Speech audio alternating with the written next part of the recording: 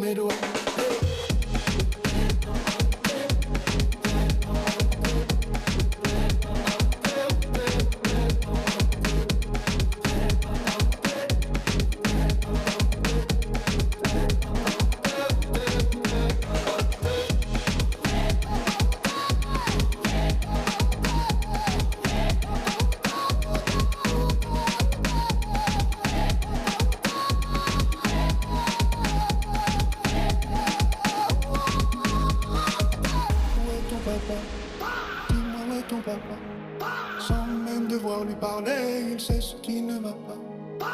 Sacré papa, dis-moi où es-tu caché? Ça doit faire au moins 1000 fois que j'ai compté mes doigts. Hey. Ton papa, dis-moi où est ton papa? Sans même devoir lui parler, il sait ce qui ne va pas. Un sacré papa, dis-moi où es-tu caché? Ça doit faire au moins 1000 fois que j'ai compté mes doigts. What's going on, everybody? I hope everyone's having a fantastic evening, afternoon, pre-noon, no matter where you are in the world. I'm Hasan Piker, and this is the HasanAbi broadcast coming to you live from sunny California, Los Angeles, folks. We're live and alive, and I hope all the boys, girls, and nebbies are having a fantastic one because today's a beautiful day. Today's a wonderful day. Today is Monday. Ladies and gentlemen, it is Monday, March 23rd, 2026. We're live. We're alive. And I'm coming to you back from the land of the free, the home of the brave, the United States of America, Los Angeles, California. I'm Hasan Piker, coming to you from stolen land, stolen Tongva land, live and alive. Back home, it's good to be back home, you already know, and there's going to be obviously a lot of Cuba updates for all of you and so much more. You've deprived Kaya long enough, man, show her. Yeah, W Weekend International Trip, welcome back, yeah. Anyway, ladies and gentlemen, we're here, and there is a lot to talk about. Personal news-wise, obviously, thanks for breaking shit, lib, sockmed, pal. What? I don't know what that means, but there's a lot of things I want to discuss, obviously. That was a short trip. This was planned, or was it cut short? No, it was planned. It was going to be a short trip. And I think the timing of that was actually pretty crazy, considering that like I got back in literally the day before ICE was sent to every international and local airport, basically, in the United States of America. So like, there is that element of it as well. But regardless, that was, yeah, it's pretty crazy. I'll get into that in a second. You have a lot of Israeli agents on your Twitter. I know. I dodged many bullets. But folks, we're live. We're alive. Personal news-wise, obviously, like the personal news that I'm going to be delivering to you in between the time period where I press the stop streaming button and press the start streaming button. So help me God, that's what I'm gonna do. Is mostly related to the trip. So I'm probably gonna start there. And the Twitter is broken because the trip discourse is insane. Yeah, Twitter's always insane. Obviously, we'll get into all of that. I'll go through like some of the misinfo in general because there's a lot of it out there. It's actually unbelievable how bad it is. How's the jet lag? It's non-existent. Why would there be jet lag? I mean, it's just like East Coast time. It's not that bad. But yeah. We'll be doing some situation monitoring. Shit libs have been going crazy since Thursday. They're all over my timeline. I know. I have a tendency, I hate this, but like I do have a tendency to I have a tendency to basically bring out the worst in people. Like ultras hate it. It's very weird, very strange. Like ultras get mad, liberals get mad, right wingers get mad. It's like a lightning rod for some of the most like deeply unwell people. It's very, very frustrating. It's very strange. But in any case, people don't do anything ever on all sides. They're mad. Yeah, I know. Back from Havana, going through the insane misinfo from CIA/Mossad. Monitoring the situation. Trump's Iran ultimatum off-ramp fixes market tensions for now. ICE agents at airports as travel comes to a halt. Get in now. Look, I'll just start off by did you have any Ropa Vieja in Havana? Yeah, I did.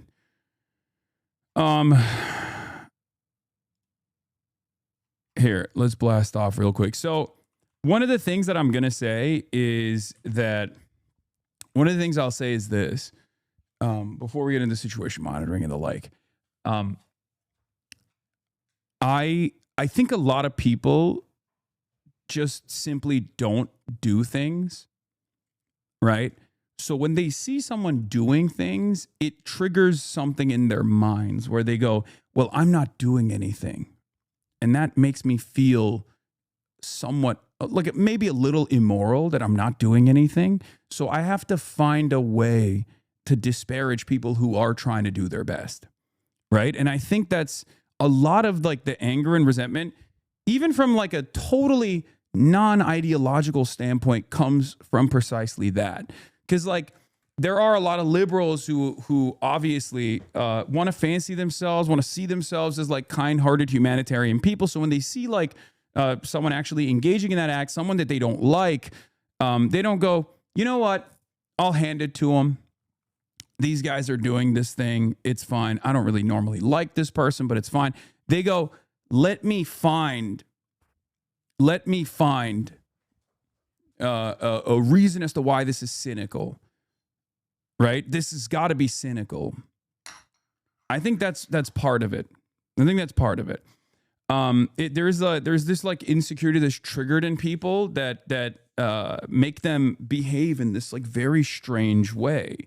I don't understand it at all. I can't, like, I've never been that way at all. When I see someone who I oppose, when I see someone who's like maybe not the best person do something that like is surprisingly on in line with my worldview, I don't immediately go, fuck this guy, I'm gonna find a way to like disparage it or whatever. I'll openly say that I like it, right? I'll straight up say like, oh no, this is a good thing, or like I'll even recognize my own personal jealousy when someone gets to do something that I wanted to do, even if I don't agree with their worldview, even if I think they're cynical, even if I think they're grifters. Like one of the examples I give you is like Jackson Hinkle, right? Not the biggest fan of him, but I think it was fucking beast mode that he got to speak in Sanaa in front of, you know, tens of thousands of Yemeni people, right? Like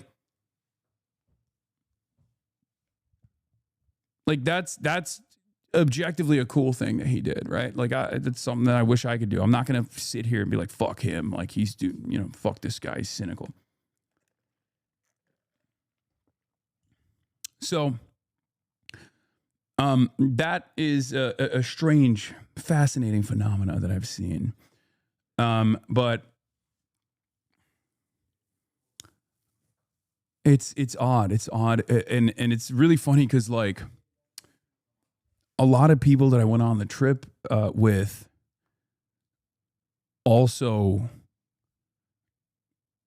a lot of people that I went on the trip with also for the first time recognized it because they've like heard me speak about it in the past, like, you know, how my haters are like mentally unwell.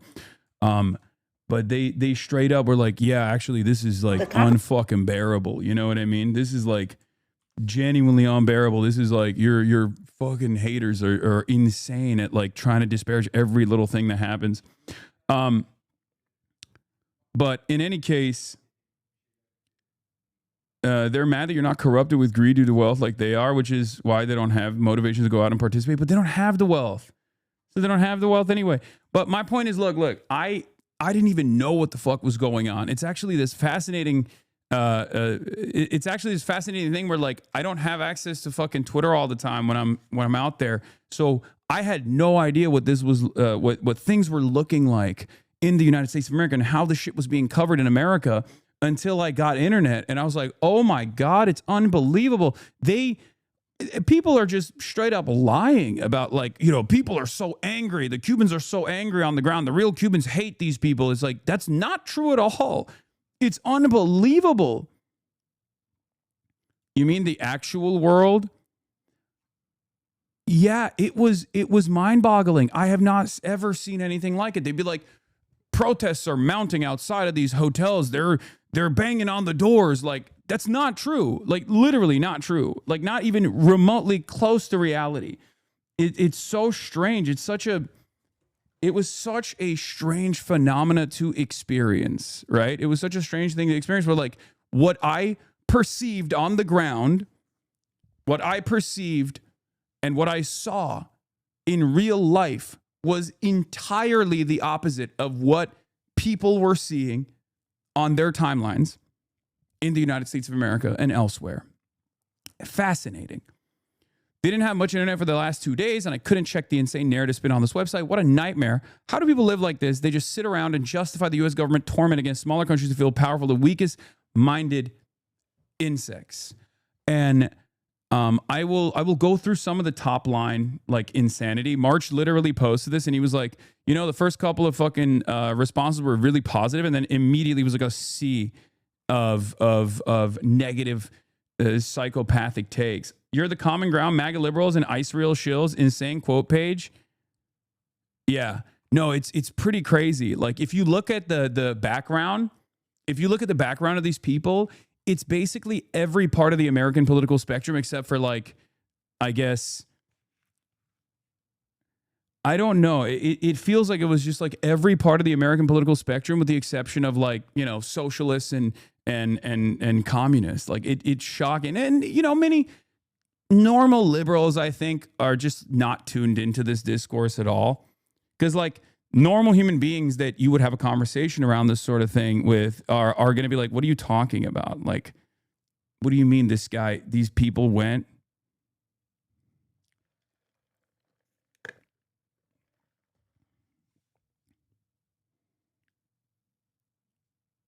Like,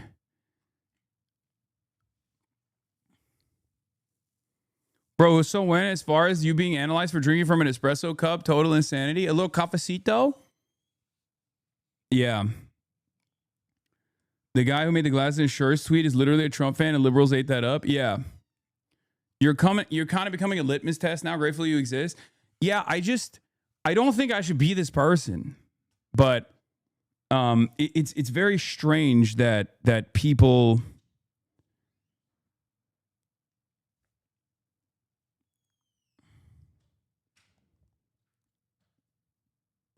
it's very strange that that people behave like this. It's a very strange phenomena that I think it's a part of, like, the American existence. I think, like, it's reactionary. There's a right-wing attitude around the world on stuff like this, but, like, it's definitely.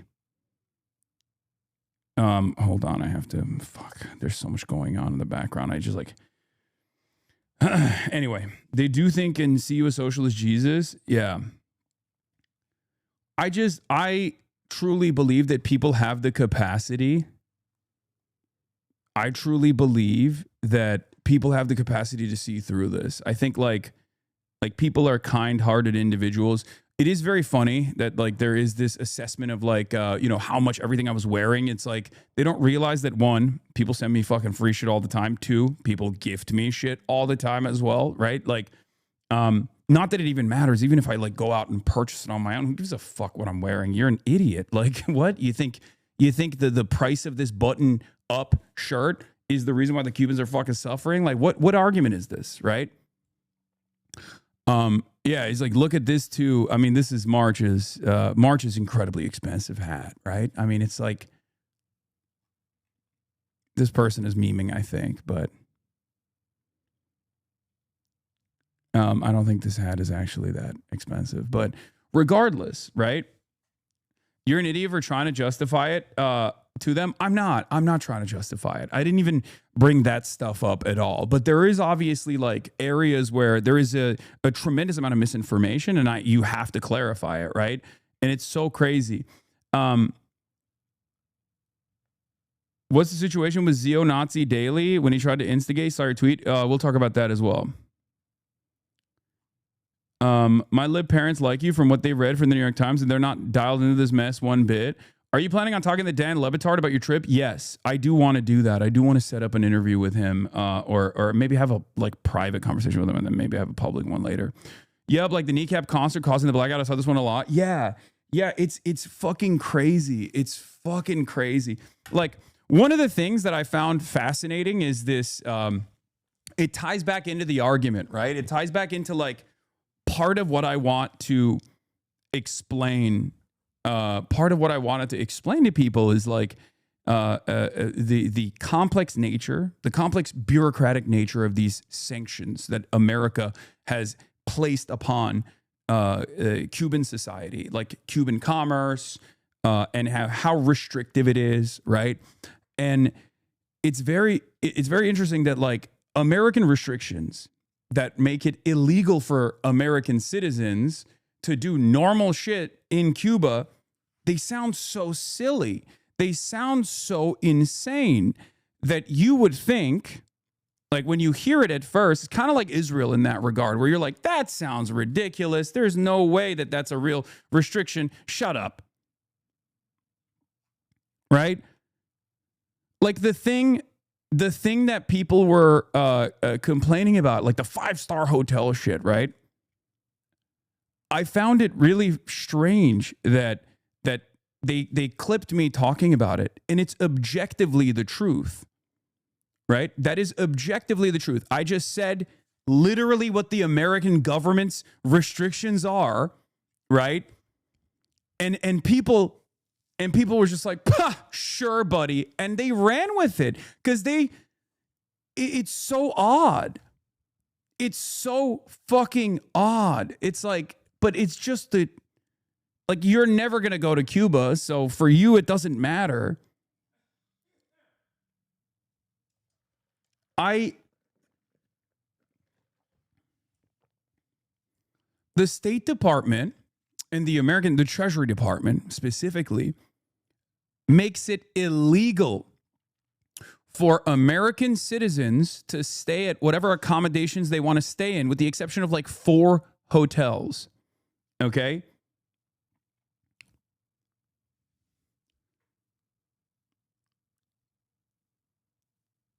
They updated the talking point that the hotel you stayed at was on a ban list. Yeah, I know.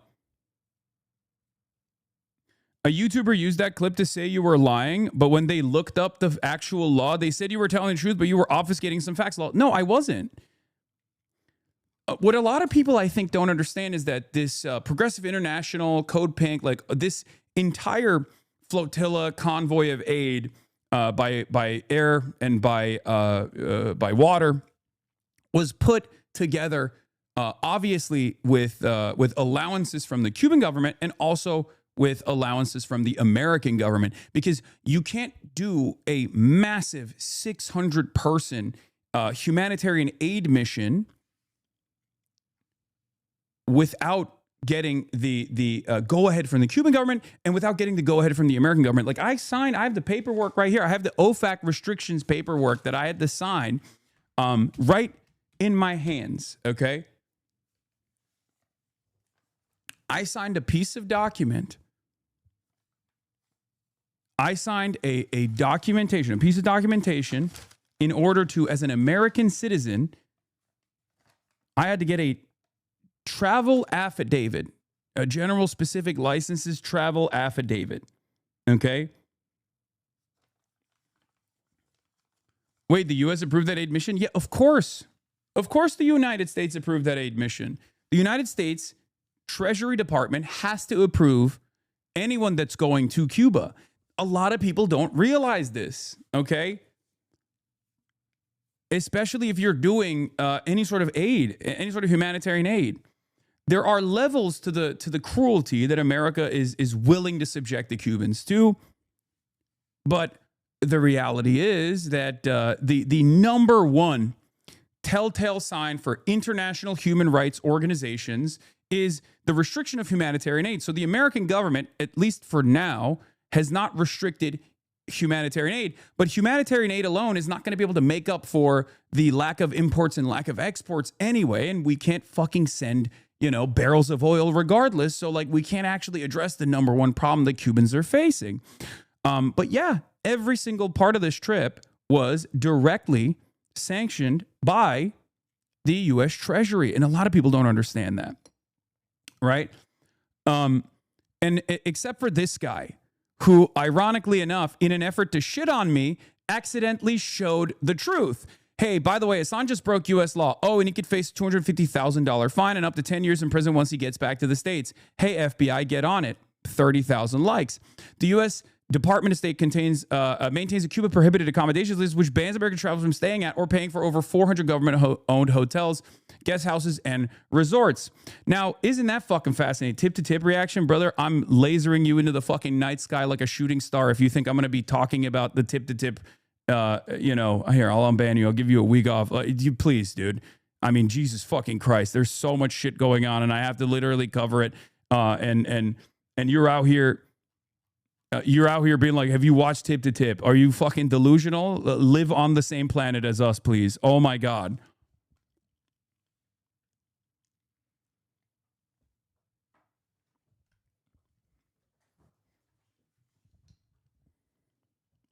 So I said, yeah, the U.S. law is fucking stupid. I didn't break it, but this post is the only one that ironically acknowledges the comical U.S. restrictions on what U.S. citizens are allowed to do in Cuba. The five-star hotel is only one of the few hotels the U.S. government allows Americans to legally stay in. And it's crazy because, like, why the fuck should the American government regulate what American citizens want to do in another country? But that exists. Okay? Isn't that fucking nuts? That's insane. It's the truth. And what blows my mind about this, I was first going to suggest you stay at a Casa Particular, but if you are there with a group, it would only make sense. Yeah, there's 600 people. The island is experiencing a total blackout. It's virtually impossible for 600 people to be coordinated in 600 different houses, or like however many different houses. There's not that many Casa Particulars anyway. Casa Particular is basically like an Airbnb system for regular Cubans to be able to open up their homes to American citizens that are coming in. Some of them are allowed. It's in the list of housing that you can stay at. Okay. And it's awesome. It's dope. When I go back to Cuba, I will absolutely do that, because I'm not going to be going with like a massive humanitarian aid mission. I didn't choose where we're staying. Right. But if you're there with the whole group, it only makes sense. The hotel is the same place. I went through this whole thought process within seconds. It's weird that people wrote articles about it. Also, that hotel wasn't that fancy. I went there. Yeah, it's not a very fancy hotel, but it doesn't matter. It's fucking Cuba. It's a very poor country. It's been kept poor by the United States of America. And what's ironic about this restrictive process is that these are privately owned hotels. So when people are talking about like the electricity grid and what the hotels are doing, they have generators. Okay. Not only do they have generators, but they're literally taking up some of the fucking necessary resources through private commerce. And it's ironic that unjust system is precisely what the Americans want to fucking bring about to the fucking island. So the people that are literally criticizing the claiming that the blockade doesn't exist don't know what the restrictions look like. Number one. Number two, they're literally fucking complaining that like these hotels are they have their own generators and they are able to keep the lights on. Yeah, because they're fucking privately owned. That is the fucking problem. That's what America wants. America is literally saying they will only allow oil into the fucking island for companies like that, okay? For privately owned hotels like that. It's unbelievable. It's unbelievable. That's like what we're trying to fucking address. Now they're spreading a lie that you guys were literally throwing food at Cubans. Have you seen this? Yes, I saw that too. It's so cynical.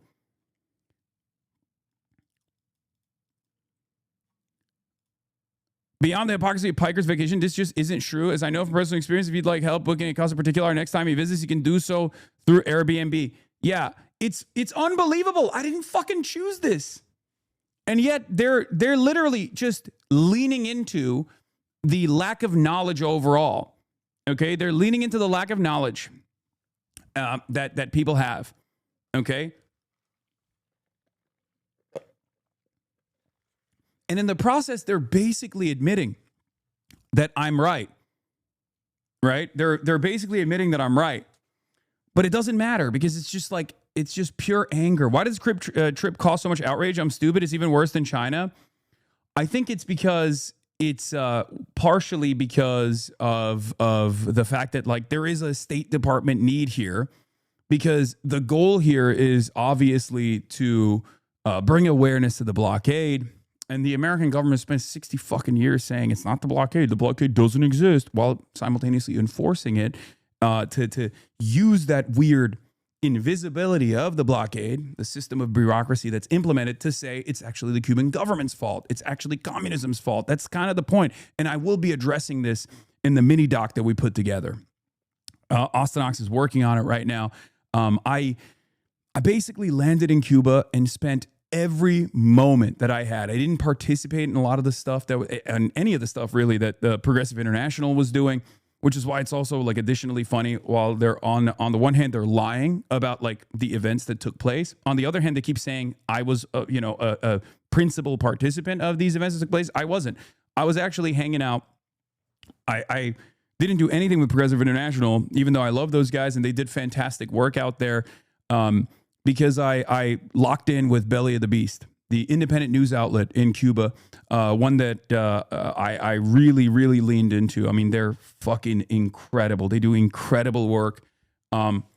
Shouts out to Belly of the Beast. I will forever ride for them. Okay, they give me a little mug too. But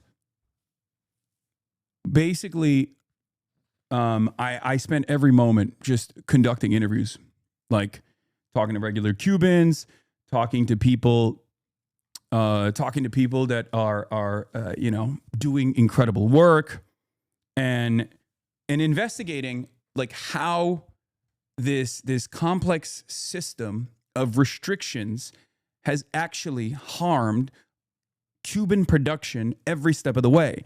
That was my goal, because I had talked to a lot of people ahead of time of this trip. Some people who legitimately said things like, Hasan, you don't understand. It's actually the Cuban government is incredibly repressive. They're very bad. They're not responsive to the needs of the people. They're hoarding antibiotics. Like, I heard so much from people who were otherwise kind people at times, and they were just deluded. And it made me think there has to be a reason for, why people are saying this stuff. Like, there has to be some truth to this, right? And it wasn't just Cubans that were saying it. It was a lot of, Americans that are even remotely well-read on the situation, have read the State Department talking points for the most part. So I wanted to figure that out. I wanted to investigate that, and that's precisely what I did. It's decades of propaganda, and it's so silly. Like, you can kind of imagine how silly it is. Especially if you go to Cuba, you very quickly understand that like almost everything that you learn about Cuba is just ridiculous. Either a great exaggeration or just an outright lie. Hasan, go to Gaza. Hasan, go to Cuba. Okay, Hasan, why did you actually go and show the truth? You need to be locked up. Also, here's a list of imperial rules designed to kill these people you're helping. Yeah, I know. It's very strange. They say I sit around and farm donations at home when I cover this stuff. And then when I go there, they say, how dare you go there? You're performative. It kind of feels like they just don't want me to go there or do anything. It just kind of feels like they just don't want me to say or do anything at all, right? Like it's more so the fact that I'm doing something that is very frustrating for them. So in any case, it's just an unbelievable amount of lies have been told about this trip, and obviously because everyone that's on this trip are in Cuba and they don't have access to the internet. They had, myself included, had no way of knowing what the fuck people were saying and what kind of insane unhinged propaganda was like being slung around. Is that ADL audio real? I don't know what the ADL audio is. Were you able to experience Medea Benjamin? I was.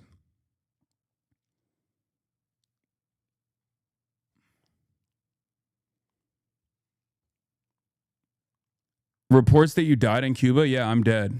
I'm actually, this is pre-recorded. You ruffles and feathers? I think that's a good thing with all the dusty old bags we got around. Yeah. So anyway, I guess this is like one of the TikToks that was like in defense of what was going on. About people coming here to Cuba to deliver humanitarian aid are very interesting to me. One of the headlines and some of the commentary that I've seen is in terms of all of the people that came here and they stayed at a 4-star hotel while the rest of Cuba was in darkness. I want to remind you all that while it's not illegal for American citizens to come here to Cuba, it is absolutely illegal for us to stay in any of these hotels that you see on this screenshot. We cannot stay at all of these listed brand hotels. We cannot stay at a mom and pop hotel. We cannot stay at anywhere that is Cuban owned in Cuba, because that was instated by your United States government. And those who do stay with Cuban families, because the first time I came to Cuba in November, I stayed with a family. They actually have to take our passport numbers and register us because of our United States government. Again, it is not illegal for American citizens to travel to Cuba. However, just like the sanctions and the blockade, the United States government makes damn sure that we don't support the Cuban people. The second thing I saw was, oh, all of these influencers spent all of this money when they just could have given it to the Cuban people. How? Do you know that because of the blockade and the sanctions, that United States citizens cannot send money? Yes, it's crazy. People don't realize, like, all of that aid, we had to literally physically send it there. Okay, like someone had to physically put that aid in the hands of Cubans. Okay, that's another crazy part of this where people are like, oh, you don't understand. Like, why didn't they just send the aid? It's like, you're a fucking idiot. You think we didn't think about this? Not only was there like a cultural component to this humanitarian aid trip, because like there's so much Orientalization that's going on here. Like you're treating the regular Cuban citizens like they're fucking animals. It's disgusting. Like the way you're talking about it, like you think they don't experience joy. You think they don't care about art. You think they don't care about being treated like fucking human beings. It's disgusting. There's so much like speaking over regular Cubans that are living in Cuba in this conversation that is mind-boggling. It's alarming. It's gross. And I cannot believe how much both liberals and fucking right-wingers have engaged in this. Like, it's crazy to me. One of the aspects of one of the craziest pieces of misinformation was the kneecap guys like sucked up all the energy and killed Cubans in a hospital. The reason why the Cuban hospital ran out of energy is not because the fucking electricity grid is falling apart. I mean, that's part of it for sure, of course, but there's not enough gas on the island for their generators to work. That is our fault. America, we did that. Okay, what do you think is going to happen when we've starved this island of necessary resources by stopping other countries from being able to freely trade with Cuba? It's illegal for America to implement this blockade. It's legal to trade with Cuba. It's legal to import Cuban goods. It's legal to export Cuban goods. It's unfucking believable. It's unbelievable. Kneecap participated in one of the many daily festivals that happen during the day. Okay? That festival that they participated in had Cuban musicians that were also participating in it. It was free for all Cubans to attend, and it was overwhelmingly Cubans that were there. It blows my fucking mind that these people can be so cynical and so gross that they think that like regular everyday Cubans don't want to experience fucking joy. It blows my mind. You just don't even want to think. Like, you literally can see it. You can see it in real time. You can see Cubans dancing, singing, having a good time. And you're like, oh, they must be brainwashed. Someone was claiming that they were being bribed with treats, right? I saw your reply to this guy too. Yeah, this is the liberal version of this, right? Cuban doctors told me they have to sew up patients mid-surgery when the generators run out of gas, but MAGA on here are too busy lying about lying about the people that went out to Cuba with aid to turn everything into a distractive spectacle. Pure MAGA propaganda. You are cattle if you fall for it. The audacity to be on your laptop tweeting for a five-star hotel powered by generators while the local hospital goes dark. You are truly, genuinely a psychopath. Wow. This guy is one of the biggest, most troubled, most schizophrenic, vulgar demons I have ever encountered in my fucking life, and he has the audacity to claim that he is a humanitarian and a liberal. Shame on this fucking piece of shit. Shame on you. Unfucking believable. Unfucking believable. I wasn't even in Cuba when I tweeted this, for the record. But it doesn't matter. It's all misinformation.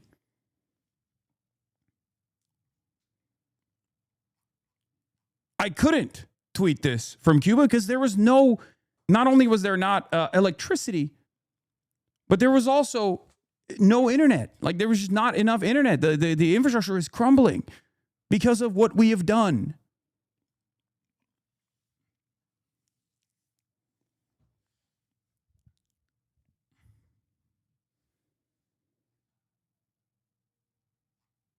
God, it's fucking nasty. What a nasty piece of shit this guy is.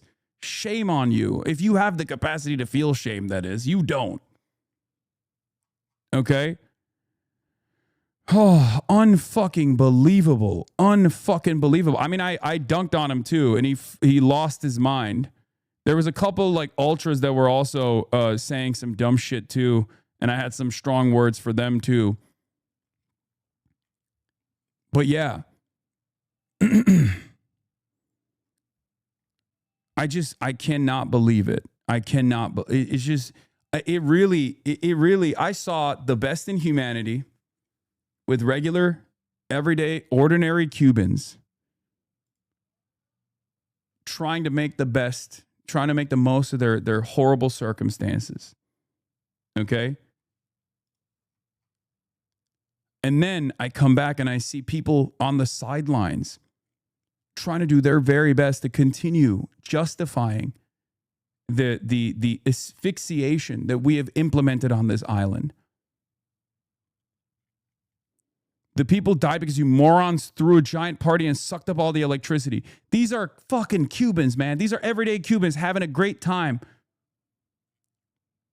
on a free concert that was thrown together.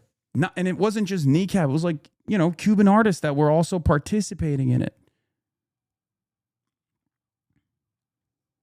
I say you're a fucking insanely indecent person, and you should really think hard about why you're repeating obvious moronic lies that MAGA is spamming on the timeline. Vicious scumbag. I think I cannot believe that the average person is this indecent. I think this is cynicism born out of just like being on this website. I cannot believe that people could be like this. Was reading on Dropsite that when the power goes out, the doctors in pediatric hospitals have to hand pump the ventilators for babies. Dropsite got this reporting from Belly of the Beast. Yes. That's precisely the case. I talked to a doctor, like I said in the tweet that this fucking dipshit was responding to. I talked to a doctor that told me that in our interview, when the power goes out, when when the generators fail and they're mid-surgery, they just basically sew the patient back up and they go, we'll try again later.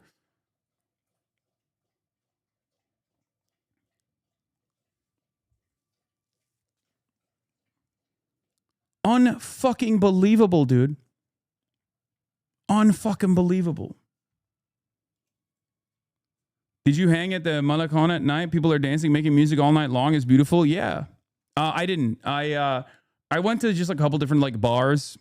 The first night I went to a bar with the Kneecap Boys. It was awesome. I had a great time there.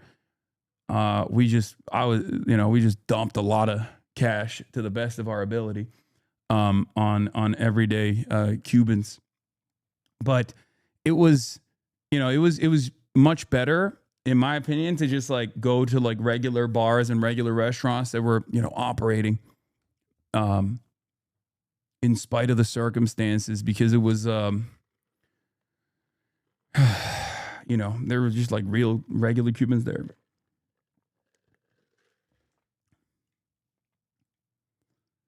It was crazy when you mentioned NeuroSim, and then you had people argue deep in the comments how it's fake or not a real cure, or whatever. There are a million cures. Made me so goddamn mad. Americans would rather die than admit a foreign enemy has any benefit. Exactly. Exactly.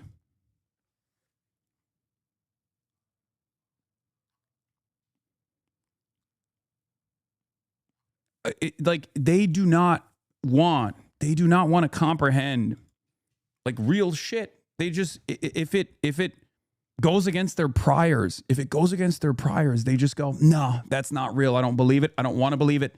It's unbelievable. It's a lie. It's crazy. Never seen anything like it.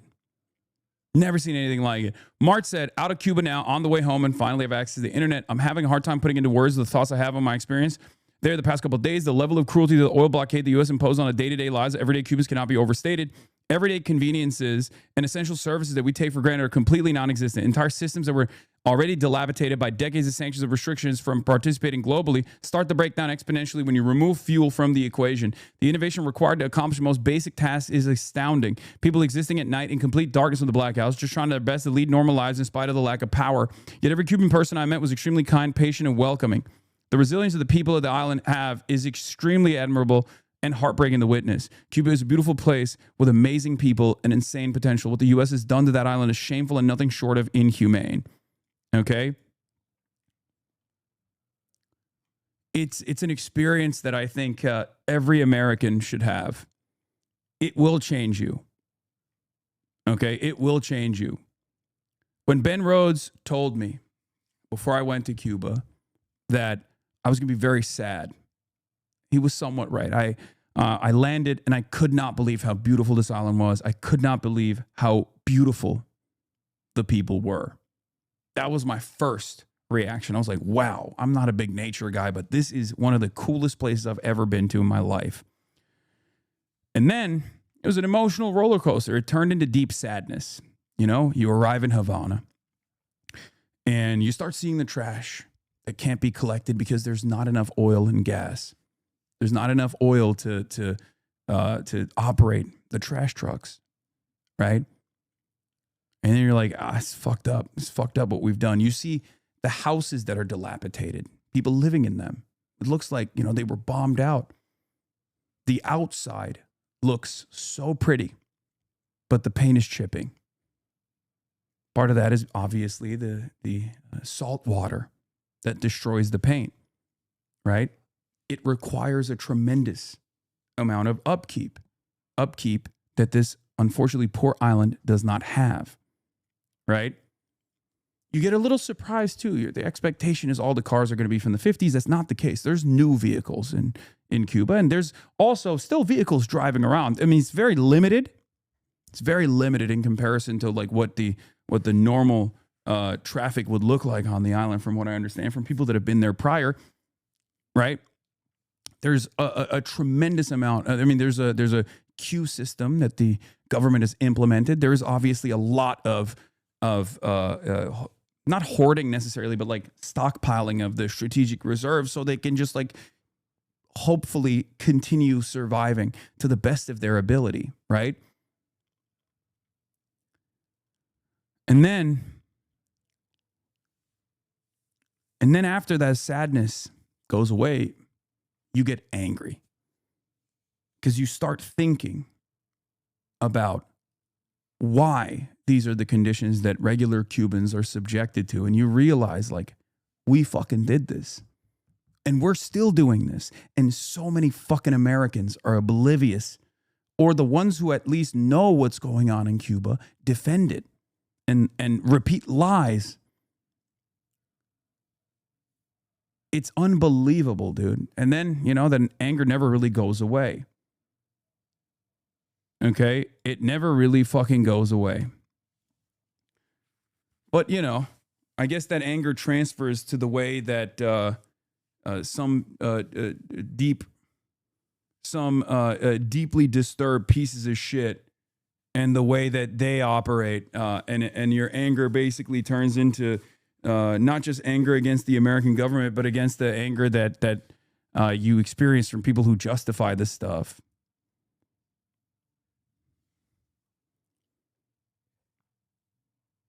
Don't talk about their poverty. It makes Americans think they deserve it. Talk about how much white people want to access the country they have and how little they get in spite of how much white people take.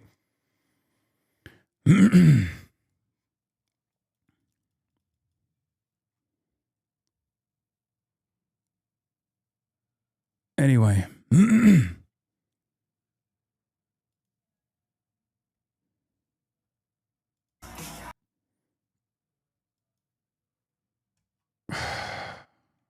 So unbelievably frustrating. So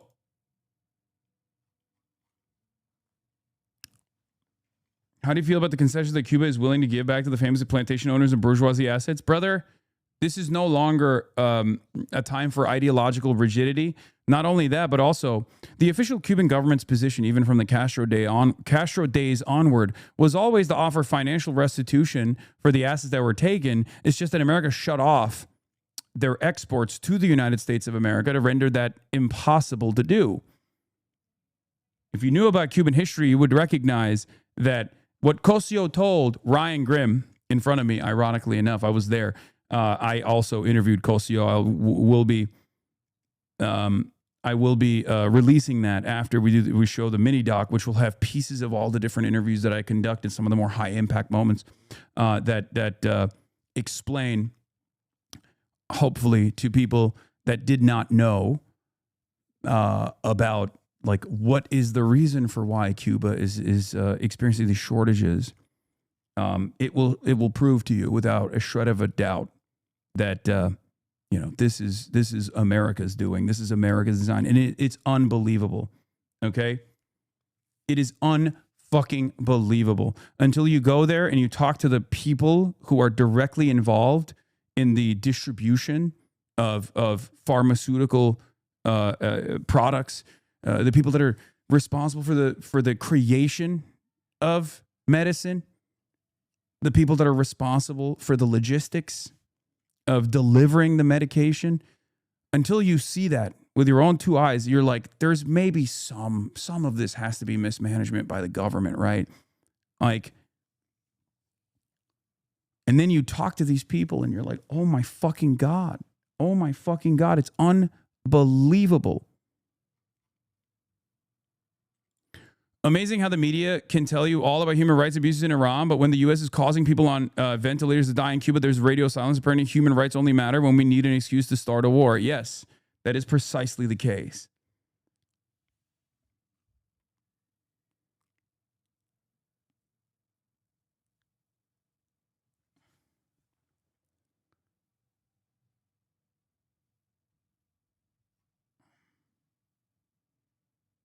Yeah, the Cuban offer to repay has been on the table for decades. Cuba made this offer in 1964 after the U.S. rejected compensation in the form of interest-paying bonds, similar to how Mexico in 1930s compensated taken property. U.S. rejected it, assuming quick overthrow of Castro. Cuba is opening negotiations with a bid that's been on the table for decades. This is not new, okay? It's not new at all. It's actually something that the Cuban government doesn't even need to do, but has openly entertained, okay? Over and over again for fucking decades. Unbelievable. Straight up decades. It is not dissimilar to what you knew prior to October 7 about everyday Palestinian existence, if you knew anything at all. versus what you know now, okay? Because it's the same forces of Western empire, Western imperialism that have created this hermetically sealed information vacuum to make you think, to make you believe a falsehood. It's that simple. It's just, there's no other way to describe it other than American state-sponsored propaganda. And it's pervasive, and I got to see it in real time. You know how sometimes I'll talk about how misinformation on the internet spreads about things that you and I experience together when I'm live streaming? Oftentimes it's about silly shit like, oh, Zohran Mamdani hates Hasan Piker. He disinvited him from the event that I attended, you know, right? Like the event that I was literally at. And you'll be like, why the fuck do people believe this? This is so crazy. Because it leans into like a comfortable narrative, right? That's obviously unimpactful. That's not like a significant story, but like this is being mass produced in a similar way for a much more consequential version of events. It's the same with Iran and the sanctions regime against Iran. It's the same with Cuba. It's unfucking believable.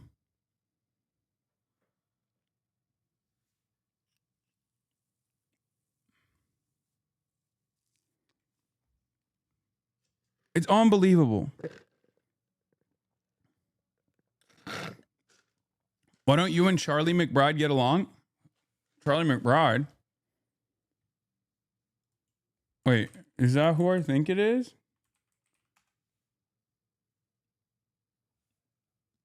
Who the fuck is Charlie McBride? I have no idea who you're talking about.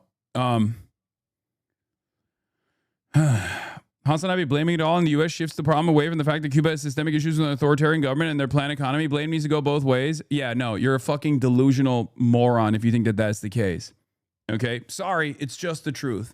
There is literally, once you see it, it's impossible for you to unsee it. Okay? It's absolutely ridiculous. Hasan hate is beginning to... It's abso-fucking-lutely ridiculous. You are making shit up. Okay?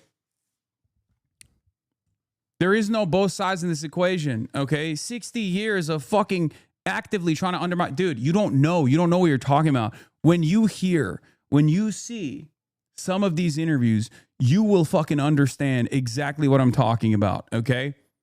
I'll give you a teaser. One example.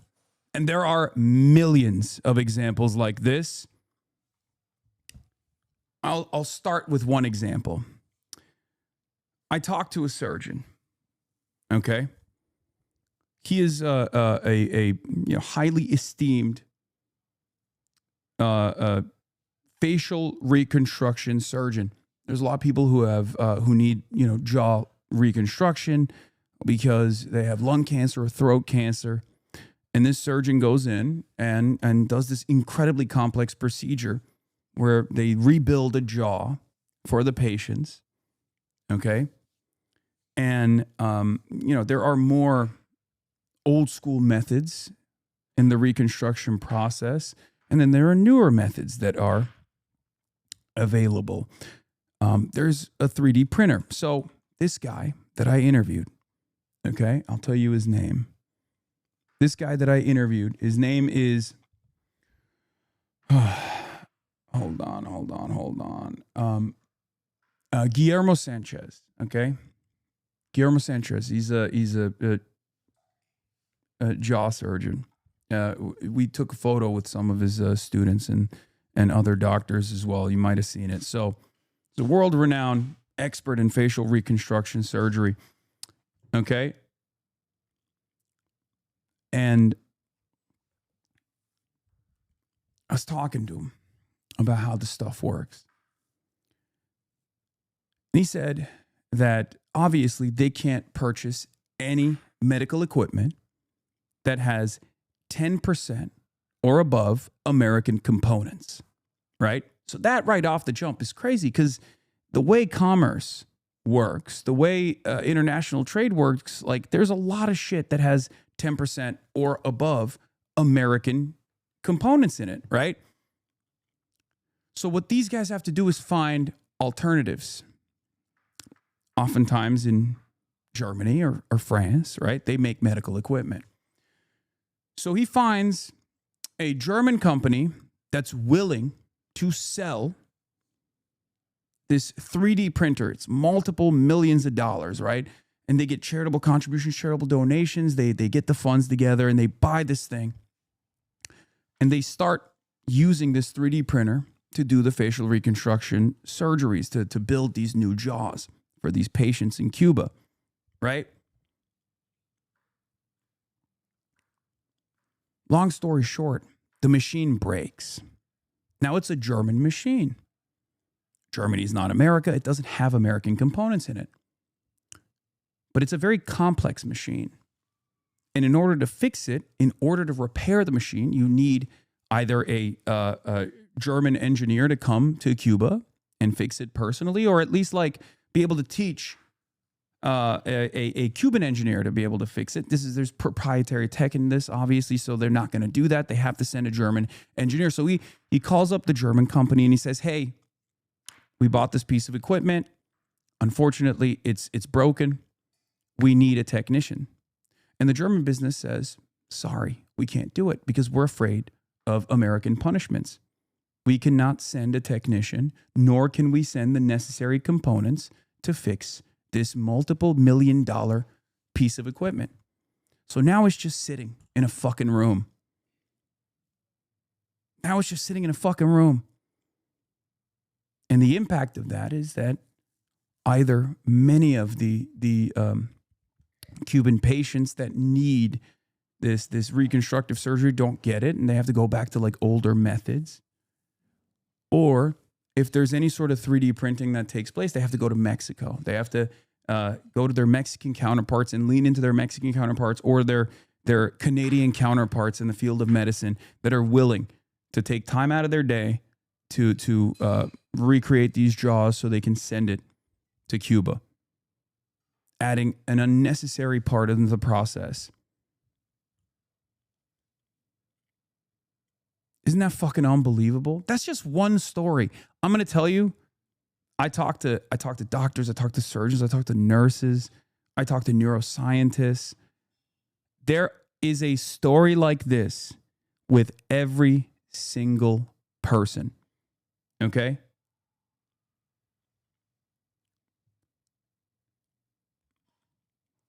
Unbelievably cruel. Unbelievably cruel. Unjustifiable in every way, shape, and form.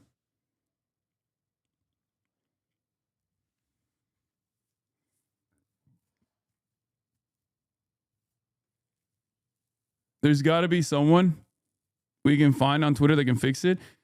You sound like Parenti talking about Cuba. Well, because Parenti also went to Cuba. And when you go to Cuba, especially at the time that he went to Cuba, things were different. Okay?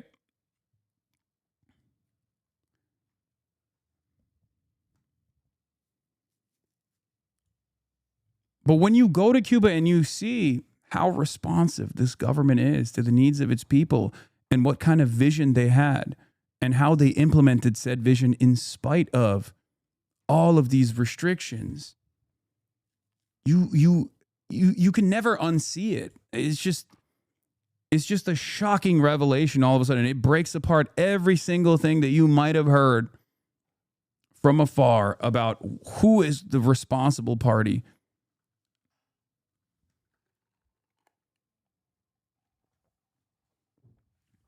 Will your interview with Jeremy Corbyn be in the doc? Yes.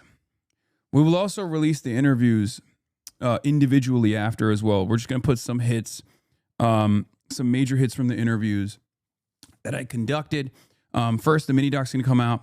Then my Cosio interview is going to come out. It was like an hour and 30 minutes, almost 2 hours that I talked to the foreign vice minister. I brought up a lot of the, talking points, and I just like rapid fired them to get him to address some of these things. But it's, we'll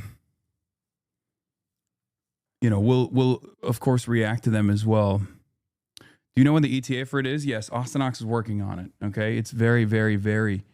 It's like 8 hours of footage basically. I spent every waking moment pretty much every waking moment filming when I wasn't traveling around, which was very difficult to do regardless, right?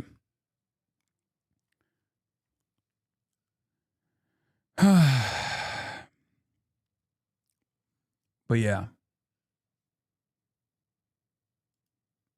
An old tweet to your point. Yeah. This is Arturo Dominguez responding to Camila Cabello.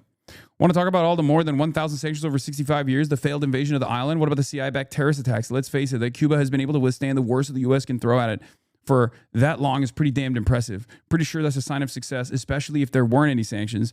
And don't talk to me about repression where federal agents are executing people on the streets for nothing more than being observers. All the people Marco Rubio's locking people up for speaking up for Palestine. And when it comes to free speech, let's talk about how Rubio just sanctioned several content creators and independent journals on the island for doing nothing more than showing U.S. Embassy vehicles cutting in line for fuel during gas shortages. Y'all's duplicity is astounding.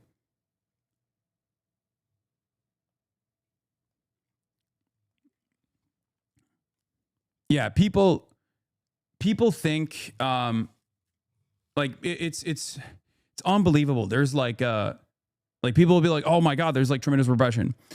Belly of the Beast is an independent news outlet that operates operates inside of Cuba. Okay. They're comprised of like Cuban journalists, international reporters, and the like. Okay. Totally independent. They literally got arrested by the government. Okay. And I was talking to them, right? I was talking to one of the guys.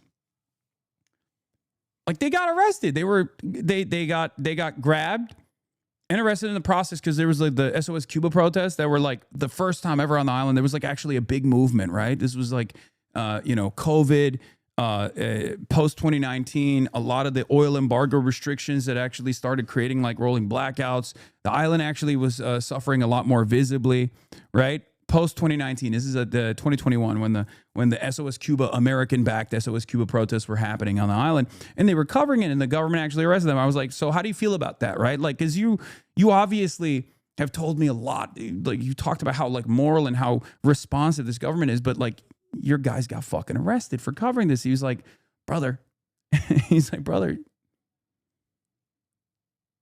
think about your treatment in the hands of the American government. Like the way they brutalize you personally, like you've been fucking, tear gassed and stun grenaded. Like it's not acceptable, of course, but it's like the level of repression in comparison to like the everyday attitude of the American government and the American police towards freedom of expression is not even comparable, right? So yeah, there is a level of repression. Internally. Of course there is. They're under warlike conditions every day. Yeah, the dude literally said, free you. They're experiencing war. They're experiencing war. America is not experiencing war, and it does this to its own citizens. Now imagine how ridiculous, how repressive America would be if they were also experiencing fucking war.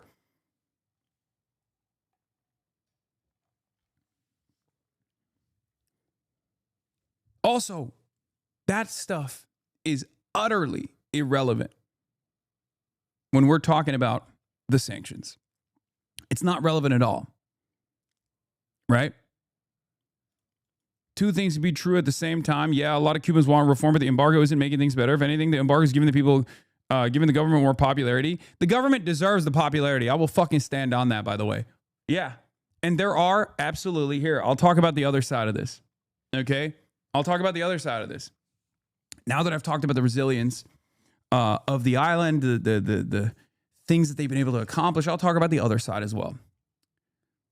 In 2019, while the oil restrictions were starting, which would then create a system of like rolling blackouts and visible poverty for the first time ever, according to like people that have been to Cuba before, according to people that have been living in Cuba for a long time, things started changing in 2019, right? It wasn't anywhere near as bad as it is currently because this is the maximalist version of the oil blockade. It's a full and total blockade. Okay.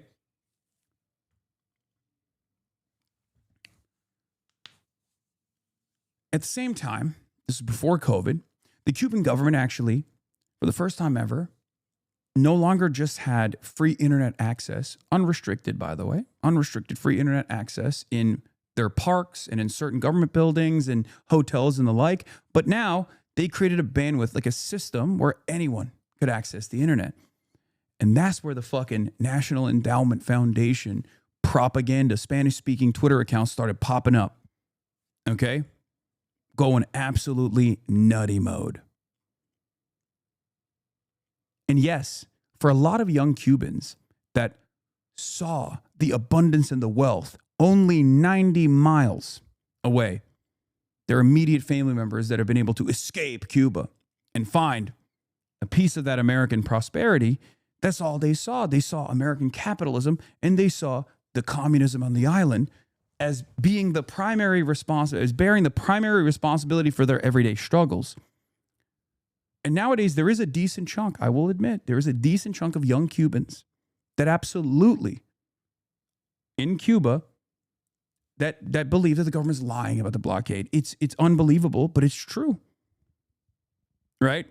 There are people who have been deluded into thinking by way of their relatives, by way of the American propaganda that is like all over the internet, that think that the reasons as to why there's rationing taking place because the government's like, ridiculous attitude towards rationing or whatever. It's like their mismanagement, and not because of this insane blockade. Okay?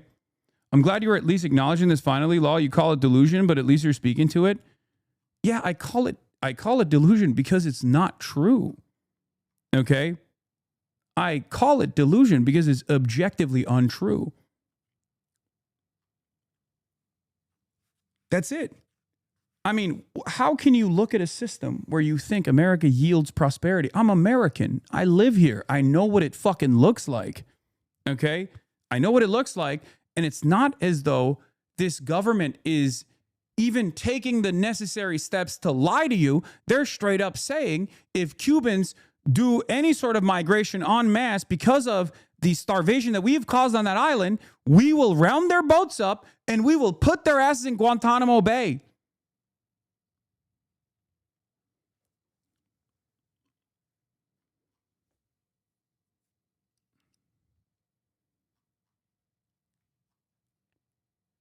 How can you sit there and assume this administration that has openly said, if Cuba's trying to fucking come to the United States of America, we're going to round them up and we're going to send their asses back to Guantanamo Bay with the military, and you're over there going, oh no, it's actually not this fucking government's blockade. It's actually, it's actually the mismanagement from the government itself. It's ridiculous. We can't excuse Cuban oppression as civil rights violation just because the U.S. does it too. What the fuck? I don't understand this logic. It's not an excuse.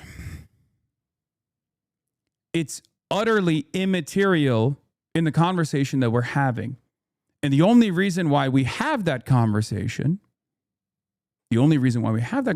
is to subtly justify, or maybe not so subtly justify, the actions that the American government is taking to make it seem as though there is a necessary reason for these sanctions. I'm not going to fucking put up with that shit. That's it. That's it. I've seen the impact. I've stared these people in the fucking eyes, okay? I cannot turn around.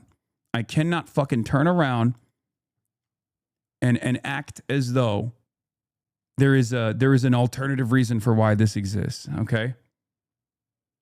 It's the same principle behind, but what about Hamas? As Israel was carrying out a genocide, okay? And the reason why I bring up the government repression that we experience here is because I need you to understand the material conditions are very different in Cuba. And it's born out of this massively consequential sanctions regime that is starving the fucking island and frustrating the people. And the government literally has very limited resources to make sure that they continue surviving, that they continue fucking feeding the people, they continue actually giving people the necessary treatment for free, mind you. Okay? And then on top of that, people are like running around being like, Donald Trump is awesome. He's going to fucking save us. under brutal, ruthless siege, any government would be infinitely more aggressive. Infinitely more aggressive.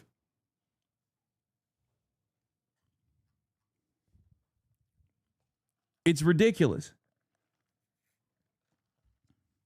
When we were waging a world war, World War II, we rounded up every single Japanese person in California and put them in fucking concentration camps.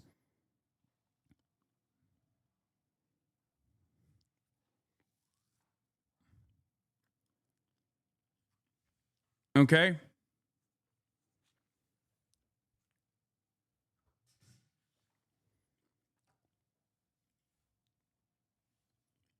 Your inability to find any fault in the Cuban government waters down your stance. No government is perfect, and especially one that's been suffocated for so long. You can acknowledge that, but without it, but it's okay, and just because. No, I don't think you guys understand. I don't think you understand the point I'm making here. Okay? I'm not here to make you feel good. I'm here to just tell you the fucking truth. That's it.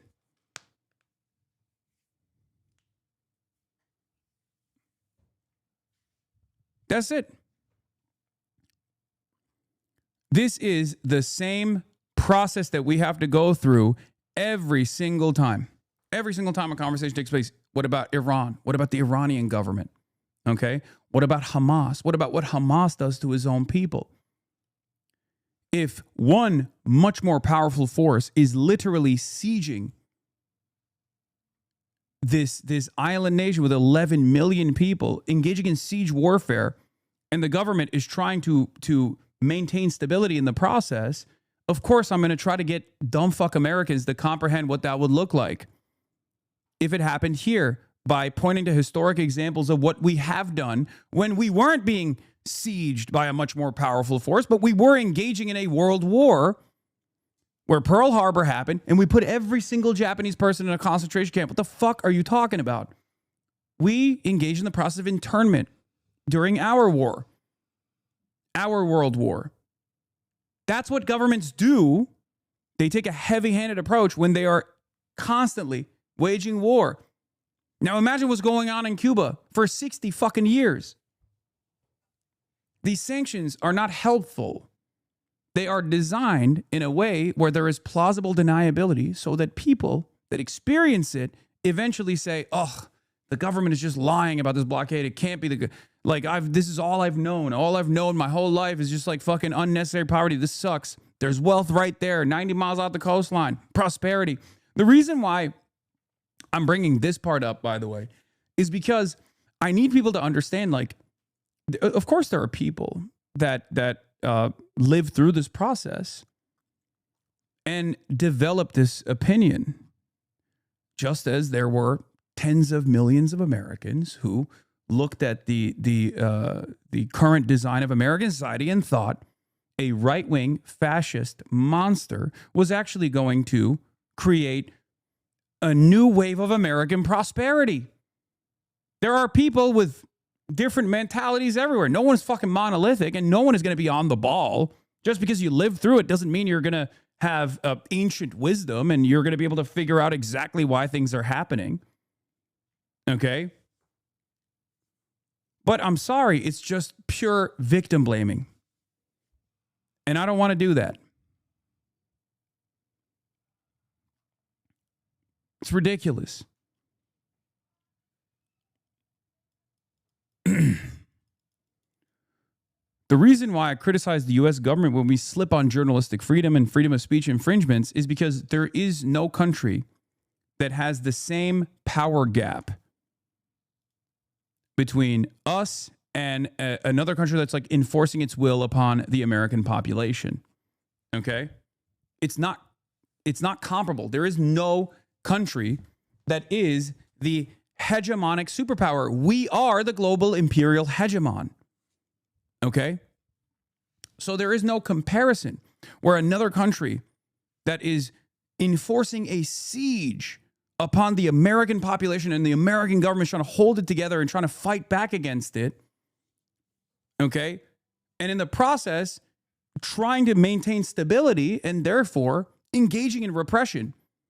The reason why, of course, I criticize the American government's form of repression is because America is the hegemonic superpower. It's not even relevant to the equation that there are naysayers out there. All of the world's protesters can get together and it doesn't change the American calculation, the American government's calculation one bit. Okay? In To Kill a Nation, Michael Parenti addresses this so perfectly. Okay? They also see how shitty their lives are and that money and energy goes to the hotels that aren't allowed to stay in. I know that's not as relevant now. The biggest issue in the oil embargo right now and the energy crisis has been building for years. Yes, absolutely. So this is the other aspect of it. And I personally experienced this like myself. I felt gross about the system as well because we would walk around. Okay, people are experiencing abject poverty and darkness, complete darkness. But the hotels have generators. Hotels are privately owned, right? They're privately owned and they have access to oil, right? Because they can purchase it because there's a black market for oil. The government is aware that there's a black market for oil. They have a queue system. People with like EVs can participate in the queue system. All of this is like literal fucking on the ground reporting coming to you live from Cuba. Okay. So there's a queue system. You buy it for like $1 a gallon, right? And then you sell it. And the price of oil right now is $10 a liter. We asked every cab driver. Okay. $10 a liter. And the way it works is people with electric vehicles also get into the queue system, but they don't need the oil, right? They have EVs. Yeah, it's that fucking expensive. A doctor told me that the average salary for a doctor in Cuba is around $17 a month. $17 a month. Okay? But that wasn't the problem. The real problem was the fact that makes up, that's around like 4,000 Cuban pesos, something around that. I can't remember the exact numbers, right? The issue is doctors have to fucking go back and forth. Doctors have to go back and forth. The hospital, right? They don't live at the hospital. They live at home. It's 500 pesos each way to go to the fucking hospital. If you're making 4,000 pesos a month, and it's 500 every day, it's unbelievable. It's just not, you can't do it. How the fuck are you supposed to make it to the hospital? You can't.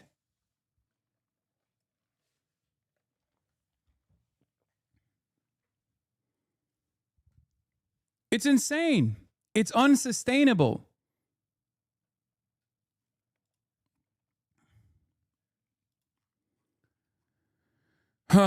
This is destroying Iran, not the Iranian government. It's definitely designed to destroy both. I think liberals need to retire the people versus the alien, illegitimate regime framing, since those starving and bombing these countries don't make any distinction. Weakening state capacity is a feature of their civilian punishment strategy. Abso-fucking-lutely. Absolutely.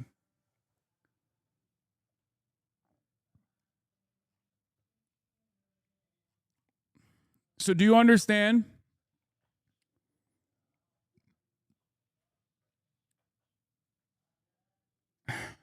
Do you understand why I'm talking about it in the way that I am? In Havana today, I saw an old woman with painful injury burst into tears of joy when she got a bottle of Advil. My personal opinion is that everyone who can should go to Cuba and bring the antibiotics and painkillers we take for granted in the U.S. Antibiotics over optics. You genuinely couldn't script something with worse optics than this Cuba convoy Lamau. Like, they literally worked tirelessly to bludgeon the optics argument and to bastardize what was going on. And then they turn around and go, but what about the optics? Bitch, you're the one who fucking lied about it to make the optics look unsound. And then you fucking turn around and you go, oh, well, what about the optics? The optics look terrible. It's fucking ridiculous. It's like the people that literally participated in belittling this humanitarian aid mission to a fucking country that's being starved by ours, that want to also bring awareness to what our country is doing with the hopes that we can maybe make a change that will no longer asphyxiate the Cuban population. And motherfuckers go, what about the optics? And there's still people that are going, I like 5-star hotels. I like 5-star hotels a lot. They're really nice, you know. You know what I mean? It's fucking insane. I already explained it. It's like a bunch of fucking free 99 drones. I don't think these people I don't think these people are all paid for by the State Department. They're just doing the fucking regime propaganda for free. It blows my fucking mind. It's not bots, guys. There are literally people who have made it their life's mission to defend American imperialism because they think it makes them feel powerful or something. Obviously, there's like think tank liberals like Jeremiah Johnson, who's a ginormous piece of shit, right? Cuba's dictatorial regime is far more responsible for the impoverishment of the Cuban people than America is. It's a lie, an abject lie. Of course, his job is to defend liberalism when liberalism is falling apart. So, of course, he's going to say this lie. Someone goes, yeah, but man, like the embargoing their oil and causing a power grid failure does seem kind of shitty and cruel. I don't know if it makes the situation better. Like, this guy's a fucking liberal as well. But even he's like, come on, it's really messed up. I don't think the U.S. should embargo their oil, but it's ridiculous for tankies like Hasan to go sing the praise of a violent totalitarian regime and act like they're just small beans who never hurt nobody. Cuba is poor because it's controlled by murderous communist thugs. When is the last time Cuba double-tapped a school full of children? Because America did that a few weeks ago, says Will Miniker. It's true. I had some words for this as well, right? The Epstein pedophile-led administration is double-tapping schools, participating in the genocide in Gaza. And even on the domestic home front, we do worse shit than the Cuban government does on a daily fucking basis. 2 million people are in prison, incarcerated in the United States of America. 700,000 homeless people in the United States of America. 700,000. Unfucking believable. 700,000.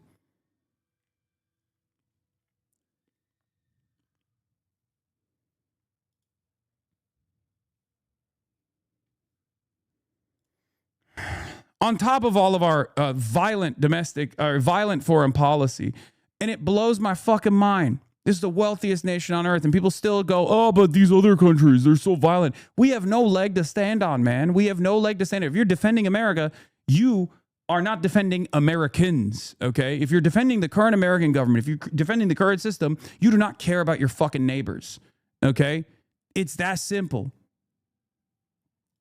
I said our government is the principal party in Gaza's genocide and Cuba's unjust blockade. We just killed 150 schoolgirls in Iran. In the wealthiest nation on earth, we have 700,000 homeless people, 2 million incarcerated, and you have the gall to say another one of our perceived enemies is violent. And the reason why you say that, the reason why people say that is because they want to defend American foreign policy. They want to defend the American sanctions regime. They want to say, no, it's not. It's actually happening because, you know, it's happening because the government is scary. It's communist. It's murderous, bloodthirsty.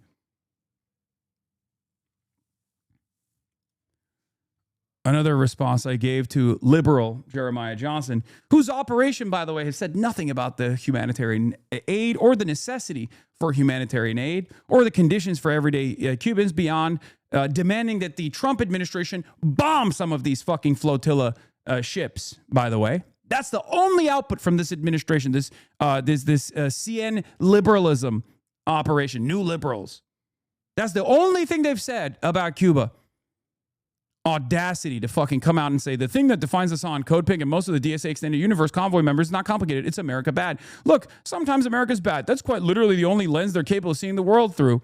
It's why the DSA cozied up to Maduro. It's why Hasan thinks the Houthi terrorists are so cool and said America deserved 9/11. It's something is against America. It's good. End of story. They don't have an ideology beyond that. I said America can be good. Americans are good. You aren't one of them. You want to defend America's senseless bloodlust. We are death dealers around the world, and even Americans are waking up to the reality that our wars cause pain abroad and offer no benefit to ordinary Americans here.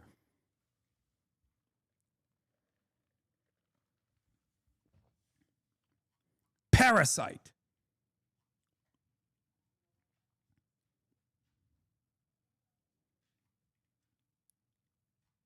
Unfucking believable. Yeah, and he's also obviously a genocide defender anyway. He's a genocide denier. There are a lot of good things I could say here. I could say that a lot of this is factually wrong. Joe Biden does not have dementia. Palestinians are being killed, but it's not a genocide. Biden's administration is very much trying to rein in Israel, etc. Jeremiah is also a coward who now realizes that this was not a smart thing to put in writing, but rather than admit to being a ghoul, he has tried to quietly edit his blog, thanks to the Wayback Machine. Yeah.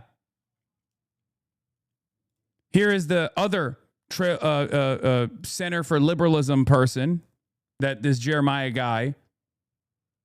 I've heard a lot of bad stuff about you, but really been enjoying the streams. Well, listen, thank you for actually, having the charitability and open-mindedness to actually listen to what I have to say, rather than unconditionally believe all the fucking lies that people tell. That's the goal here. Because if you spend more than 5 to 10 minutes in this fucking broadcast, you're very quickly going to realize that a decent amount of people spend a decent amount of time just actively shitting on everything I'm saying and doing and bastardizing it to the best of their fucking ability, because no one wants to address the issues. Okay? That's it.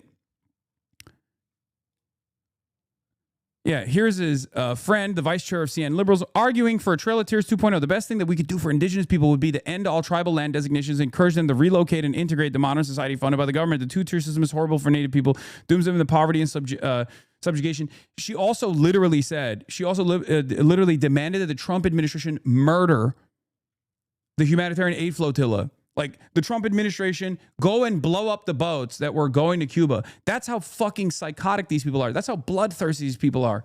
Okay?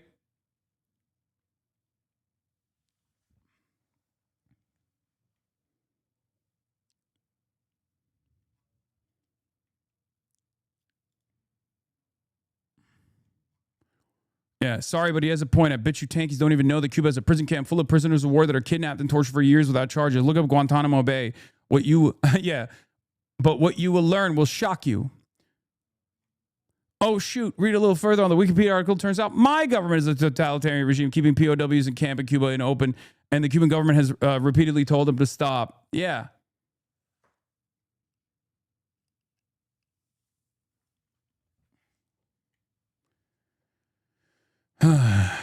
Thanks for your continued coverage on Cuba. Latinos grow up watching Telemundo and Univision and are taught that the common Cubans are evil. It's sick what we're doing to our brothers and sisters on the island. Thank you for your support. Hopefully one day we can see their great potential. I don't think everyone is like this, though, because there's so much solidarity amongst Latin American countries, both for Cuba. It's actually unbearable that the American government, led by Marco Rubio, has actively sought to eradicate the medical missions that Cuba engages in Caribbean countries and Latin American countries. It's unfucking believable that they've done this. I also got to see my friend, for the record. Okay, I got to see my friend that I had interviewed, if you guys recall, a long time ago, who had actually done these medical missions. Okay? Let me see if I can pull it real quick.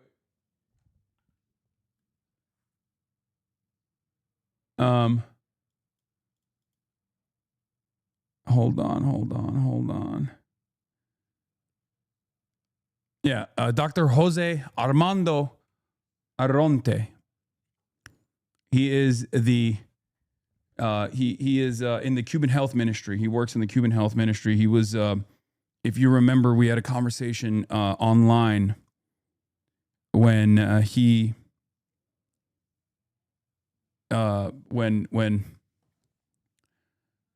Marco Rubio first wanted to stop these medical missions from happening. And he was so sad. I mean, he was so excited to see me in Cuba because he had invited me to Cuba, if you remember. And he was so happy to see that I was finally visiting Cuba. But he was so sad that these medical missions were being stopped by Marco Rubio. And he wasn't sad because, oh, now, Cuban doctors can't go and work these medical missions and generate income for the country in some ways, right? Because that's the argument against it. But he was sad that in places like Jamaica, where these medical missions operate, the population don't have access to any other kind of healthcare. It's the Cuban medical missions that offer these people, these underserved communities, the only version of healthcare that they ever see. And Marco Rubio has ripped that system apart. Unbelievable. Another way that our violent desires our violent design harms others. And not only does it harm others, it harms us as well. I talked to, as I said before, I talked to Dr. Mitchell Valdez Sosa. Okay, Dr. Mitchell Valdez Sosa is one of the top neuroscientists, not only in Cuba, but around the world. Him and his twin brother are both neuroscientists. He's 75 years old. Incredible man.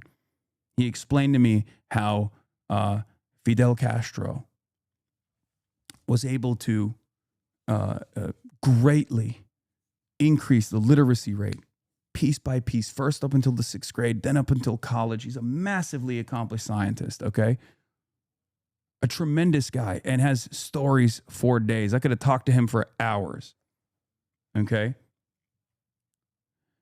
And I mean, you can look at his work here as well on Google Scholar. He is an incredibly accomplished scholar, an academic, and a scientist, a researcher. Now, Dr. Michelle Valdez Sosa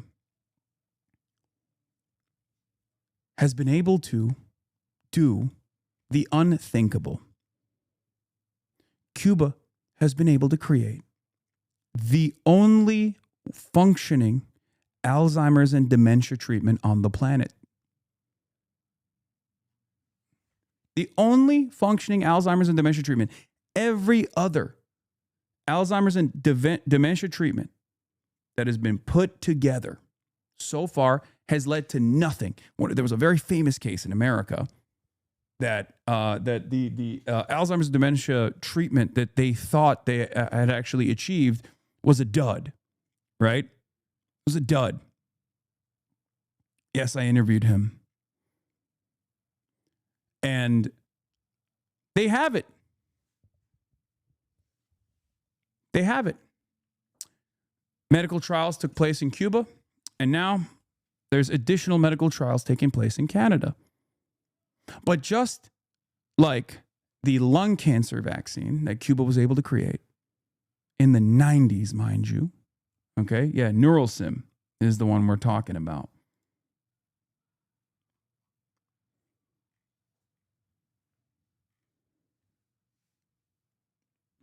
And I cannot believe that they put the context note on this. Look, NeuroEpo claims to rely on a single trial from Cuba without independent replication. The researchers themselves acknowledge that larger trials are needed. The phase 2 trial in Canada is ongoing, and wider adoption awaits phase 3 confirmation.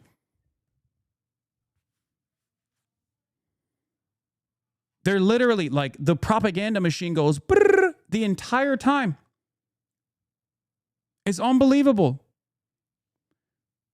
Cuba had a lung cancer vaccine in the fucking 90s. How many people have died of lung cancer in the process?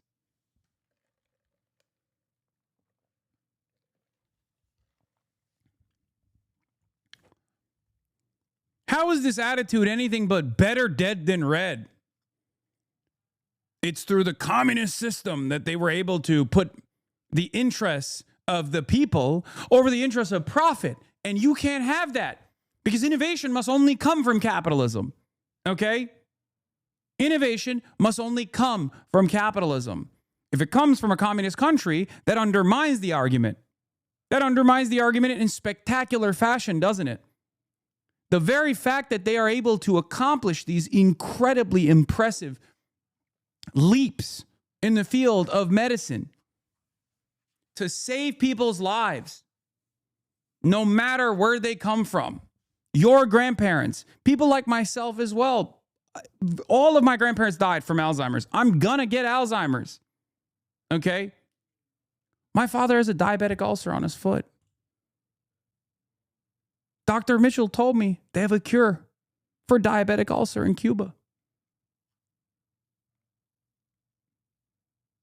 The fact that America stops pharmaceutical companies from actually mass distributing this stuff, even for fucking profit, is insane.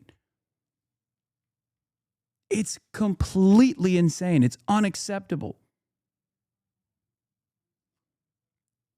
Now think about how they've been able to do all of this while they are shackled every step of the fucking way, while they're shackled every step of the way by these ridiculous sanctions.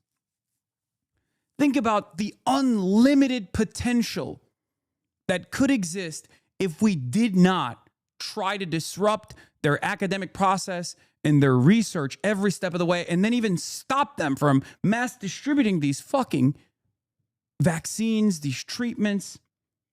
America engaged in vaccine hesitancy around the Cuban vaccine that they were, forced to implement, basically. Cuba made its own COVID vaccine, for those of you who don't know. And the reason for why they had to make their own COVID vaccine is because Alibaba founder, Jack Ma, tried to send Sinovacs to the island during COVID. America intercepted that. They stopped that from happening. America also simultaneously created vaccine hesitancy through a PSYOP campaign in the Philippines because they thought China's doing soft power initiatives in the Philippines. They're sending Sinovacs there. And now the Filipino population has a tremendous setback, and a lot of Filipinos have vaccine hesitancy. We know this because the American government openly revealed it, by the way. They spent millions of dollars creating misinformation and PSYOP campaigns in the Philippines because they wanted people not to take the Chinese vaccine. It worked.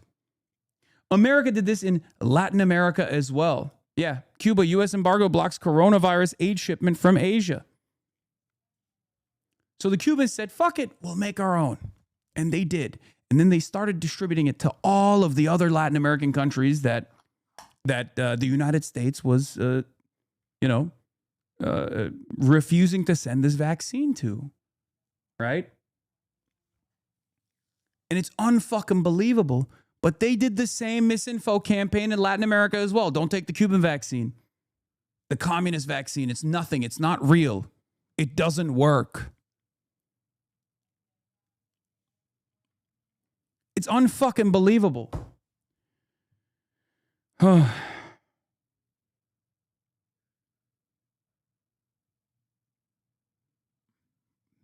It's unbelievable, dude.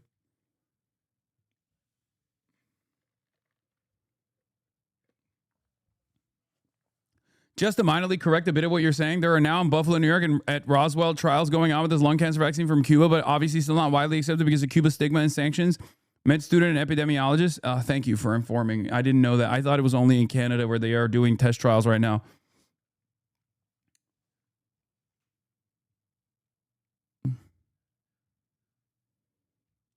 It is fucking crazy, though, don't you think?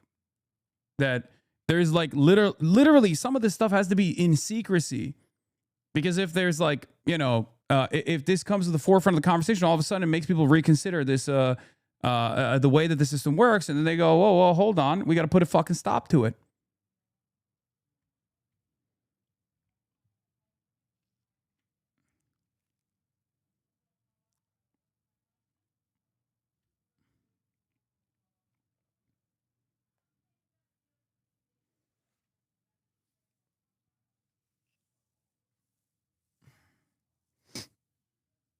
Anyway.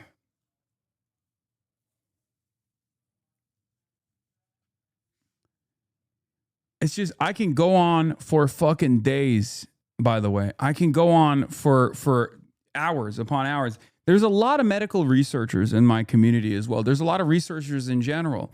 And I know many of you hear this stuff and you see this stuff and you think, this is fucking ridiculous. Like, your allegiance to the academics in Cuba matters, okay? That's another thing that I found out. Talking to the doctors, talking to the professionals, talking to the academics in Cuba, where like they rely on the kindness of strangers that live in America and elsewhere all around the world in order to keep things going, right? First ever computer, again, that Dr. Mitchell told me, the first ever computer that Cuba ever received was from an American doctor in New York.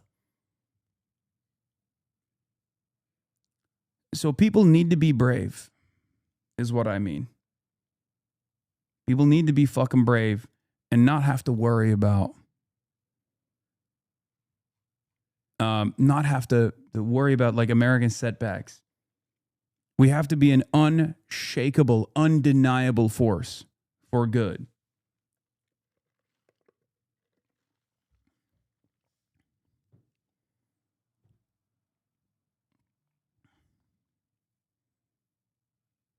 Yeah, I mean, this was funny. Hasan's $690 button-down shirt alone can feed a family of 4 in Cuba for about a year. Damn, he should go to Cuba and give them money. Yeah. It's so strange. It's strange that, I mean, it makes sense that this propaganda works on the fucking hogs, too. Like, I get it. When people are like, but what about the optics? It's like, the fuck do you mean? Like, what are you talking about? Like, I'm literally in Cuba, you know? I'm in Cuba.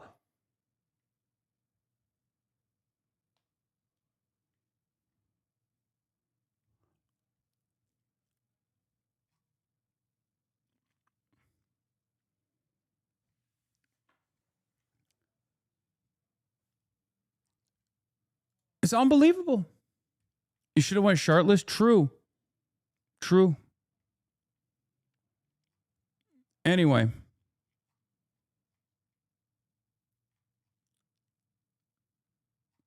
Why do you give these hogs the time of day? Because this kind of propaganda, unfortunately, has the capacity to muddy the waters, okay? When the goal here is to obviously talk about the plight of everyday Cubans and talk about the impact of the blockade, the people that want to change the conversation back to, like, the government will then disparage and belittle everyone that's, like, going out there to do whatever the fuck they can to help. It's a lesson that they want to teach everyone. If you do this, we will humiliate you, okay? And some people actually do get worried, right? They don't want to get yelled at or whatever, right? For one reason or another. It's ridiculous. But yeah.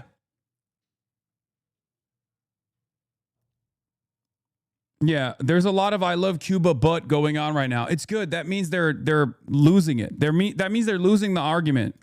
Okay? When they have to back away from this, when they have to concede on the grounds that they are like that the blockade is having a tremendous impact. That means that the conversation is shifting. Because a lot of you are probably unfamiliar with this process, but for many, many years, the invisibility of the blockade and the sanctions regime unironically made it much easier for these people to say, there's no blockade. People can do trade with Cuba. There's American goods on Cuban shelves. How could you say there's a blockade? There's American hotels. So, like, that was the whole point, right? That was the entire point. But now it's undeniable because Donald Trump is so vulgar and so open about his cruelty. So now these guys can't say that there's no blockade. So they have to say instead, well, there's a blockade, but it's the government still. Okay? It's the government. It's pure moral bankruptcy.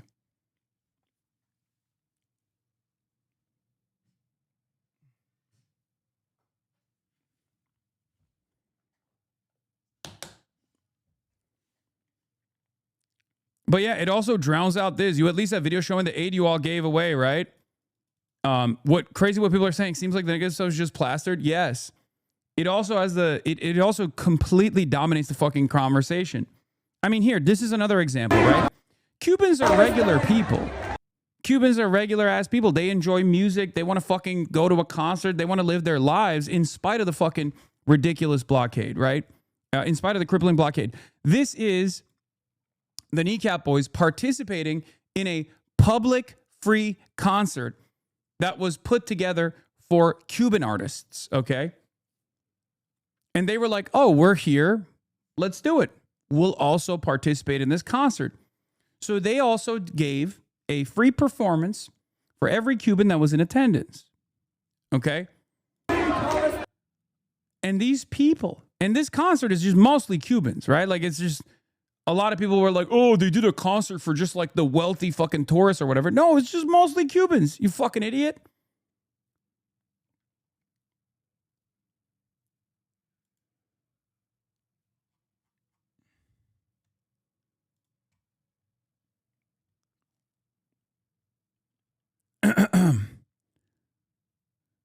Even this guy, Diego de la Vega, Team AOC Comms alumni.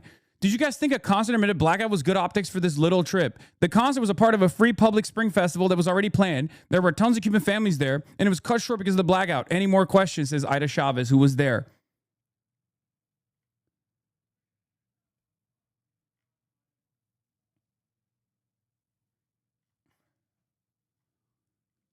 The other aspect of the tourism industry that a lot of people don't understand, the other aspect of the tourism industry is that, like, they'll be like, wow, look at, like, the only fucking, all the power is being routed to the tourism sector. And it's like, brother, American blockades have made it impossible to engage in any sort of real exports from the island.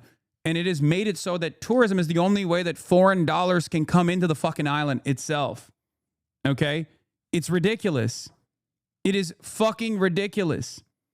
It is literally the only way that the island can survive. Is the only way that they can get any money from the outside. They can't engage in banking because in the international financial system, here, I'll give you another example because I have examples for days, a million of these examples, as I said. Yanis Varoufakis talks about this, calls it techno-feudalism. PayPal and Venmo are American payment processors. And because of the American government's sanctions on Cuba, if you are a Greek citizen, okay, talking to an Italian citizen, and you go out to dinner, you order Cuba Libres, okay, and you pay for it on PayPal, and you write Cuba Libre on the PayPal or on the Venmo transaction, both of your accounts will get banned. Both of your accounts will get banned. How is that normal? I have stories of people having Swiss fucking bank accounts. Like, Switzerland is supposed to be the most neutral country on the planet. Swiss bank accounts get shut down because they are, trying to deliver aid or payments to Cubans. Yeah. If you put Cuba on a wire transaction, they close your whole account at Chase. Used to deal with it all the time as a translator over the phone. Yeah. How fucking insane. You've never heard of this before. You never knew about this. One must ask the question, why you've never heard about this?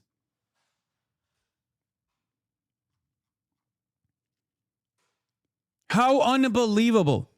My read on why some critics are mocking people like you right now is because A, they're attempting to discourage acts of kindness and resistance, and B, some people have given into hopelessness and reactionary suicide at one point or another and project their ineffectiveness as a sense of futility onto those that try to do anything. Yeah.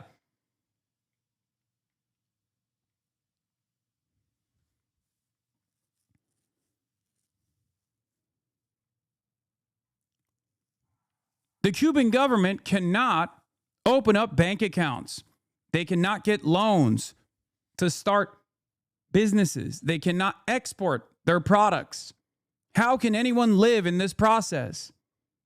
It's an island nation. It's virtually impossible for them to be self-sustaining in general.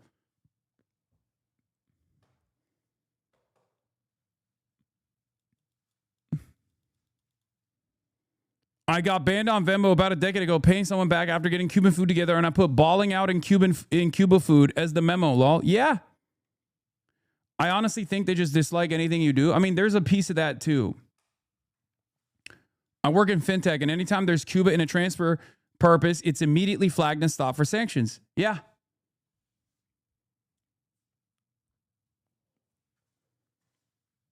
Yeah. Unfucking believable.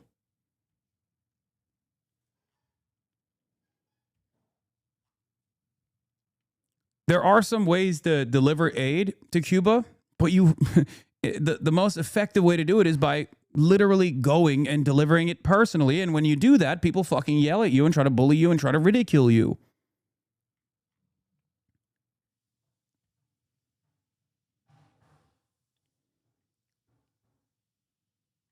This is the problem. Anyway, the last part of the story that I wanted to get to was Nas Daily. This guy, Nusayr Yassin, okay? He is an Israeli agent, a propagandist, and he was there while we were there. Separately, of course. He did not come on the fucking flotilla. You guys are so stupid. Some people were like, oh, did they do no vetting? Did they allow Nas Daily to come on the flotilla? You're a fucking idiot.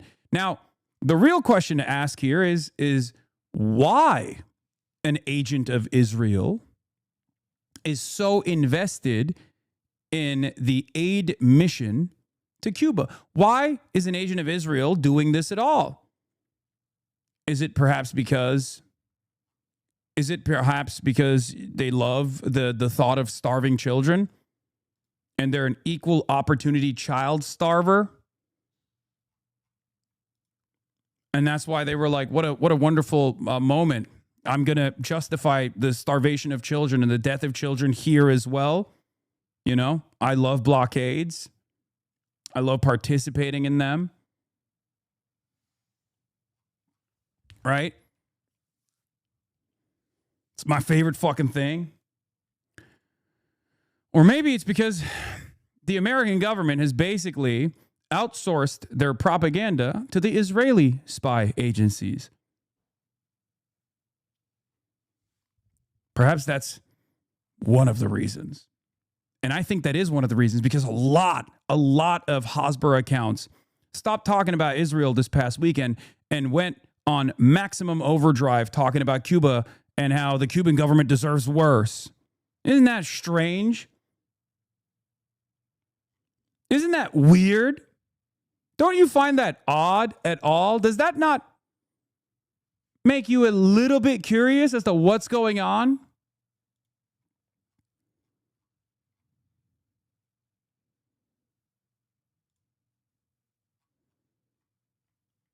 I found it to be rather strange that they took the time out of their busy schedules to defend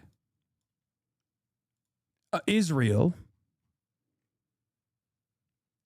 to then turn around and talk about, and literally spend money and resources to fly to fucking Cuba directly to counter signal against the work that this humanitarian aid mission was doing. Very strange. Very odd. Right?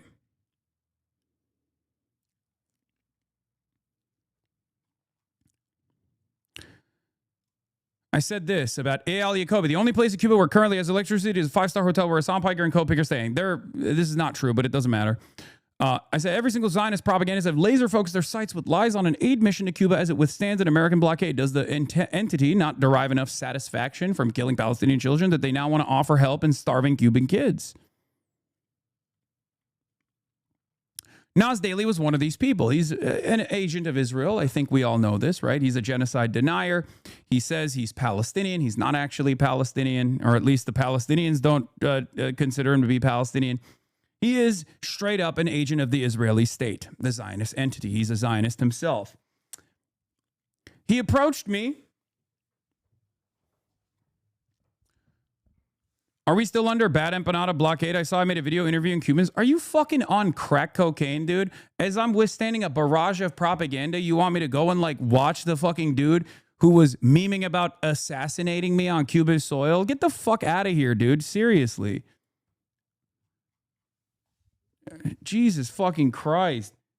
If there's anyone that's like deeply fucking unserious, it's a guy who literally turns around. Obviously, he wasn't even in fucking Cuba, mind you. But it's crazy that like he is so unbelievably disingenuous and so unbelievably mentally ill that he was like the first out of all the wave of fucking harassment on this fucking trip. It came from our left flank. God damn. It like, talk about someone so mentally unwell, so deeply disturbed that like, he goes, oh, these fucking people are going for propaganda and a selfie trip. Me, on the other hand, I'm going for propaganda and a selfie trip, but good, you know? He's just a fucking mentally ill ultra. That's it. If he wasn't so mentally ill, he'd be fine. Whatever.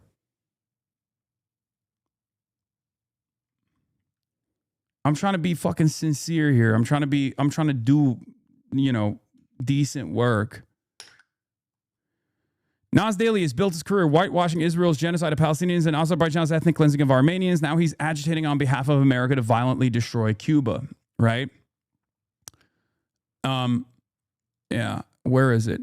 So he came up to me at the Havana airport while I was flying to Mexico and then flying to Los Angeles to enter the country through Los Angeles yesterday. I was shocked.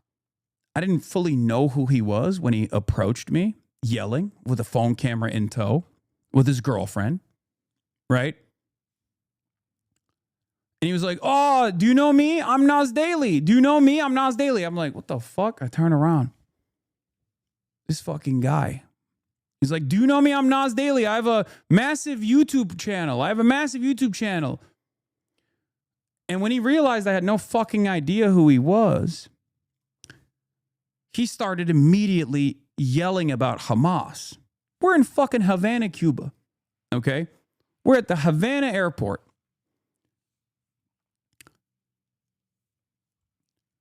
And he just starts screaming about Hamas and Israel. He's like, I'm Palestinian, and what you're doing is hurting the Palestinians.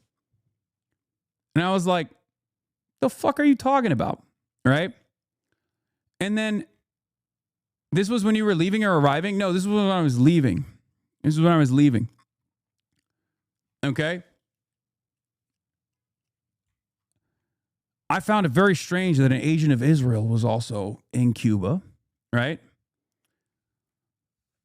And there were these wonderful older people that were also sitting at this cafe in the airport next to us. And they were so grossed out by this fucking freak that one of the ladies was like, hey, can I ask you, like, what do you do that, like, this person is yelling at you? What's going on? And I was like, yeah, I'm a pro-Palestinian political commentator. And he just like was screaming. He just got like more and more agitated, right? Got more and more agitated because I wasn't giving him the attention that he desperately wanted. So I turned around. And I said, do you feel like this is making you look good? Do you feel like you're getting a good clip out of this? You're freaking out all of these people around us.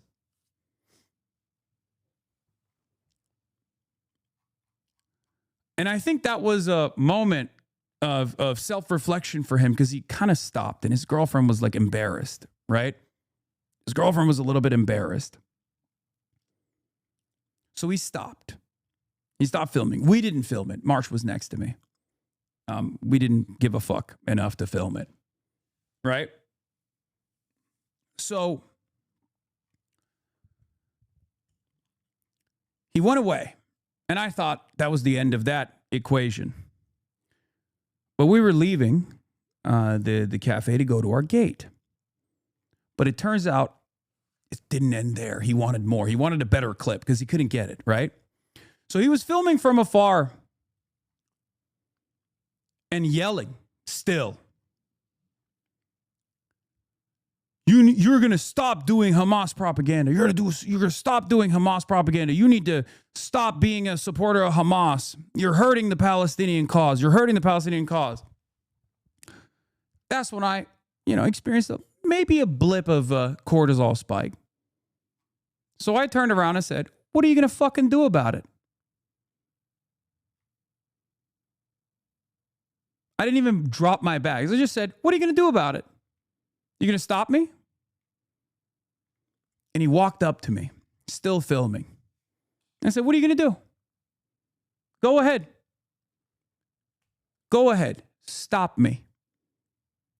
When his girlfriend realized that the situation was escalating, she tried to pull him off. She was like, come on, let's stop. Whatever. Okay? So we did. He started backing away. And I said, yeah, that's what I thought. We proceeded to go towards the gate, he came back again to yell from afar. He came back again to yell from afar, to say, "Oh, yeah, keep running away." And so I turned around and said, "Suck my dick." And that's it. That's the end of that story. Okay? But of course, because he couldn't get any of the clips he wanted out of it, he had to fucking cope.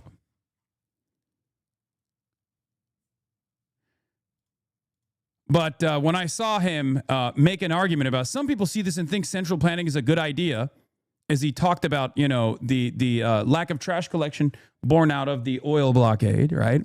I said, I can confirm that this Israeli agent was on the ground. He came up to me at the Havana airport to scream and weird everyone out. People around were worried about his mental health, looking forward to how he tries to chop up the video, wondering what his purpose was.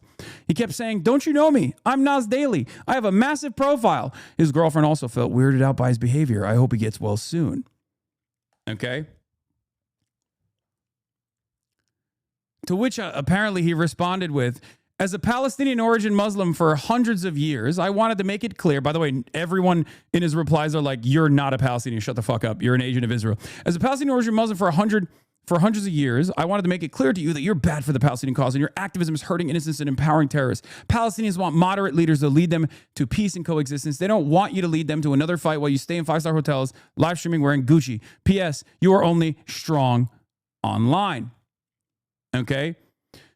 That's what. Then I said, "Is that why you backed away after people were weirded out by your antisocial behavior, only to try and muster up the courage later to try a second attempt at a video, shouting at me from afar?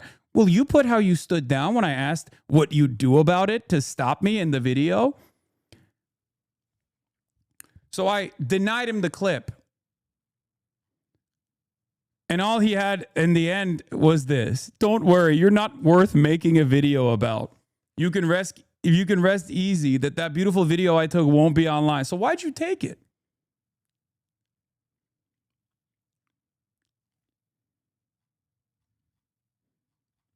Maximum cope.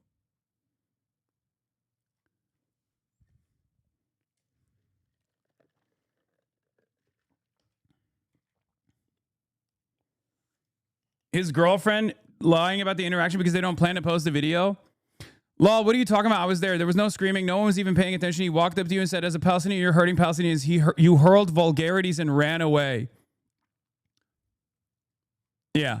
It's funny because not a single person that was involved has denied the interaction except for the girlfriend. So just release the entire clip then.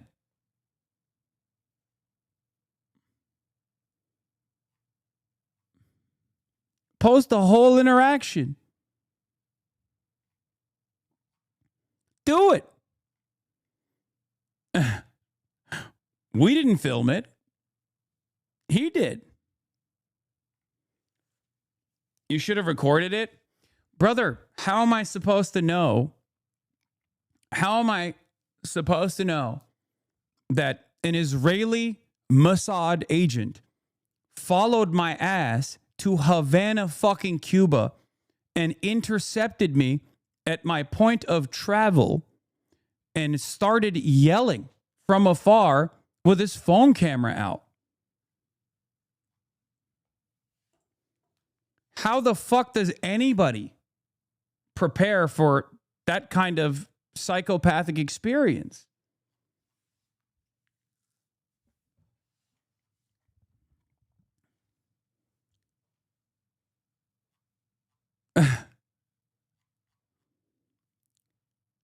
I will, however, say it made me maybe a little bit worried that Israel, I think, has that level of involvement in the affairs of any sort of anti-American imperialist endeavor, that they would literally send their agents out. They would literally send their agents out to places like Havana, Cuba. Okay?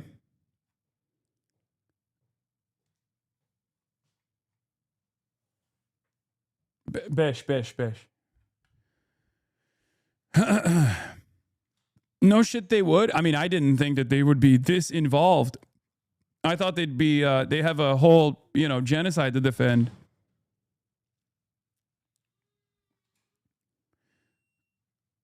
I know why they are actually mad. I was wondering what the excuses are they're using to be mad. I said, it's because I went. These people have no vision or goals out of politics. They're purely reactionary. Their politics revolves around opposing me. It sounds fucking insane, but that's a big reason. I wish them well.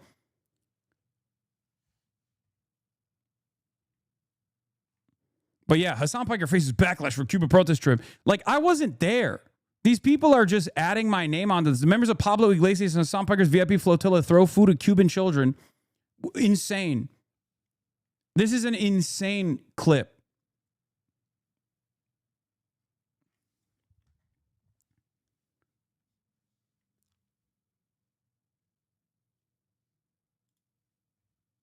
Anyway, I said this is the other thing.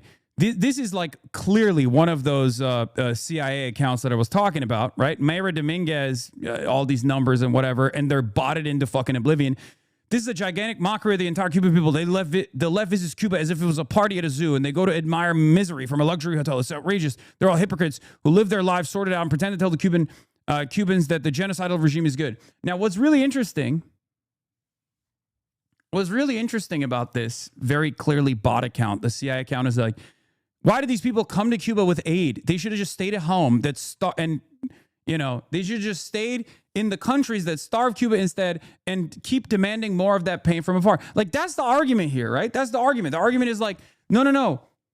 It's really fucked up.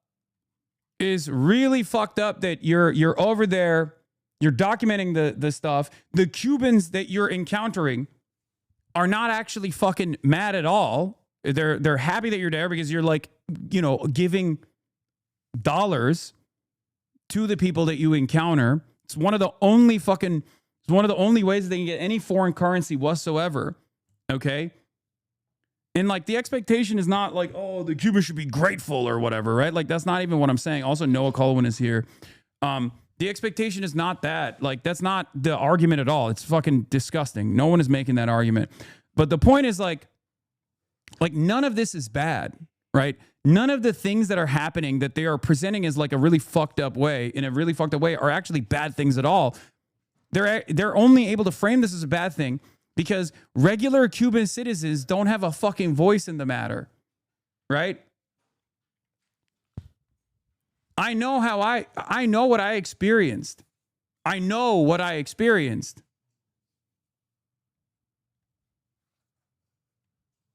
Did he run into you at the airport, or were you tracked as in he wanted to send a clip? I don't know. But like, all of these arguments basically revolve around saying like, fuck you for giving people aid and offering awareness to their plight. Like, that's all this is. You should have just stuck around in your home and justified the starvation of the Cuban population instead. Anyway, also, Ethan Klein apparently has now posted 800 plus Instagram stories about me since the beginning of 2026. The two have not spoken to each other in nearly a year. Every single clip that he posted yesterday alone was about Cuba. And it was literally justifying the blockade and belittling the entire process. These are all from this. Puzzling. These are just a fraction of the clips. I don't think I've ever seen anything quite like this before.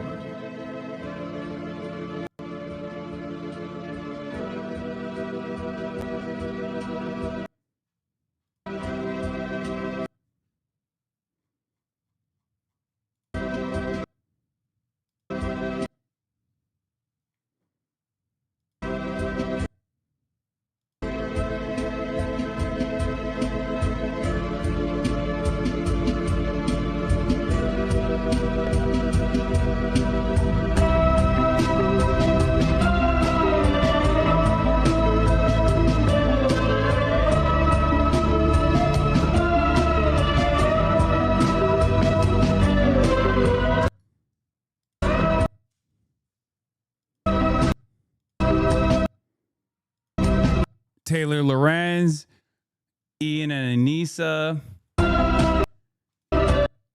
Me watching the girl with the microphone closing in on 10K subs. Taylor Lorenz again. Does anyone actually miss the USR than the most privileged Nepo babies?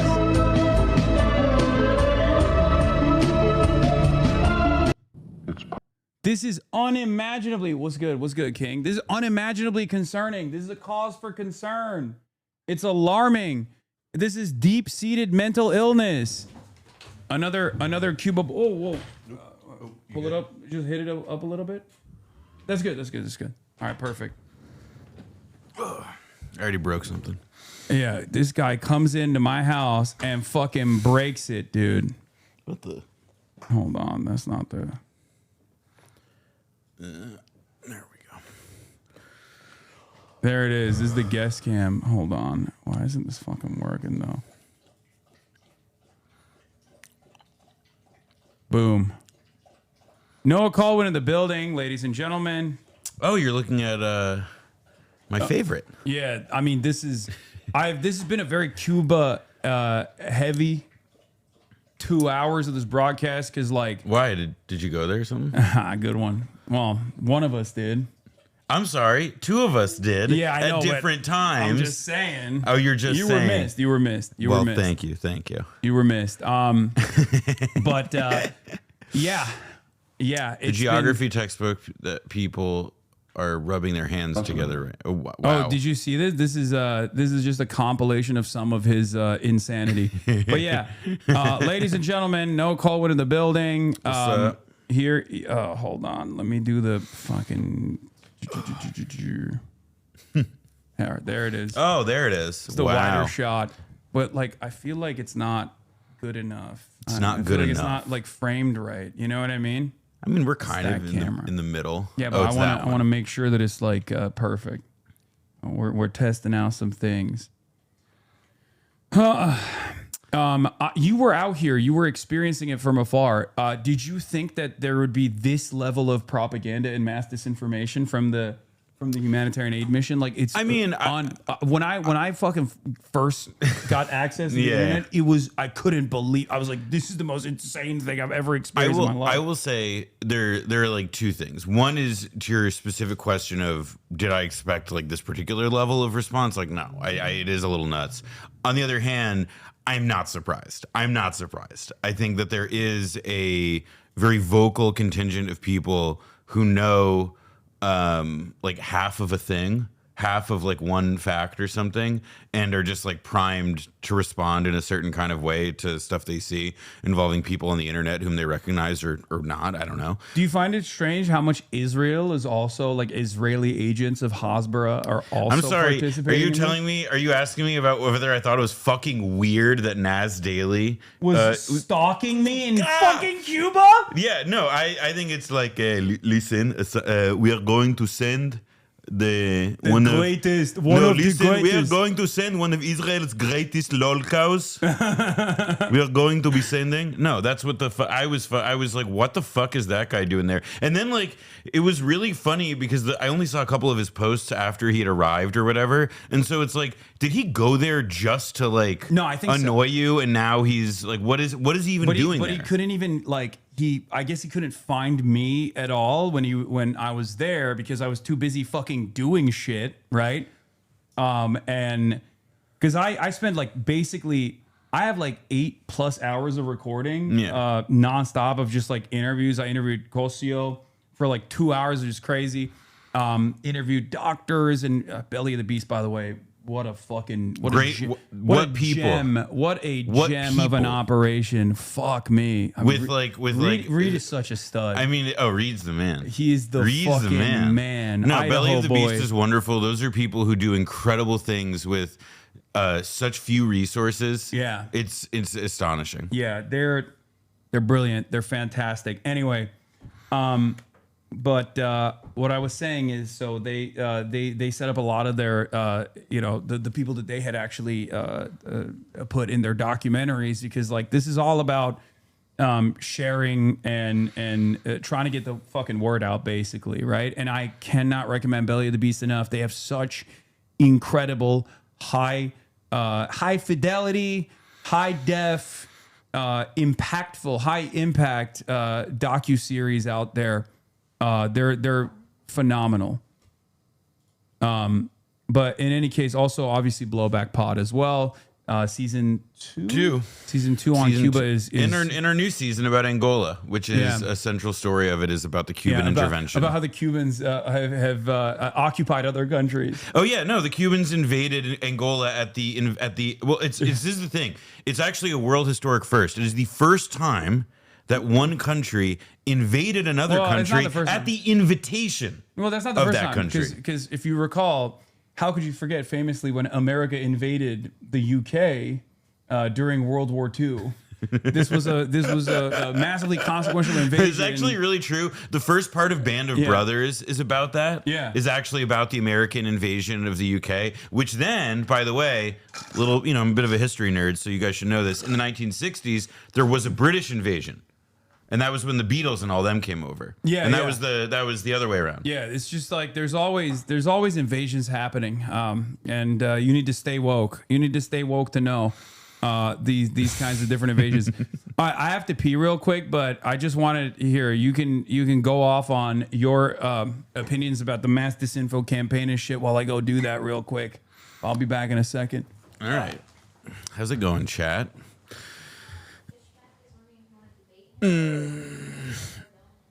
Cuban embassy. Oh yeah, the Cuban proposal. I don't know what Hasan has already said about it.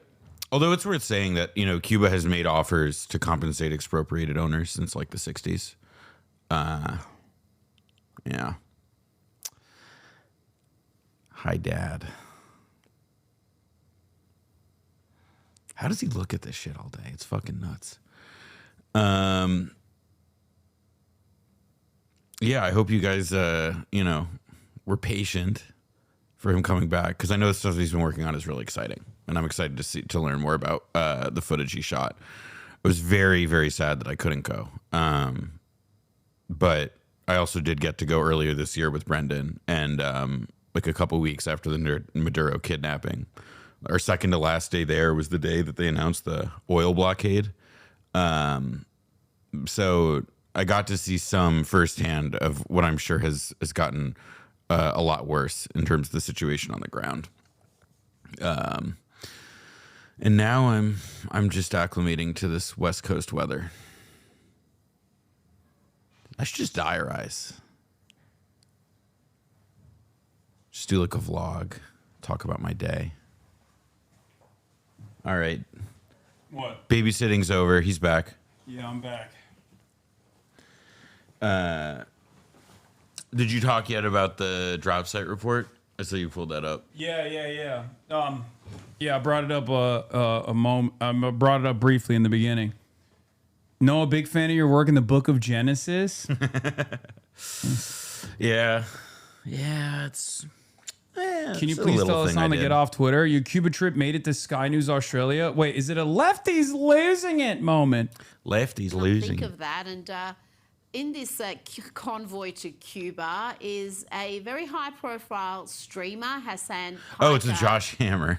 Yeah, this lady fucking hates me. And this guy, she always has this guy on to talk shit. It's so funny. They have like the same, their eyebrows are the exact same shape, and they both look like they're unhappy with Hasan Piker. Yeah, it's awesome. Hasan Piker is one of the most scummy, villainous individuals in all of US media. Lefties losing it. That's the name of the she has a segment called Lefties Losing It where she talks about that. Anyway, move a little bit to the right. This is how we're doing it now. This is how we No, not all the way. Not all the way. Come a little bit closer. They're talking about a matter of inches. All right, bro, that's it. Dude, it's important. I want to make sure that this is like perfect. What in God's name is he doing in Cuba, Josh? What in God's name is he doing in fucking Cuba? Sorry.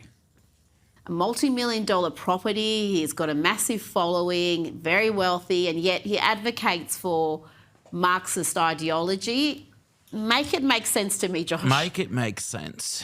There's never been a Rita, wealthy socialist before. I can't make it make sense. Hasan Piker is one of the most scummy, villainous individuals in all of American media, and that is frankly saying a lot.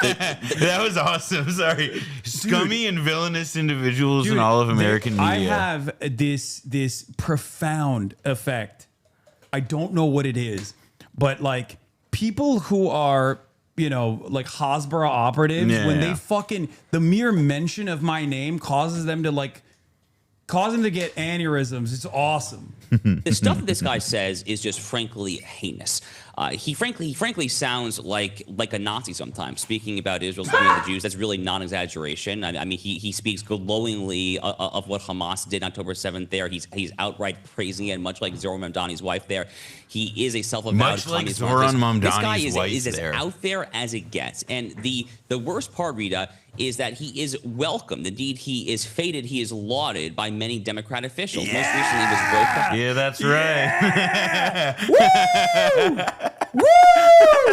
That's the worst part.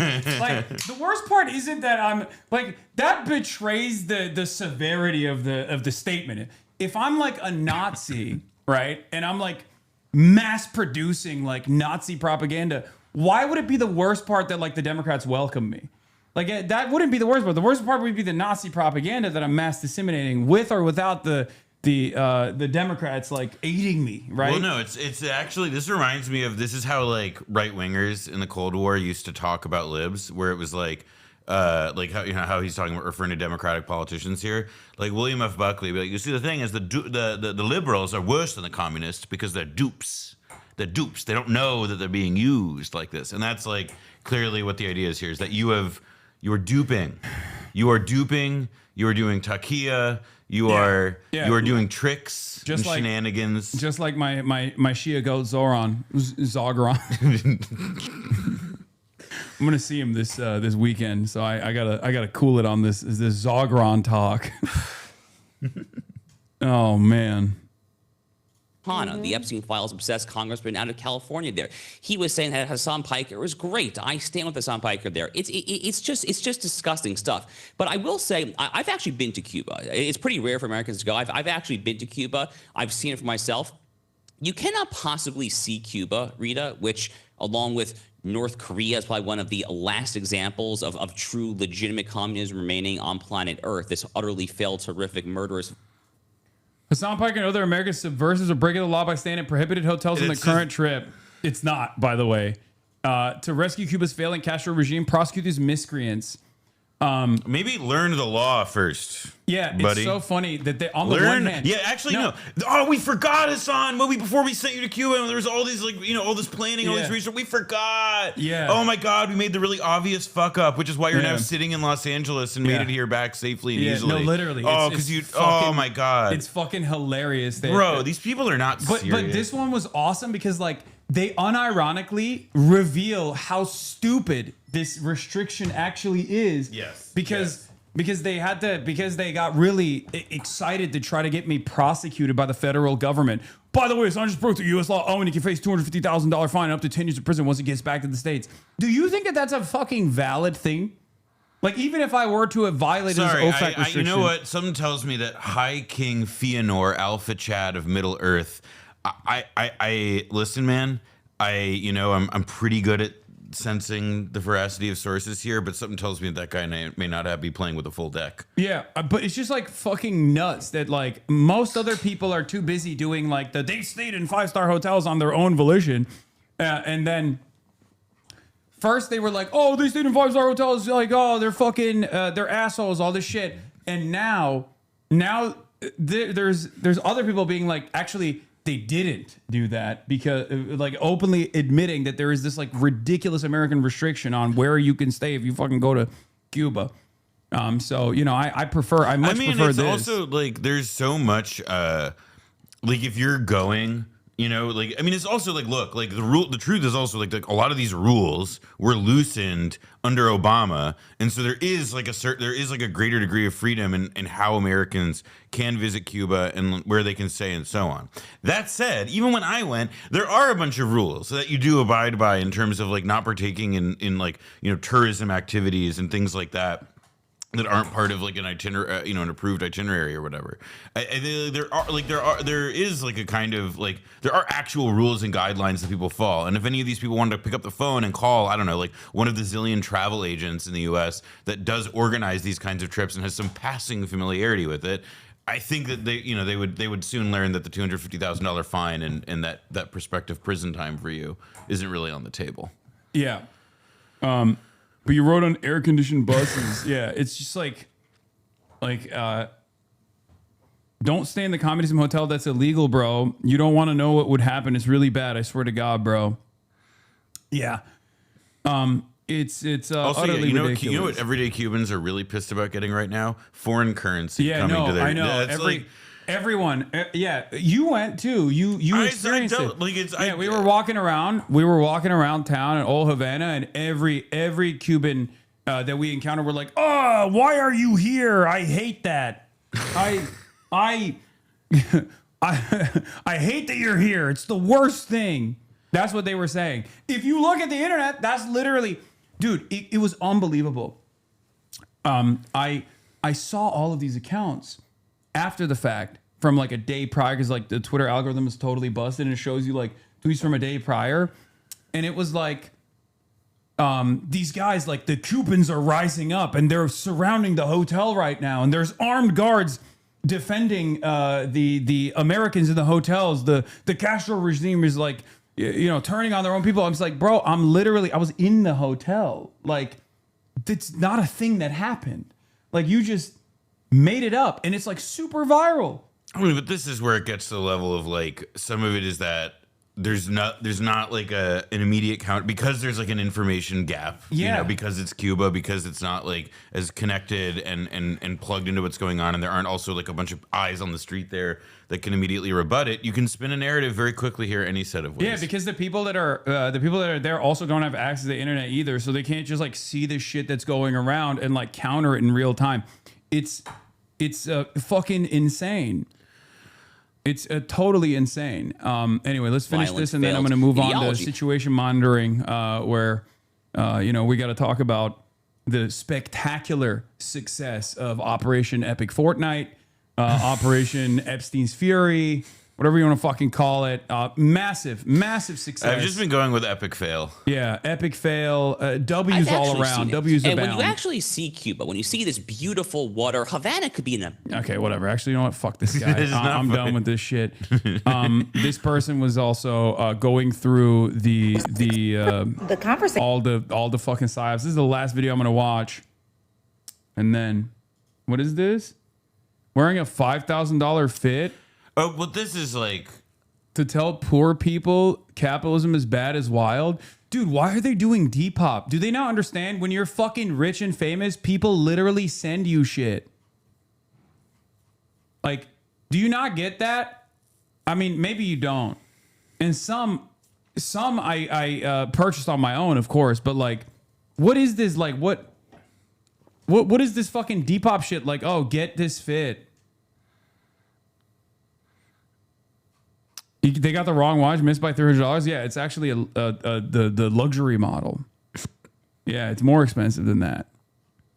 Yeah, breaking news, dude. I'm rich.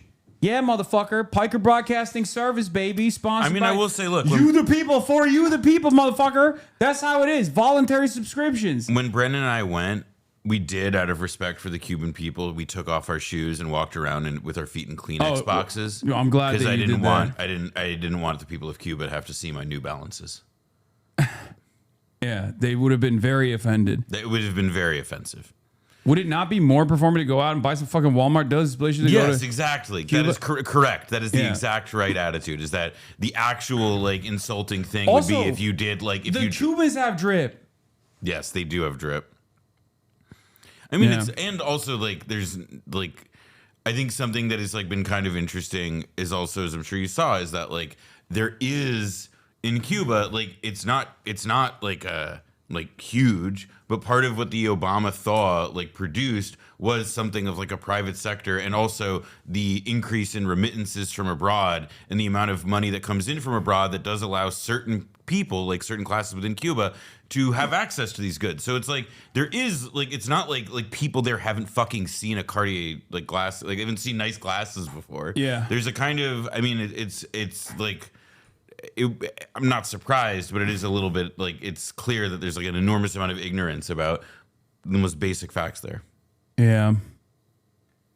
It's just all of it literally reduces to if you are in any way, shape, or form, like better off also, than the average. Embrace so dirty in that. Yeah. That's so fucking funny. Sorry. Yeah. That's really, it's like, oh wow, look at this rich fucking, look at this asshole, this guy's piece of shit. And then look at the guy next to him who doesn't matter. He's actually, that shirt he's wearing is for pores.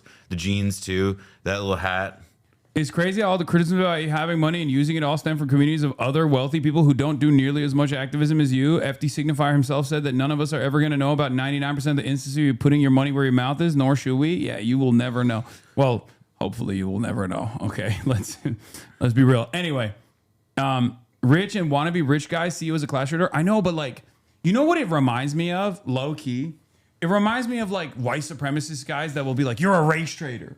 It almost feels that way where you're like, why are you doing this? You should not be advocating for the poor. You should be sitting around and being like, I'm rich. It's fucking awesome. Maybe one day you'll get there. And like lie to the people. This has always been like, this is like whether you're talking about like Gore Vidal or Oscar Wilde, like there has always been a tradition of like when somebody who comes from the upper classes and espouses left-wing politics that are outside the established norms of acceptable mainstream discourse within their country, like this is a natural byproduct of it. Now, when you look at like, well, traditionally, out of what classes do radical politics bring, at least in terms of the idea level, if not like like as the class with like the ability to have agency over society or whatever, it is a class of like educated people with me. Like it's not. This is like a thing that happens over and over and over again, and for as long as there are socialists in a capitalist society who espouse such attitudes, there will be this like very aggravating and facile. What's the alternative? What's the alternative for me to just like sit around and be like, vow of poverty? I mean, that's that's what they want. They want every socialist. But then it's LARPing. I agree. No, I agree. That's what they think though. Like they believe that the LARP is the real. No, but like it also is the exact same thing where it's like, oh. You sit around at home and you chirp. You don't do anything, right? You sit around and you don't do anything. It's all bullshit. You're fake. So when I do actually take my ass out and go do things, then they go, oh, you're performative. You're performative. Okay? It's a double bind. There is no world where they will give you props, which this is not about that anyway. It doesn't fucking matter. Who gives a shit what these goddamn monsters say? They're fucking evil. About people coming here to Cuba to deliver humanitarian aid are very interesting to me. One of the headlines and some of the commentary that I've seen is in terms of all of the people that came here and they stayed at a 4-star hotel while the rest of Cuba was in darkness. I want to remind you all that while it's not illegal for American citizens to come here to Cuba, it is absolutely illegal for us to stay in any of these hotels that you see on this screenshot. We cannot stay at all of these listed brand hotels. We cannot stay at a mom and pop hotel. We cannot stay at anywhere that is Cuban owned in Cuba, because that was instated by your United States government. And those who do stay with Cuban families, because the first time I came to Cuba in November, I stayed with a family. They actually have to take our passport numbers and register us because of our United States government. Again, it is not illegal for American citizens to travel to Cuba. However, just like the sanctions and the blockade, the United States government makes damn sure that we don't support the Cuban people. The second thing I saw was, oh, all of these influencers spend all of this money when they just could have given it to the Cuban people. How? Do you know that because of the blockade and the sanctions, that United States citizens... You literally can't. You can't, dude. You can't. It's such a crazy... I love that. It makes me feel insane. Bro, why don't we start a GoFundMe for Cuba? Yeah, bro. It unironically reminds me of like being... like just having the knowledge of what Israel has done for 80 years, like right up, 75 years at that point. Like right after October 7 and just like trying to explain to people that would just look at you like you're the biggest monstrous piece of shit of all time, where you're like, I know the truth and I hope one day you will too. And lucky for us, I guess people do now recognize it. At least they're scratching the surface of it, but it's like, it's the same principle here. Like, this machine, this bureaucratic sanctions regime is designed in this insidious way for it to be fucking invisible. So when you actually describe it to people, they look at you and they're like, that's not true. Yeah. So they don't believe you. Well, and also, like, They don't fucking believe you. You can't send money. And it's not just about Cuba. It's also, like, I think one of the things that people in general predict, sanctions and like economic policy and the used as an economic weapon. I think that it's one of those things that Americans typically and people on the internet like love to, you know, like they're very blasé about it. They're extraordinarily blasé about it, not recognizing that, you know, in the case of Cuba, for example, Helms-Burton means, you know, it puts incredible restrictions on foreign companies that do business in Cuba. Yeah. You know, like, it's like that, what's that meme where it's like, I consent, somebody forgot to ask. Yeah. And that's like everything Cuba does except the person you forgot to ask is the United States. It's like, I think that there's in you know, and it's not just Cuba. I mean, Venezuela, it has been the case. And by the way, with these other countries, you know, like Venezuela, for example, Iran, or in the case of Syria, where we're pursuing this, you know, rapprochement, like, you know, a changeover, like, the sanctions were kept in place even after Assad had fallen at first, because there is and remains this effort to use, like, you know, it's a position of basic strategy. It's in the toolkit that every president, every White House, every administration uses, that kind of coercion is acceptable. Even though, you know, I think if we look around the world, we would find that the extent and violence of that coercion and the effect that it has on populations, there's nobody that's doing anything like it that comes even close to the scale at which the United States operates, to the number of countries in which we do it in different places around the globe. And the Lancet study showed that it was the death toll of America's sanctions regime, which is complementary to Jeff Stein's piece on Washington Post before he left, was 38 million total. 38 million deaths born out of America's ridiculous sanctions, where we've sanctioned, I believe, 69% of all low-income countries around the fucking planet, forced them to basically create a secondary marketplace in and of itself. It's unfucking believable how cruel it is. And it's designed in this invisible manner.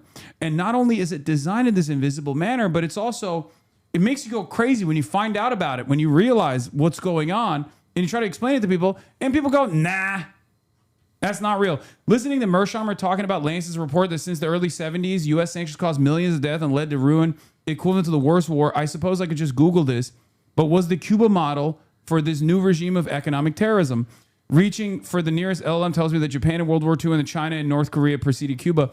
But still, it seems that the kind of sanctions placed on Cuba in the early 60s did serve as a model for their fuller routine deployment starting in the 70s. I mean, the way I would periodize it, I mean, like, Greg Grandin is literally one of the great historians working today. So, like, permit me, like, a slight reply to him here, but the way I would put it is that it's just funny that he's relying on an LLM. I mean, but it's because you can't Google shit anymore, and that's the exact kind of thing I would Google. But now if you Google it, it's just like, here's what Gemini AI says, and then here's like 20 results of crap. Anyway, I think that the thing that Cuba distinguished, like the context in which Cuba was placed under embargo. So Eisenhower, it's January 1960, 61. Eisenhower is leaving office. And in the period leading up to Eisenhower leaving office, the U.S. the U.S. agreement to purchase Cuban sugar is voided. They implement all sorts of measures to punish the Castro government. And then in April of they openly stated in the CIA this came after, right? The CIA documents that were declassified years later that said that, like, the primary purpose of the sanctions were for it to be invisible, but to, like, create great. It's been made explicit, and we know that, like, the point of the sanctions was not to produce any, like, intermediate effect, or, you know, it wasn't about what the rhetoric is, which is about punishing the rulers of the country or the whomever. It is about squeezing the country to create pressure from below on the people up top. It's not the other way around. And so, you know, at the time that these, you know, very punitive measures were introduced, well, that's the beginning of 61, right before JFK takes office, and then he keeps it. And then in April 61 is the Bay of Pigs. And ever since that period, and then I would, you know, sort of course, the following year with the missile crisis, we can kind of see, I guess, the beginnings of a Cold War era policy of sanctions regimes as this kind of deadly weapon. And I would argue, to respond to Grannon, that like, yeah, the Cuba model was that. It was a model. And you can point to Korea, you can point to North Korea after the Korean War, you can look at all of these other examples that come a bit earlier. But in terms of, I mean, it's hard to describe. Just like in the 1960s, what was the biggest CIA field office in the entire world outside of Washington? It was Miami. Cuba was the biggest desk of all of the CIA's task forces going on, perhaps outside of Vietnam. It was the largest. It was where there was an enormous amount of investment of financial resources on the part of the CIA and so on, but it was also a place of clearly experimentation. It was a place where they sought to develop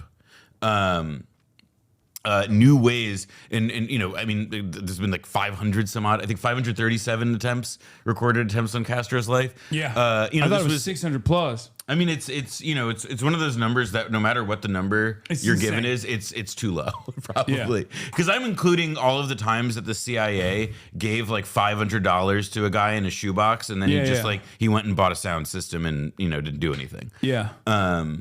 But yeah, here's the State Department memorandum, the decline and fall of Castro, secret memorandum that was declassified, but it's from April 6, 1960. Salient considerations of respecting the life of the present government in Cuba are: the majority of Cubans support Castro. The lowest estimate I've seen is 50%. There's no effective political opposition. Fidel Castro and other members of the Cuban government espouse or condone communist influence. Communist influence is pervading the government and the body politic at an amazingly fast rate. The only foreseeable means of alienating internal support is through disenchantment and disaffection based on economic dissatisfaction and hardship. By the way, this is like exactly a year before the Bay of Pigs takes place. Yeah. And so, which means, by the way, that as this happens, so in 1960, like as the presidential campaign is happening, they are putting together the plans and organizing what will be the Bay of Pigs. Quite famously, Allen Dulles briefed both Nixon. Well, Nixon was involved in it, but he briefed JFK as well. And then at a debate, JFK, knowing that Nixon couldn't talk about what was going on, like slammed Nixon for being soft on Cuba, which is a pretty clever move. But I mean, like the whole, like this was part of like a whole escalatory program against Cuba that like began in 1960 and literally has not stopped after 65 years. Unfucking believable shit. Have sanctions ever worked anywhere? Well, what's worked?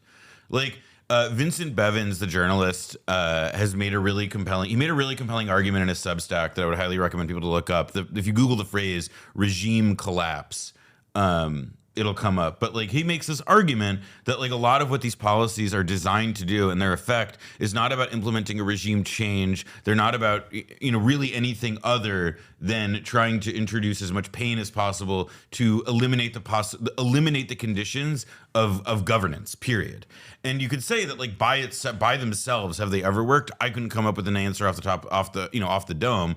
But I do think that when you look at sanctions applied in concert with, you know, kinetic military action, as well as other kinds of diplomatic pressure or isolation, it's incredibly effective. They're very effective. And I think it's really like, the question of like, do they work or not is like, well, they inflict the pain, they inflict the damage. So by that measure, they work. You know, it's like, like, does the car get you from point A to point B? And also, yes, it does. It's like it puts the countries in an impossible bind because like when you're under siege-like conditions, and there is like internal instability that will come about as a direct consequence of like economic instability.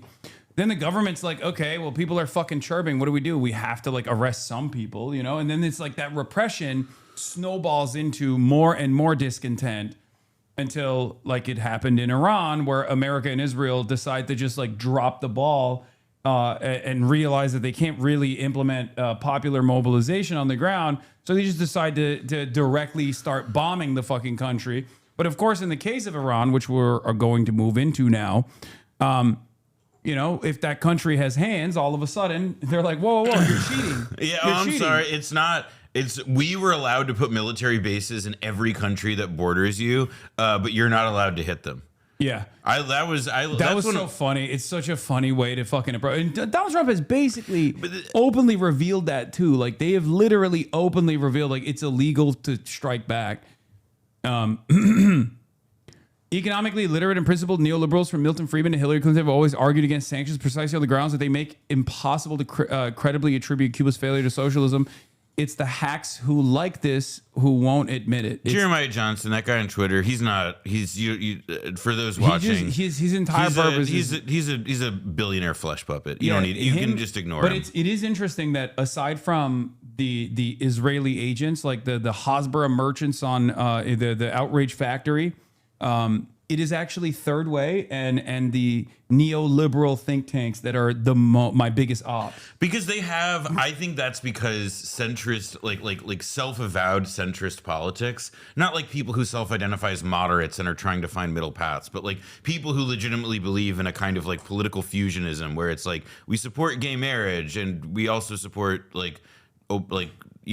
you never having healthcare in your life, whatever. Like, those kinds of people, the thing that they can actually most saliently define their, their identity right now, the thing that helps them do that the most is to do an opposition politics organized again, like on, in the Cold War era, this would have been against communism, but now it's against, people who have these kinds of, sympathetic left-wing politics and foreign policy or whatever, because they can't say, oh, well, I support all the AI companies, for example, like these like vastly, insanely unpopular avatars for like everything wrong with American capitalism right now, et cetera, and like you can't talk about that because that's actually really unpopular. So you have to go to the issues where people don't know a whole lot, and that where your opponents, where your ops are currently engaged. So they're meeting you where you are. But it's funny because like the issues that I advance, that I want to bring awareness to, unfortunately for them, are also deeply popular in the base. So then they find themselves in opposition to like a Free Palestine movement. And that, I think, further isolates them from average people. But I guess that's not really the point. But the point is to just like, create some fuss and try to present me as like a toxic individual. Well, but because they're not waging on the level of like trying to reach people. This is about like a kind of raising this the issue of my toxicity to politicians. Exactly, elite level discourse where it's like, so a guy at Third Way and his junior staffer who probably wrote the piece can co-write something for the Wall Street Journal op-ed page. Nobody's going to give a shit about that. No general person. The point of that is that it influences like elite opinion, perhaps, and it'll create a stink. That said, the fact that it ran in the Wall Street Journal opinion section, which is like truly the intellectual level of a fucking townhall.com comment section, it's to me at the very fucking least, it's like it just shows that they have no emotion, they have no sauce, they have no juice. Nobody cares what any of these people think about this. Yeah. All right. Let's get to situation monitoring, which, I've done very little of for the past couple of days because I've been in Cuba.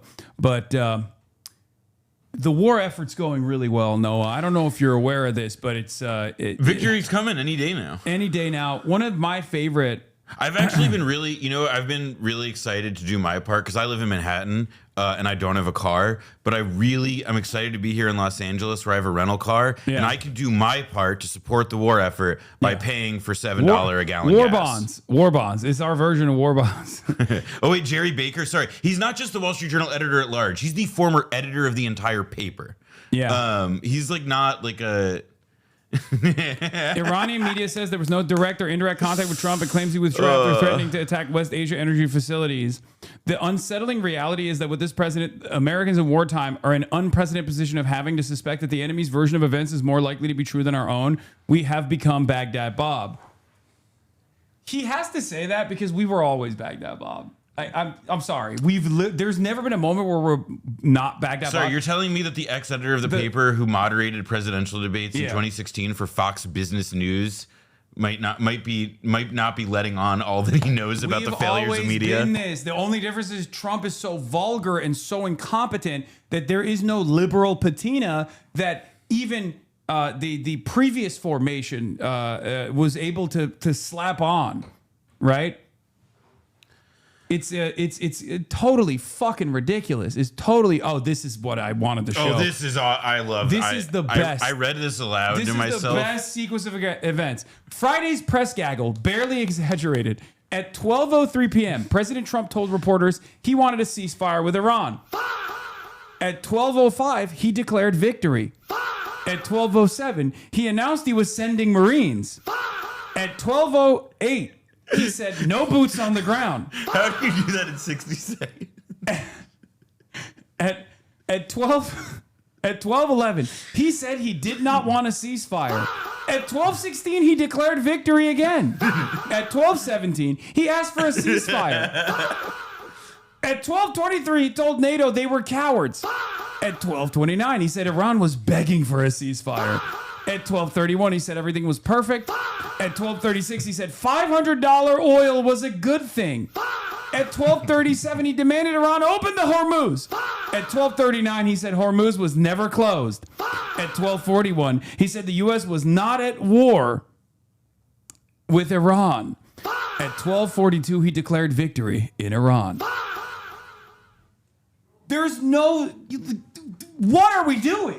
There's no way. We're did you hear the next thing though? We've had some developments since this. Where now it appears that we may jointly operate Hormuz. Yeah. Did you see the Dylan Saab tweet? Sorry, you're wrong. Pentagon weighs deployment of air troops to Iran. God. It's like we were so close. If you blink, you will literally see a role reversal. And my favorite thing, because as you might know, dirty commie and all, I have this principled stance that money is more fake. This is the fakest money has ever been. Okay? There's no world where the stock market is associated with any fucking fundamentals whatsoever. We have never had money be so fake in our entire lives. Because while this guy is contradicting himself, sometimes in the same minute, sometimes in the same sentence, the stock market is leaning into whatever they want to hear, and they're going, "Oh no, it's great actually." Now all of a sudden, the markets are stabilizing. Well, I do think it was really funny though that the market went back to taking a bit of a shit, and oil went back to increasing as soon as Iran said, "Hold up, hold a minute, we're not talking." Yeah, look at this. It's so good. At 7:04 a.m. Eastern today, President Trump said the U.S. and Iran have had a productive discussion to end the Iran war. Okay, boom. At 7:10 a.m., S&P surged 240 points, adding $2 trillion to the market cap. 27 minutes later, Iran completely denied all of President Trump's claims and said there has been no contact with the U.S. At 8 a.m. Eastern, the S&P 500 had fallen 120 points, erasing $1 trillion in market cap. There is a $3 trillion swing market cap in 56 minutes just in the S&P 500. Yeah, I love that. The S&P 500, famous for its volatility. Yeah. That's it's hard to convey just how, what you don't hear anybody say anymore? What? Nothing ever happens. Yeah, that's true. I think we gotta be. Eviscerated. We are in something, bro, and we're not out of it, and it's not ending anytime soon. When Francis Fukuyama is running around being like, countries need to develop nuclear sovereignty pronto, it's fucking over, baby. I do think that there is but this goes to something that you were getting at though about why it's these third way people, nobody listen. You got the fucking Jerry Baker at the Wall Street Journal saying we can't trust our president or whatever. It's just hard to convey how strange and surreal it is to have something this yes, this is what I was talking about. Which, by the way, look up somebody find the Iranian embassy in I think South Africa. They copied the tweet. Oh, really? Yes. Trump tells reporters that the Strait of Hormuz may be jointly controlled by me and the Ayatollah. Oh, that's brilliant. That's fucking brilliant, dude. Oh, my Lord. That's so good. Energy industry insider in Iran tells me the following, and it's stunning, says Shrita Parsi. Before the war, Iran produced just shy of 1.1 million barrels of oil per day and sold it at $65 per barrel minus $18 discount, i.e. $47. Today, it produces 1.5 million barrels per day, and sells it at $110 with only $2 to $4 a discount. And this does not include petrochemical sales that not only have increased, but are now being sold as a larger set of customers compared to before the war. Moreover, Iran is receiving payments through new mechanisms that bypass the UAE, which were set up after the June war. In essence, and this is really important to understand, Trump and Israel's war has ended up delivering Iran de facto sanctions relief. And on top of that, they're now paying. They're making them pay tolls if they want to pass the fucking Strait of Hormuz. Well, and they're the way that they're making those tolls work. So, like in the 1970s, one of the ways that America dealt with the oil shock in 74, in 73, 74, and then in 79, but especially in the earlier phase, was that America. We left the gold standard earlier in the decade, but the biggest one of the biggest, most unheralded parts of that was that we recycled petrodollars by selling all of these governments, crazy huge weapons. That was part of how we fixed all this. We used that geopolitical tumult and that circumstance to reweight the dollar and recreate, and help, restore a stronger dollar by having, these Arab governments spend and Iran at that time spend crazy amounts of money with us on F-6 on fighter jets and whatever. Now, like Iran arguably is, trying to force a similar kind of thing, because not only have they, clearly they're in the money, as Trita Parsi tells it in some respect, but now they're also saying, no, the only way the oil goes is if you pay us in yuan. Yes. Meaning that they are trying to destroy the petrodollar system. Exactly. Granted, the petrodollar system is it's a bit of an antiquated way of looking at it, just because it doesn't. It's also one that I feel like they just kind of threw that out there for China. It's China the image. It's about how it looks. Yeah, China doesn't even fucking want it. I don't think China is ready for being the domineering hegemonic. They don't power. want it. They want to do nothing and win, and they will. But this is the unironic do nothing win moment though, because China is always doing things right. I don't agree with the do nothing win principle when it comes to China, but this is absolutely a moment where they did nothing. They literally objectively did nothing. And they will probably be part of the diplomatic resolution. Yeah. Well, they have to be. Yeah, I'm not really. Who's going to maintain stability? Right now, the crazy thing is that supposedly the talks that they're claiming have been happening are in Pakistan. Yeah. Which is also Islamabad. But it's okay, so that's just a rehash of the Oman thing, where you're going to a third party. I personally take offense to as a Turk, because we are normally the table. The fact that they're going to Islamabad instead of Turkey is unbelievable. We are the table. We are at the table is really fucked up. You're under the table right now. Yeah, we're under the table currently. Literally, the Iranians lasered one of our helicopters, which is there's two major military presence in Qatar, and it's America, obviously the biggest one, CENTCOM, and then Turkey. I don't know what the fuck they were doing, flying around their troops, and I believe Aselsan engineers in a helicopter. I don't know what the fuck was going on there, but yeah, they shot down a Turkish helicopter. We're no longer at the table. It frustrates me. Islam good, bro. Islamabad is Islamophobic. Yeah.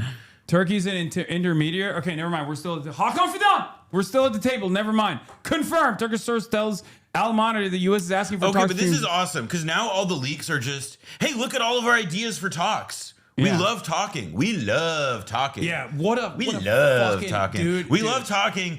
Do not mind all these troops that we're massing. Yeah. Do not mind that we've killed literally every person that we've talked to. Yeah. Don't mind it. Iran don't fuck with Fidan. Yeah, no shit, dude. Look. Duh. Yeah, this is. Sorry, but Turkey is literally a principled second largest standing army in NATO. Come on. Yeah, and also literally has its own sovereign needs, obviously, has its own regional goals, of course. And America sometimes lets them accomplish it, which regional goals basically just killing Kurds. That's for the most part, that's what the regional goals are. But but outside of that, there is tensions boiling between Turkey and Israel, but it doesn't change the dynamic that Turkey does actually play. Turkey does play a major role in making sure that the Israeli energy grid stays stable. I mean, the pipelines from Azerbaijan go through Turkey, and the Turkish ports are how they deliver the oil and gas to Israel. That's like 45% of Israel's entire energy grid. And there's never been a moment where Turkey has said, yeah, we're going to fucking shut this down. Okay? Turks used to deny this, by the way. Ironically enough, now they say, oh, what can we do? We don't have any power. But they used to literally deny it. Well, and like it's like, I mean, there's like, obviously so much more about this than me, but to me, it has always struck me that like Turkey's policy is just a triangulation game. Like it's, like they know where their people are at on this issue. They know what the demands are of like their current set of geopolitical alliances and strategy. And then there's also like, whatever set of policies are good to preserve like the level of accumulation for the people that run the show. And so it's like always finding like what is like, like the 5-inch by 6-inch hole in which you can fit something that like meets all those needs. Yeah. But I think the real test of like whether this is unsinkable aircraft carrier or Zog theory will be if Israel gets to wage war against Turkey and then like undermines the entire NATO allegiance altogether. Because like at that point it's like undeniable, right? Like it's fucking ridiculous that America would be like, yeah, you know what, this NATO stuff is too big. I mean, NATO is. I mean, look, one of the. Okay, I'll throw this out there so that I can because this is actually like what I'm about to say is like real live stream fail material, which is just that I do think that it's like NATO is coming under an enormous amount of pressure, and simply because the fight is now happening in Iran, I think people have kind of lost sight of a bit about some of what makes NATO feel very fragile at this moment. Like the geopolitical origin of NATO, right? Like the basis of it was an alliance to combat the Soviet Union and to prevent the spread of communism there. And it came together in the years after World War II, at the beginning of the Cold War, and we were almost a century on. And does the strategic rationale that was the basis for the origin of NATO still hold? And I'm posing a question that like was very heavily theorized and discussed in the 1990s in particular. George Kennan had some interesting stuff to say about it as somebody who was one of the ideological inspirations for NATO and a Cold War ideologue who then by the 90s is like, this thing may have run its course. Well, that's a thing. Breaking, Anadolu Agence says, oh, this is awesome. U.S. delegation coming to Pakistan in a day or two for possible talks, but Iran still not ready due to mistrust. Pakistani foreign ministry sources tell Anadolu. Dude, imagine the pump fake. They go and they're not there. I mean, the U.S. is doing that. That's what's happening. This is humiliating. So, please, Erdogan, come to Washington. We need a real government. We need a real government. We can't have these. We can't have these losers who show up to diplomacy meetings without knowing if the other people are even going, just because they know how fucked they are. I think they should mog Witkoff and just be like, yeah, we're coming, and then just not show up. And because like, what are they gonna do? They're like talking about blowing up the energy grid in Iran. Okay, Iran has said that they're retaliating. All right, we'll do it back. They keep King Von posting on a daily fucking basis. They literally posted every single energy infrastructure that they will destroy in the entire fucking region. And obviously a lot of people think, oh, well, this will collapse the GCC and it will have global impacts that are insanely damaging, but maybe like the entire world will come together and like oppose Iran. But the reality of the matter is, because of the way in which global capitalism works, it creates a massive security flaw. It's a fragile ecosystem when you have a country that's willing to fucking not just like take the war back to the principal defenders, but directly to the fucking centers of profit, directly to the centers of capital. Those are American banks, right? Those are American refineries at the end of the day. Like, yeah, it's Saudi Aramco, but like who put those things together? Who still benefits from it? These are still going to be American. These are still going to be American capital owners that are not benefiting from And their also, investments getting blown up. And even if we don't directly own this stuff anymore, or even if we're not directly a part of it, like, I don't know, who pays for Saudi Arabia's, who supplies them with their military technology, who supplies all of these people, like essentially the rudiments of state making, let's call it, like all of the things that you need to do to be able to administer power, administer government in the 21st century.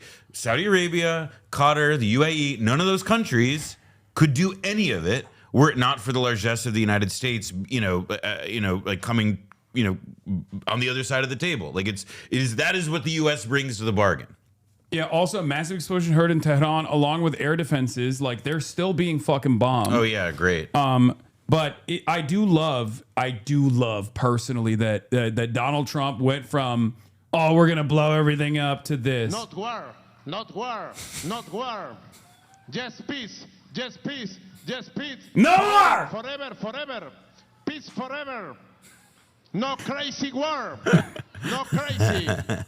No crazy war. No guerra. He went in a matter of 2 to 3 weeks. He went from yes war to no war, no crazy war, just peace. Peace forever. They should immediately release Maduro, by the way, which is really fucked up. But Free my man. yeah, free my man. High school walkout. Free Maduro walkout. 3 p.m. Netanyahu just spoke to Trump. Oh, wonderful, wonderful. I just spoke to President Trump. Here, read it. I spoke earlier today with President Trump. He believes there is a chance to leverage the military achievements of the war to get all of the objectives of the war through an agreement. Such an agreement will safeguard our interests. I think these guys don't. I think they're all trying to find a way out, man. They're all trying. We're now getting but we're getting the leaks from the Mossad saying that the Mossad thought there was going to be an uprising. Like, oh no, this is cooked. They're done. They're trying to find the door. They are so fucked. And the reality is, Iran. Oh my god, because they killed all the fucking restraint guys.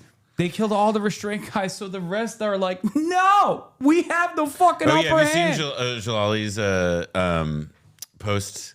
The more hardliner guy from their government who's still both alive and on Twitter, who has been doing some pretty good posts today that I've been seeing. No, they've been doing they've been doing cringe posting. The IRGC guy was like, Donald Trump, you are fired.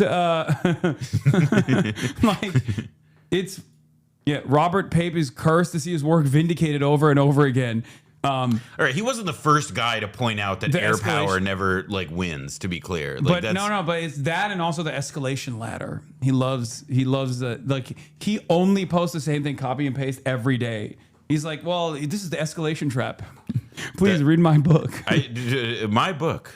I also look as somebody who has to hawk something. I'm never going to knock somebody for that. Yeah. But I think that this is part of what's so goofy though now, where it's like what we're now witnessing, like what we are seeing right now. Like set Lebanon to the side for a moment. What we're seeing in Iran is like this insane, bizarre scramble. It's like the Israel and the U.S. are like, I don't. This for your audience is probably too old, but one of the best jackass. Jackass sketches is medicine ball dodgeball, and it's like fucking the US and Israel are trying to find the door in a dark room where people are throwing medicine balls like dodgeballs. It's absurd. The IRGC clip. Oh yeah, this was the clip. Oh, Trump, you are fired. You are familiar with this sentence. Thank you for your attention to this matter. The central headquarters of Khatam al-Anbiya. You are fired. Donald Trump, you are fired. You are familiar with this sentence. That's hilarious. Donald dude. Trump's like, we need to put, we're going to bury him under the jail. We're going to bury him under the reactor. I just wanted to be one of the 88 clerics. Why can't I have a say? I've studied the Quran. I know the literature. I know it. I'm Shia in my heart and soul. I do think that there is also it's so difficult because we're now a solid decade into Trump life, and there have been so many cycles of discourses about his health, his state of mind. Yeah. How aware is he of what's going on? And I really do feel, not because I've seen like clips of Trump where he looks out of it or out of sorts, but just like, I don't think have we ever seen a policy, like, and this is like for Trump I'm talking about. For Donald Trump, have we ever seen something this crazy, this, discombobulated, this contradictory? It's funny because, like, it's not even entirely his own fault. I mean, obviously, it mostly is his fault because he still very much has the capacity to make that phone call to be like, we're done here, right? It's over. And I don't know of how much of the leverage they have. I'm certain that, like, reading the tea leaves here and looking at the Iranian response, if they were to like cut Israel out of the equation and were to like withdraw, which America simply doesn't do, with the exception of like with the Ansar Allah movement and stuff.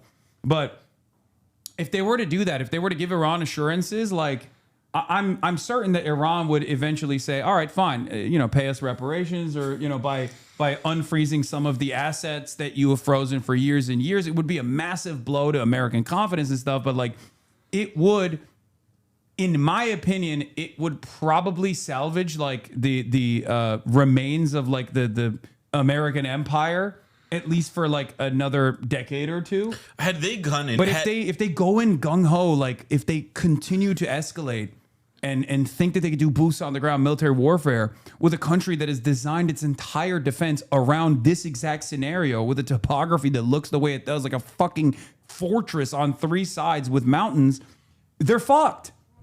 Like it's over. That's why they're quietly conceding. Well, not quietly, loudly conceding. I mean, I do think that some of what's going on though is that, like, and this is one of those things where it's like the Trump sloppiness and the incompetence really can't be dismissed or underplayed, because I do think that this is what we're like everything you said, ordinarily, if you were to get into a situation like this, as a military leader, as a president, whatever, you have an idea of what your off ramps are. You have an idea of, if X doesn't work out, then we will do Y.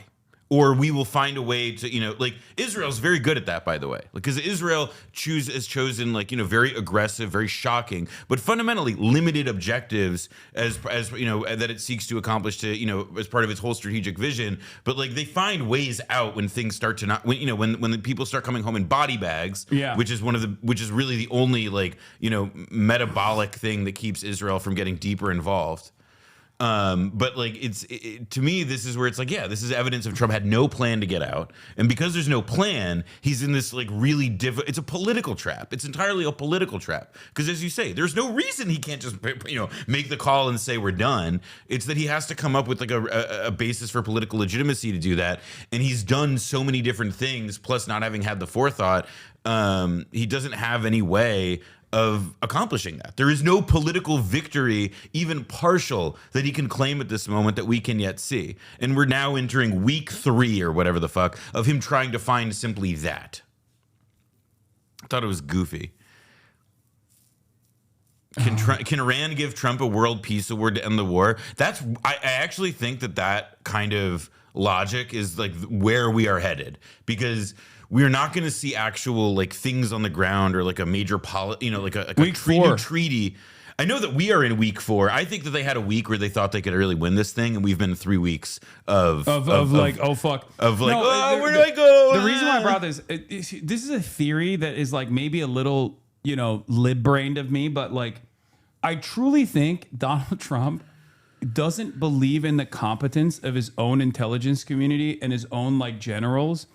And time again, he is like listened to Vladimir Putin or even Benjamin Netanyahu in this instance. Like, he will just be like, his own generals will come up to him and be like, dude, we're going to run out of fucking batteries. We're going to run out of defense systems. Like, we don't have the procurement strategy to develop in a rush, just in time manufacturing system that we have, like develop in a rush, like all the fucking missiles that are necessary for keeping up this defense. And if you do this, it's going to be devastating. Dan Kane literally came out and leaked it to the press ahead of time. Like, it's one of the biggest blows of the confidence of the American military is when your top general literally is like, this fucking idiot's not listening to me. I have to go and tell every outlet I possibly can that this is going to be a spectacular failure, with the hopes that there will be some pressure from reasonable minds. There is like one stratum of this, or like one like area of this that we haven't brought up, which is like part of how this thing works and gets sustained. And that's like, I would say it's a combination of like the Israel lobby and their fellow travelers. So I'm thinking of like FDD, and I'm thinking of AIPAC, and I'm thinking of all these other organizations. Dude, they talked about their objectives. It's literally copy paste from the FDD. Yep. FDD is a cutout for the Israeli government, by the way. For those of you who don't know, Foundation for Defense of Democracy. What's the Hebrew name of it initially? I think it's like. I know they had to change the name because originally it was a Hebrew word, but they like. I think it was a Hebrew word for truth. Emet? Yes, it was Emet. So FDD in 2001, when it was first launched, was called Emet. Okay, the Hebrew word for truth, and they had to like restructure it and make it more American because it was like too Israeli coded. But it's never actually changed its design. Its purpose is literally to serve as Benjamin Netanyahu's own personal think tank in America, and yeah, it's unbelievable that the American government's official communique shows a direct copy paste from the Israeli, like the Israeli fucking mouthpiece in Washington D.C. Like, look, I would also add this level of infiltration is insane, dude. I mean, and you know, it's like infiltration is to me an accurate description from even if this was like some 24-year-old who's working for the Trump administration was told like, oh, we need to have this page up and running, like go get the fact sheet out, like, and this is their choice was to just copy and paste this. That tells you something. I think the other thing, somebody else has been sharing this, about how Trump like believes Israeli intelligence. Like one of the not so open or one of the not so like tight secrets of American foreign policy is that Israeli intelligence is garbage. Lawrence Wilkerson, the ex-Powell advisor, is like a very like he's spoken very explicitly about this. It didn't used to be. Well, it's because it became, particularly since the Netanyahu era, like what it is it's intelligence at its worst for political purposes, meaning that it's intelligence that is made to support specific political objectives of the government. It's not like unvarnished political reporting. It's not sourcing. It's stuff that it's Iraq war stuff all over again. Because the goal is not like in their minds like survival in the same way that like the American defense industry no longer operates for a specific military purpose or a specific military objective. There's so much defense bloat because it's a capitalist invention. So they don't give a fuck about like making the cheapest and the most resilient pieces of military equipment. The sophistication of it and the cost of it is no longer a consideration at all because it's just an unlimited slush fund, right?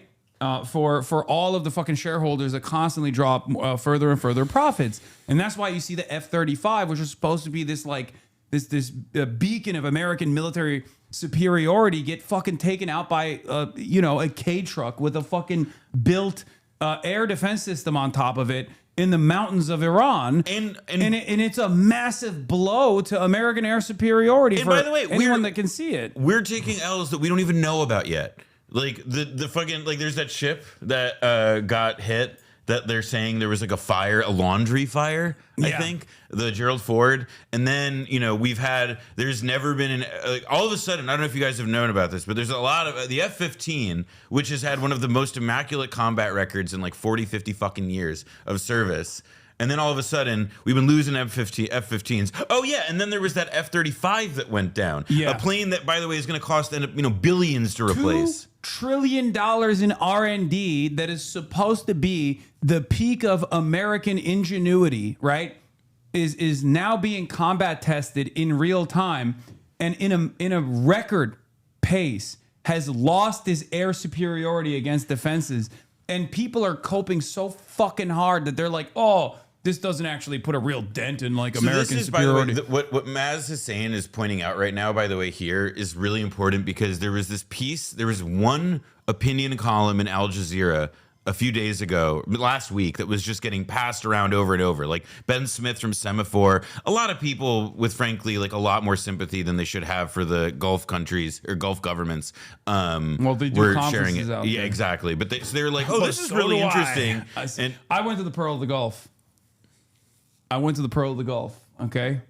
I feel bad for Qatar. Maybe Iran should stop. That's what I think. That's right.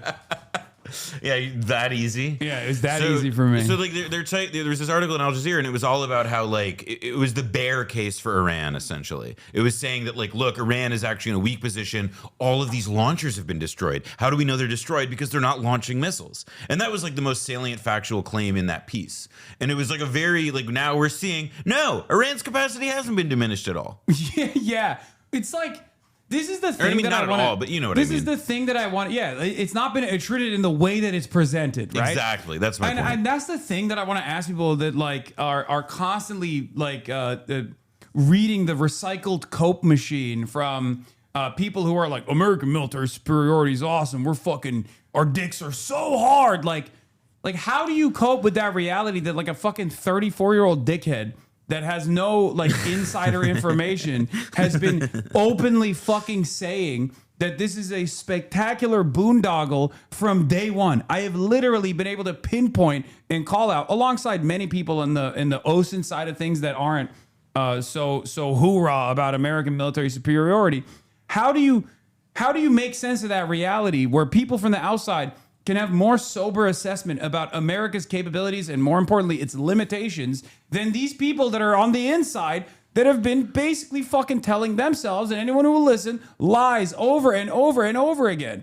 There have been people, there were people initially that would come into my chat and be like, you're just coping. You're just fucking sad that your best friend, the Ayatollah, got fucking murked and you can't get that sweet IRGC money any longer. And I was like, dude, I'm just telling you what's going to happen tomorrow. And when it happens tomorrow, you're going to come up with a fucking new cope. And they've been doing that now for fucking 23 days.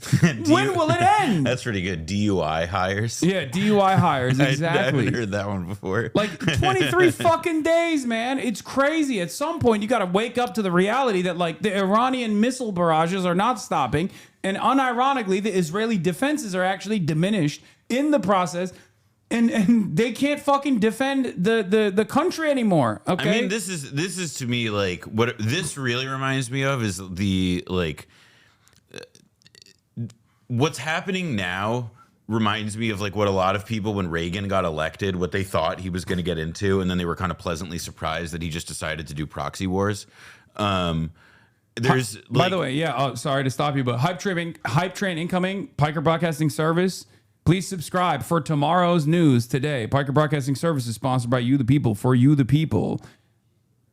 Piker Broadcasting Service is sponsored by you, the people, for you, the people. Your subscriptions allow me to maintain my editorial independence. All right, sorry, go ahead. Yeah. They wanted like Reagan to be the one who would like, you know, like, or they didn't want it. They thought Reagan would be the one to do all this or whatever. And it ended up being like a 40-year head start, but the 40-year, you know, like lag, I guess.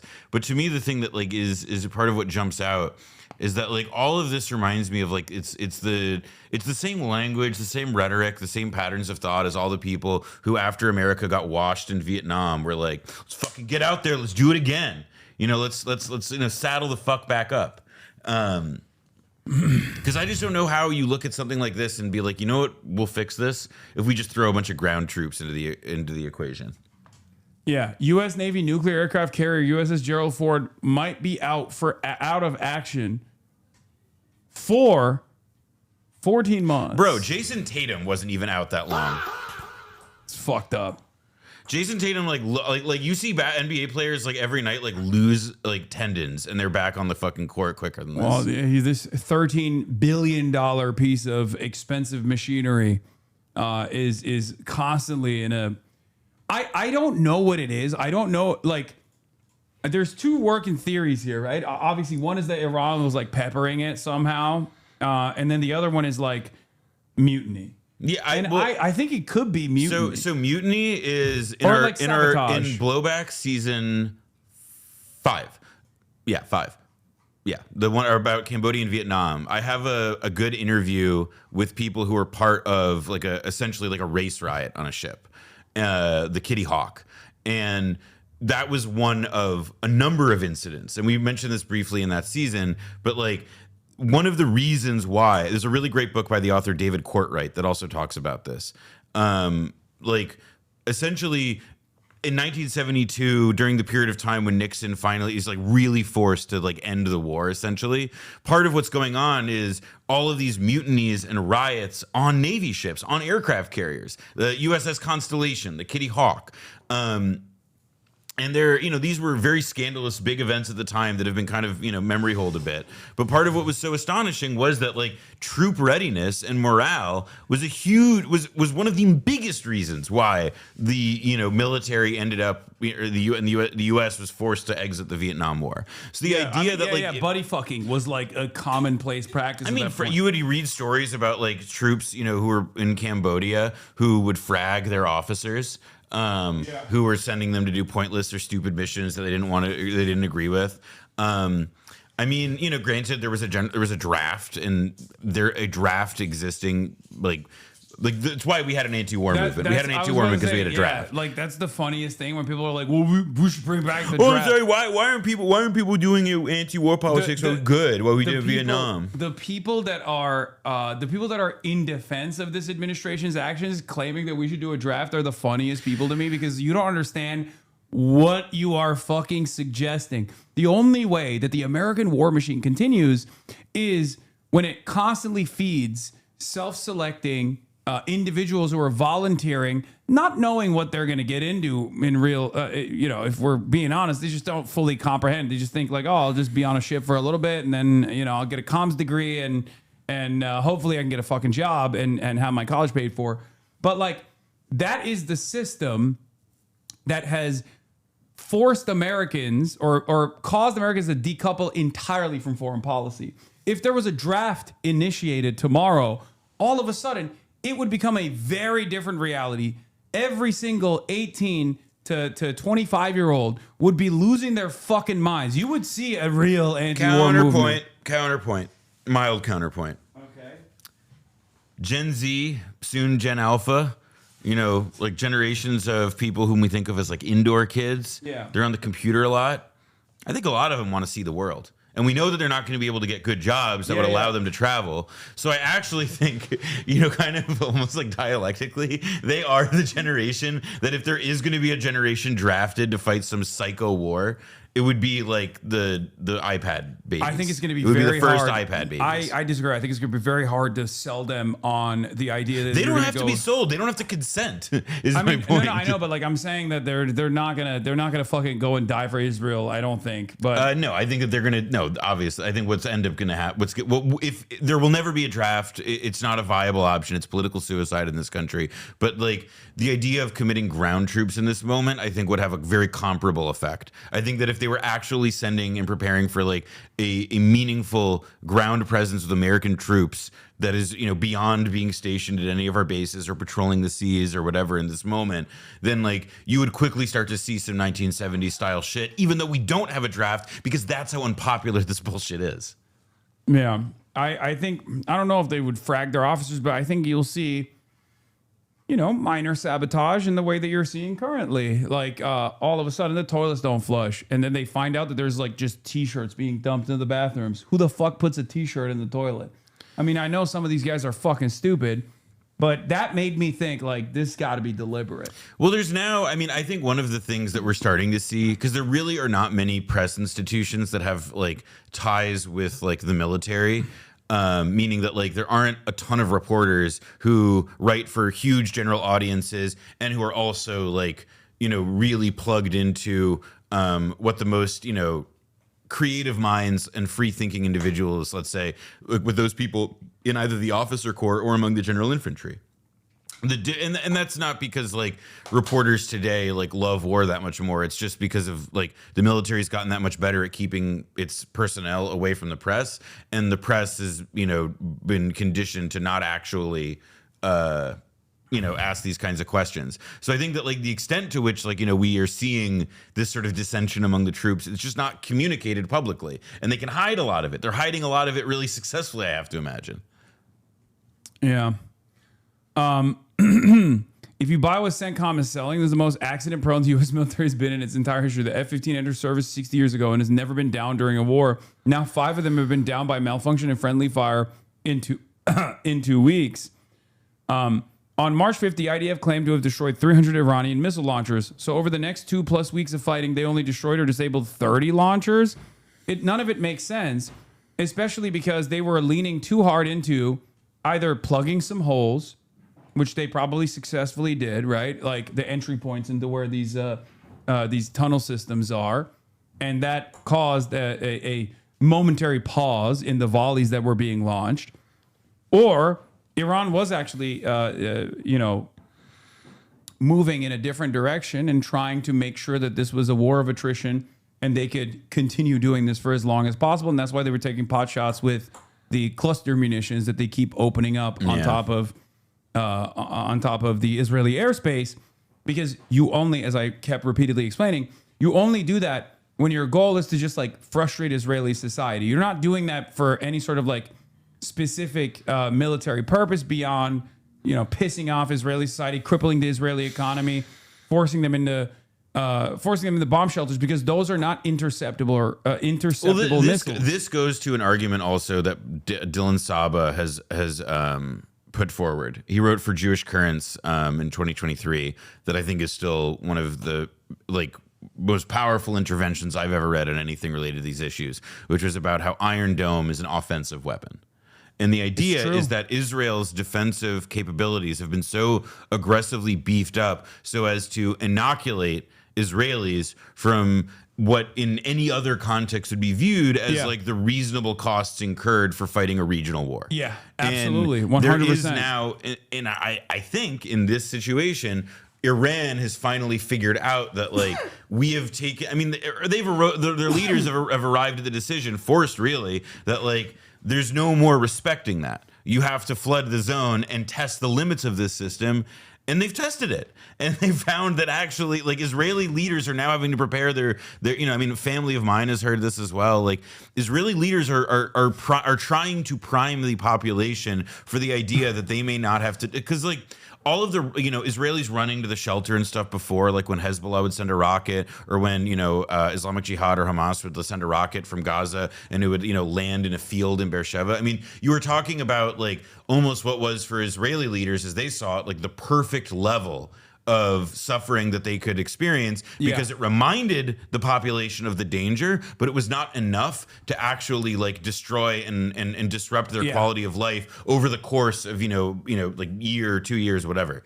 And having lived in Beersheba, having lived in the south in the Israeli South myself, and at a time when that was the case, it was very obvious that was the function. Yeah, that's why when you interview regular folks, ordinary Israeli society, they just have a totally insane attitude about waging war with Iran, because from their perspective, there's no cost. There's some costs, there's minor nuisances, and I suspect that might change eventually, but I don't know, because part of me also thinks that just as we saw with October 7th, they're fucking insane. They're insane, but they have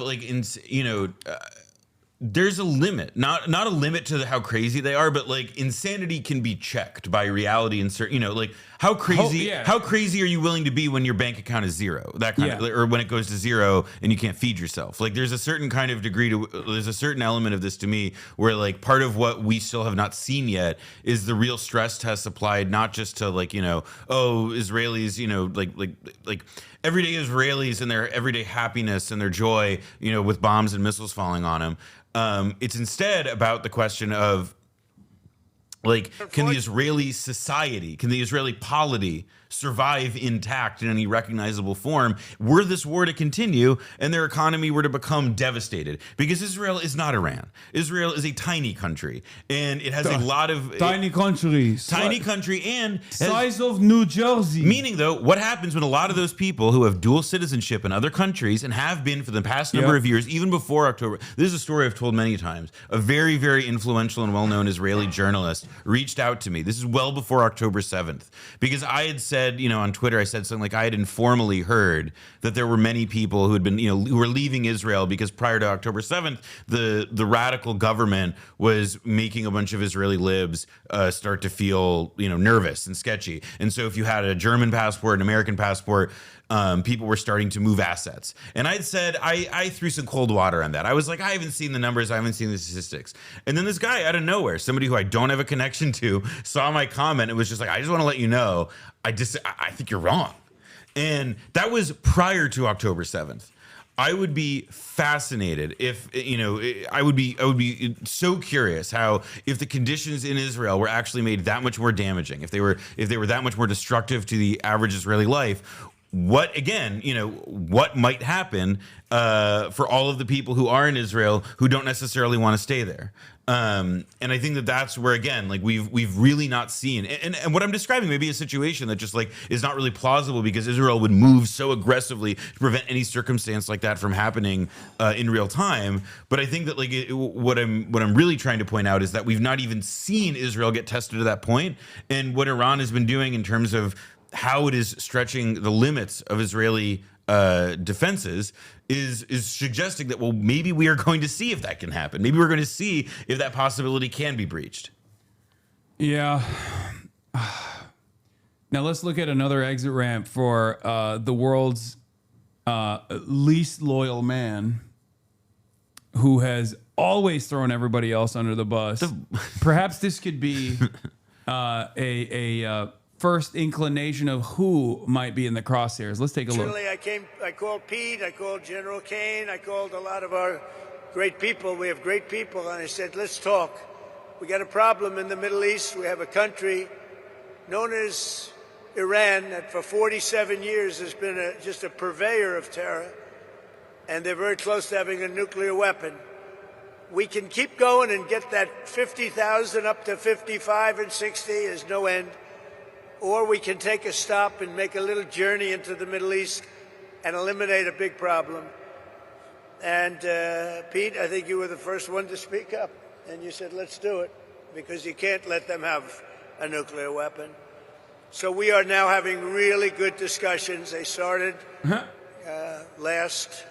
I don't know if he'll throw Pete under the bus here. It doesn't seem like it. Yeah, that sounds like he's giving Pete a pat on the head, I'll be honest. Yeah. Because it's like, and I'm sure, Pete has got a nice heart on going, having gotten that pat on the head. Yeah. Iran's main demand is communicated to the mediators. If Trump fires Hexit, all bets are off. Moin Rabbani is joking there. Yeah, it's clear.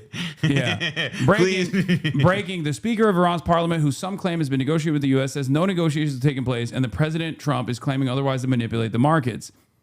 It is crazy that, because it's no longer a non-state actor in the same way that, we very quickly did away with the Iraqi government, right? In the immediate invasion, and we were fighting against a not like a fully fleshed out state in the Taliban, in Al Qaeda in Afghanistan, but Iran is a state actor. It's a sovereign state.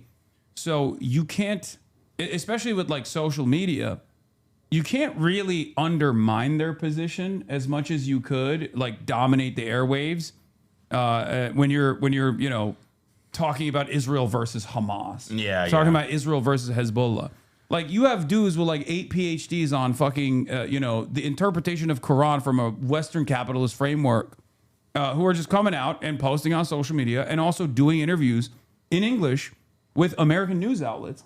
All of a sudden, I think that plays a major role in, it delivers a major blow to whatever the American goals of propaganda are, right? Because then mainstream media will cover the Iranian There's another posts. thing, though, which is that it's not just about that Iran's a state and that Hamas is like a political organization with limited autonomy, whatever. It's that Iran also has the world economy by the nuts. Yeah. That they can do things that force people to take them seriously. Yeah. And it's just literally not been until this wave of this conflict that all of a sudden the West realized it. Because Iran had chosen not to go this far. They made the Iranian government, for whatever reason, much to the criticism of people much to the criticism of Western leftists, for example, they chose not to take it to this level until this most. It was recent. undeniable that it was until Trump said we're coming to kill all of you. I think I think this was Yahya Sinwar's calculation. It's just that both Hassan Nasrallah and Khamenei were far more restrained than he thought they would be. That's what I think. Meaning, like in the prior conflicts, meaning that he Yes. thought it would come to this earlier. I think that the purpose of the Al-Aqsa flood was to trigger was to trigger an Iranian retaliation of this sort. I think it's plausible. I think one of the things though is that like it's you know, it's there's always this kind of, and this is like also what Israel's deal was, is that they're always like testing the limits of what they think they can get away with. Because I also think in some sense what you're describing is that like, you know, like yes, they wanted to provoke some kind of response, but now we're in a dog getting the car situation. And like, I think that they actually knew all along that they didn't want that smoke. What they wanted is what they said that they wanted, which is that they wanted the Iranian people to rise up. Like, I also do believe that on some level, like these guys have been believing their own bullshit about the closeness of, you know, put it this way. You were just in Cuba. You saw what life was like in Cuba.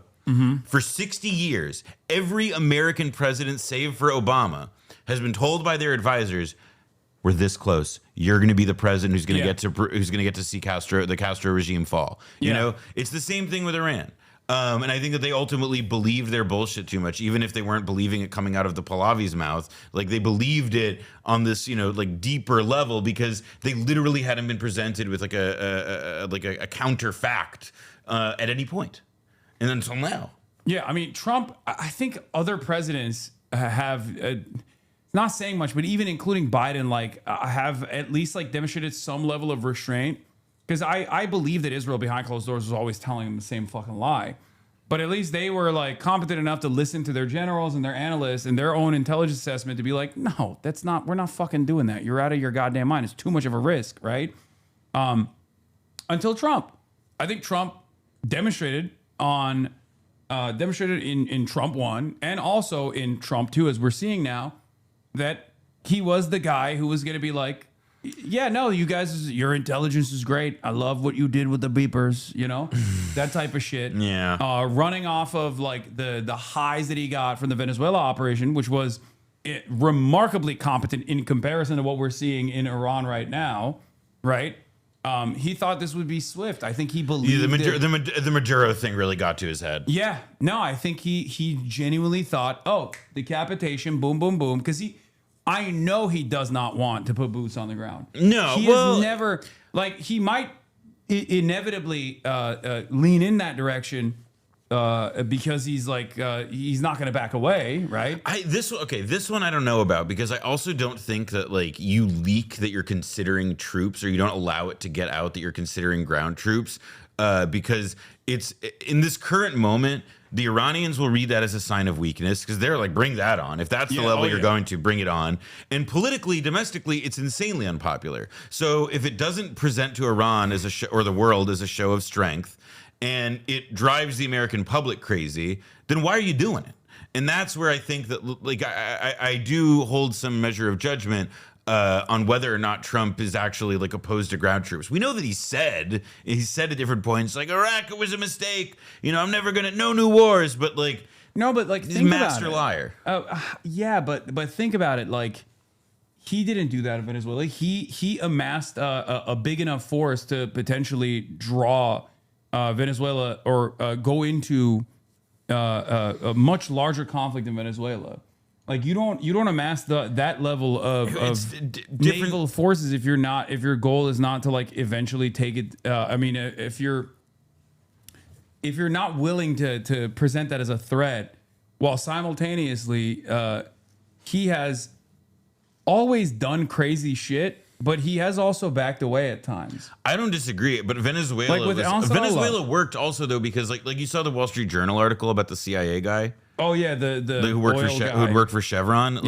Like Venezuela is different from every other country that we've talked to, because American corporation multinationals have had a major like presence in Venezuela for, you know, like within the last 20 years. I mean, there are people who are, you know, CIA affiliated who worked with Chavez to get oil out of Venezuela into the world market. You know, it's not like meaning that there were connections. There were, you know, they had, I think they had a more realistic portrait of what the situation was in Venezuela and how they could exploit it. It doesn't seem, you know, to me, it just seems like they had the one radical plan that actually had a chance of working because of, you know, the way they did it out and the legwork they did. And Trump's lesson from that was, oh, well, I could just do whatever I want now because we did whatever I wanted here, even though that wasn't what they did. They did a pretty specific thing with some limits, and that's not this. Yeah. All right, let's hear what Scale's new reporting looks like. Senior Iranian official tells Drop Site News, Jeremy Scale and Mortaza Hussein, there aren't any negotiations taking place. The Iranian side has simply communicated its conditions to the U.S. And even that has been done indirectly, adding that the U.S. messages have also only been passed through intermediary countries. Debated how to even deal with this, and they literally ghosted Steve Witkoff. They did not respond to him. When we reported that last week, the White House went nuts. They denounced Drop Site News, accusing us of engaging. Yeah, they said Drop Site News is a terrorist outlet. In America Last behavior, said we were abhorrent, and then they went and they spun a story to Axios saying that it was actually the Iranians that had been begging President Trump to speak. And so, you know, this kind of played out over the past few days. And what Iranian sources were telling me, Daniel, is that through a series of intermediary countries, including Turkey, Pakistan, Egypt, and also some Gulf countries, there have been a series of messages passed on to the Iranians by the United States where, according to Iranian officials, these third-party intermediaries have said that the U.S. wants to wrap up this war. And that happens while publicly Trump is saying, we're going to bomb Iran's electrical and power infrastructure, which, by the way, would be a war crime if they did that in a sweeping manner. Iran then said, hey, let us tell you what we can do. We can hit not only in Israel, but we can hit in all throughout the Gulf. And this would cause just like catastrophic shock to the global economy, which we can talk about later. But the most breaking stuff I have for you is that Trump today posts on Truth Social that there's been this breakthrough, that he's pausing his threat to bomb the Iranian electrical grid and other energy infrastructure because there have been these talks going on between the United States and Iran.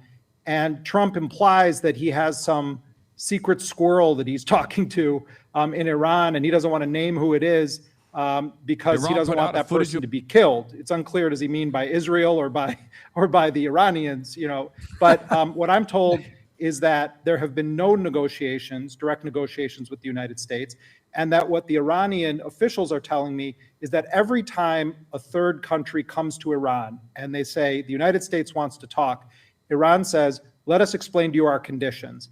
And in short, what the Iranians are saying is that they will not agree to the kind of ceasefire that took place last June after the so-called 12-day war, because the Iranians view that as having been a gimmick to buy the United States and Israel time to rearm, to reposition, and then come back in with this full-blown war that they launched on February 28th. So they're saying they won't go for just a ceasefire that doesn't have conditions attached to it. They also want any cessation of the war not only to apply to Iran, but to apply to two other fronts of battle, as the Iranians see it, Iraq as well as Lebanon, where the Israelis are increasingly engaged in ground operations. Iraq has also been a spectacular failure that's like not getting a lot of attention in this media cycle because there's so much devastation taking place everywhere. But they had to literally do a tactical retreat, a ceasefire with the Iraqi ground forces, the Shia forces in Iraq, to literally withdraw their troops. Did you see that part? Yep. And well, it's, I mean, part of what's Iraq has been trying to democratically force the American troops to leave for years now. And Iraq has like been this, you know, it's like for essentially since the end of the Iraq war, because Iraq is this kind of like desiccated country, it's been a place where a lot of different militia groups and a lot of other like non-state political and military forces, you know, drive events on the ground. And, you know, the U.S. viewed it as essentially like it went from being its own place and its own war to then becoming like a kind of like soft battle, proxy battleground against Iran. And now, I mean, we'll see. I haven't read anything in depth about like the total, how Washington takes the total situation. U.S. forces are now limited to the Kurdistan region, according to the Iraqi resistance, and they moved many of their troops into Jordan, I think. So this is devastating for again American military superiority, American might, American force projection capabilities. Like it's unbelievable. Things are stable now that the Americans left. We only had like 3 hours per day. American and NATO forces asked the Iraqi government for a temporary 24-hour ceasefire with the Iraqi resistance factions to facilitate their withdrawal from Victory Base in Baghdad, according to spokesperson for Saraya Awliya Aldam Abu Mahdi Al-Jafari. Al-Jafari said that most resistance factions that received the Iraqi government's request agreed to the truce on the condition that popular mobilization sites from the holy city of Samarra to Karbala would not be targeted. But if you return to sin, we will return to punishment. Beast mode. That is pretty hard. Beast mode. By the way, this has reverberations across the entire world. The reason why I say this is because the American military presence as a force projection capability is everywhere all at once, right? All of a sudden, this changes the calculation. All of a sudden, this changes the calculation in the Philippines, for example. This changes the calculation of like how well America could safeguard the bulwark against communism in South Korea, right? This changes the domestic considerations in South Korea for the South Korean government. All of a sudden, they're more willing to bargain as equal partners with the DPRK. If the Filipino government is also smart enough to recognize that reality, they have a very different opinion about getting into a bilateral security commitment with China in the South China Sea. They're the only country there's a holdout in the Asian cooperative structure that has refused to leftist cope Lamau. Oh my God. American troops are shitting in their fucking diapers. NATO also evacuated. Wait, what? Leftist cope Lamau? It's weird that I can't tell if you're like making a joke or if you're being serious. But like, as I was saying, the Philippines are the only country in the Asian system that has not engaged with China. Okay, they're the only country in that system that is a holdout. Right? What do? What do they continue? Do they have a real belief that America will defend them if it's no longer Iran, but now we're talking about China? It's just not going to work. Very heavy bombing. Hezbollah, which Israel had said was wiped out, has been launching dozens upon dozens of rockets every single day into Israel. So they want those two countries also to be party to this ceasefire deal. They're also saying that they want reparations paid by the United States, and they want Israel to pay, but they don't want Israel to pay directly. They want that to happen through the United States because they don't want to take anything directly from Israel. But the other thing, and this is, I think very relevant, and many people, I know you've made this point before, and I've heard other smart analysts make it, that because of the way the United States and Israel have lied about the negotiations, have used it as a veneer or a cover to then wage these wars, the Iranian position has hardened.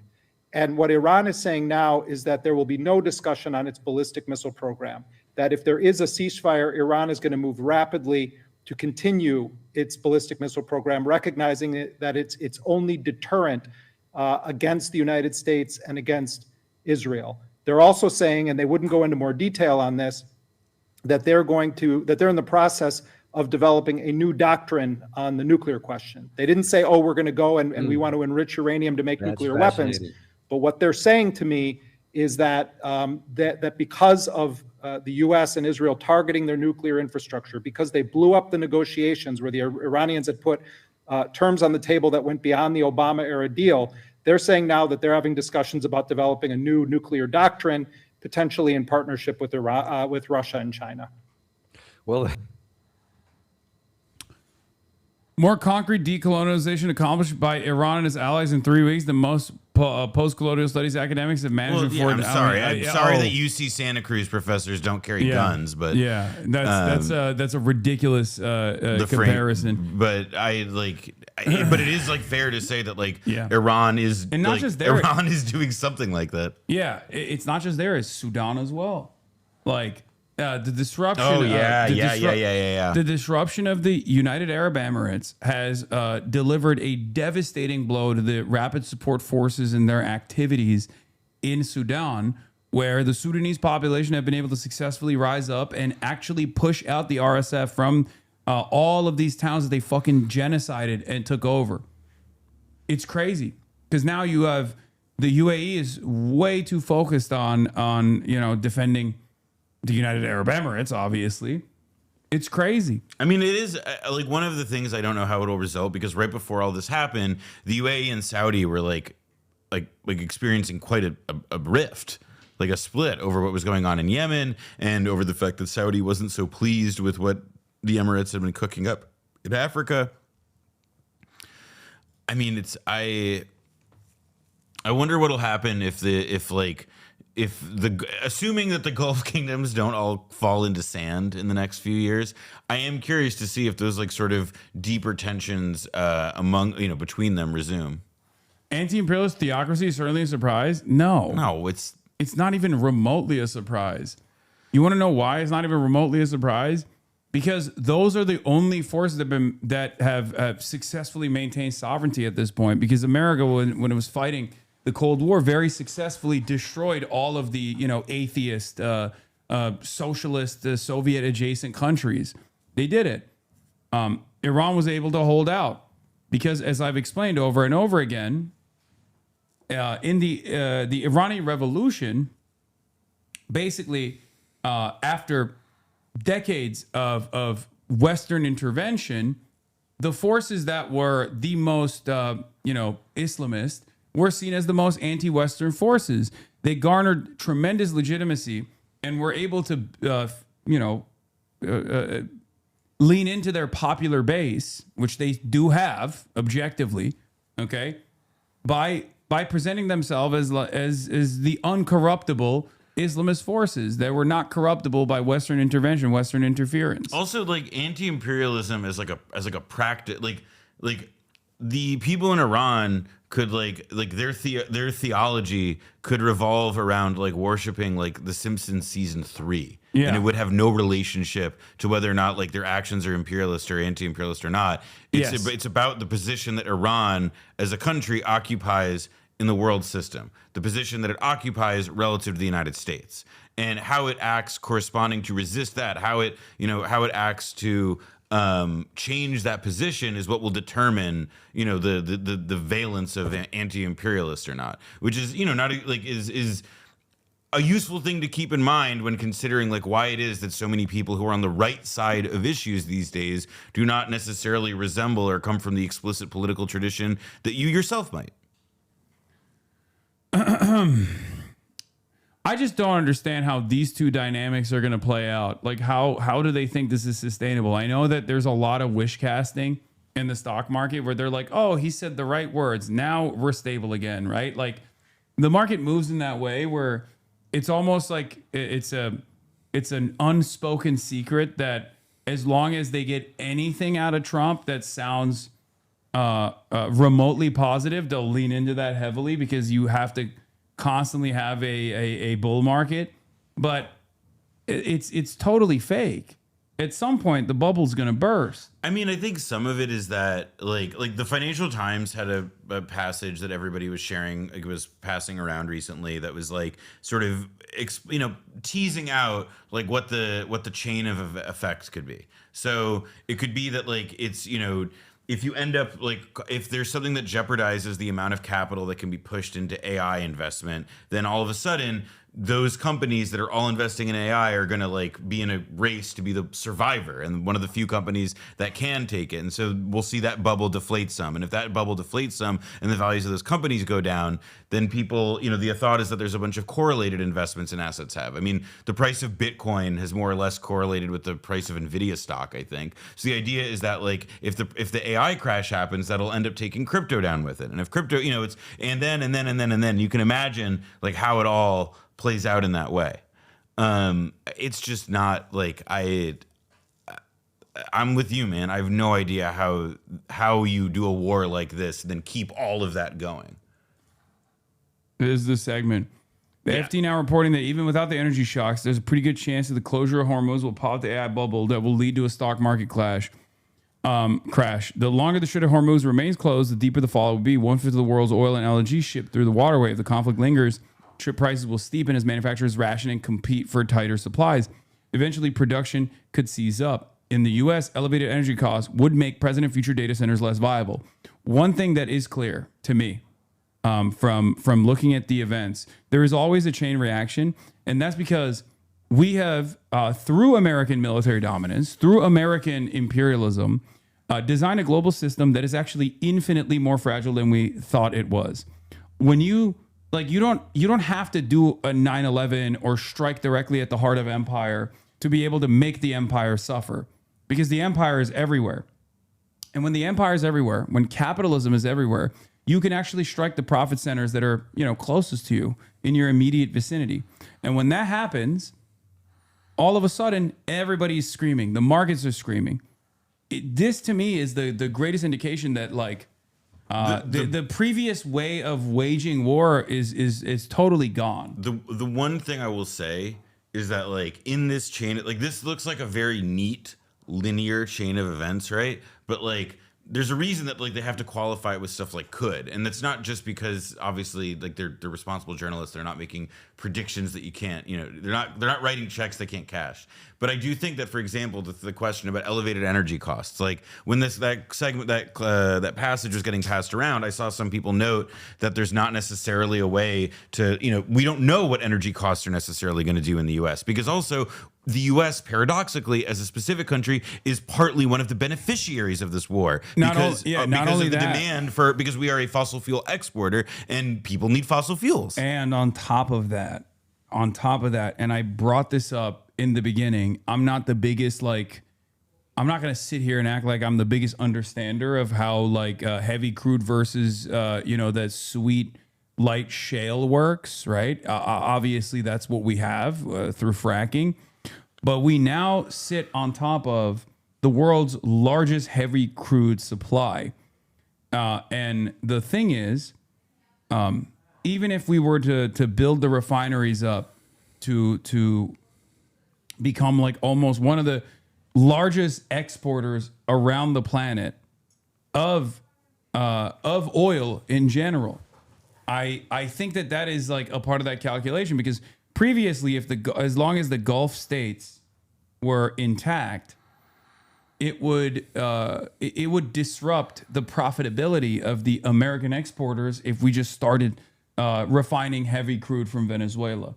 The price of the barrel will go down too much, and then the smaller oil businesses in Texas and places like that would actually collapse. Correct. Now, however, with the price going up, there's a massive need for it. Now, do we actually reroute all of the infrastructure to come to the United States of America, and we become the sole exporter to China and all the Asian markets? Because we have LNG, we now have like massive amounts of supply that we can we now have massive amounts of supply that would create stability. That would create stability in the energy markets as long as they're rerouted from the United States of America. This creates a tremendous upper hand for the United States of America against China. This creates leverage because China can no longer, if the Gulf blows up, if they escalate so much that Iran just says, fuck it, they blow up the entire Gulf, okay?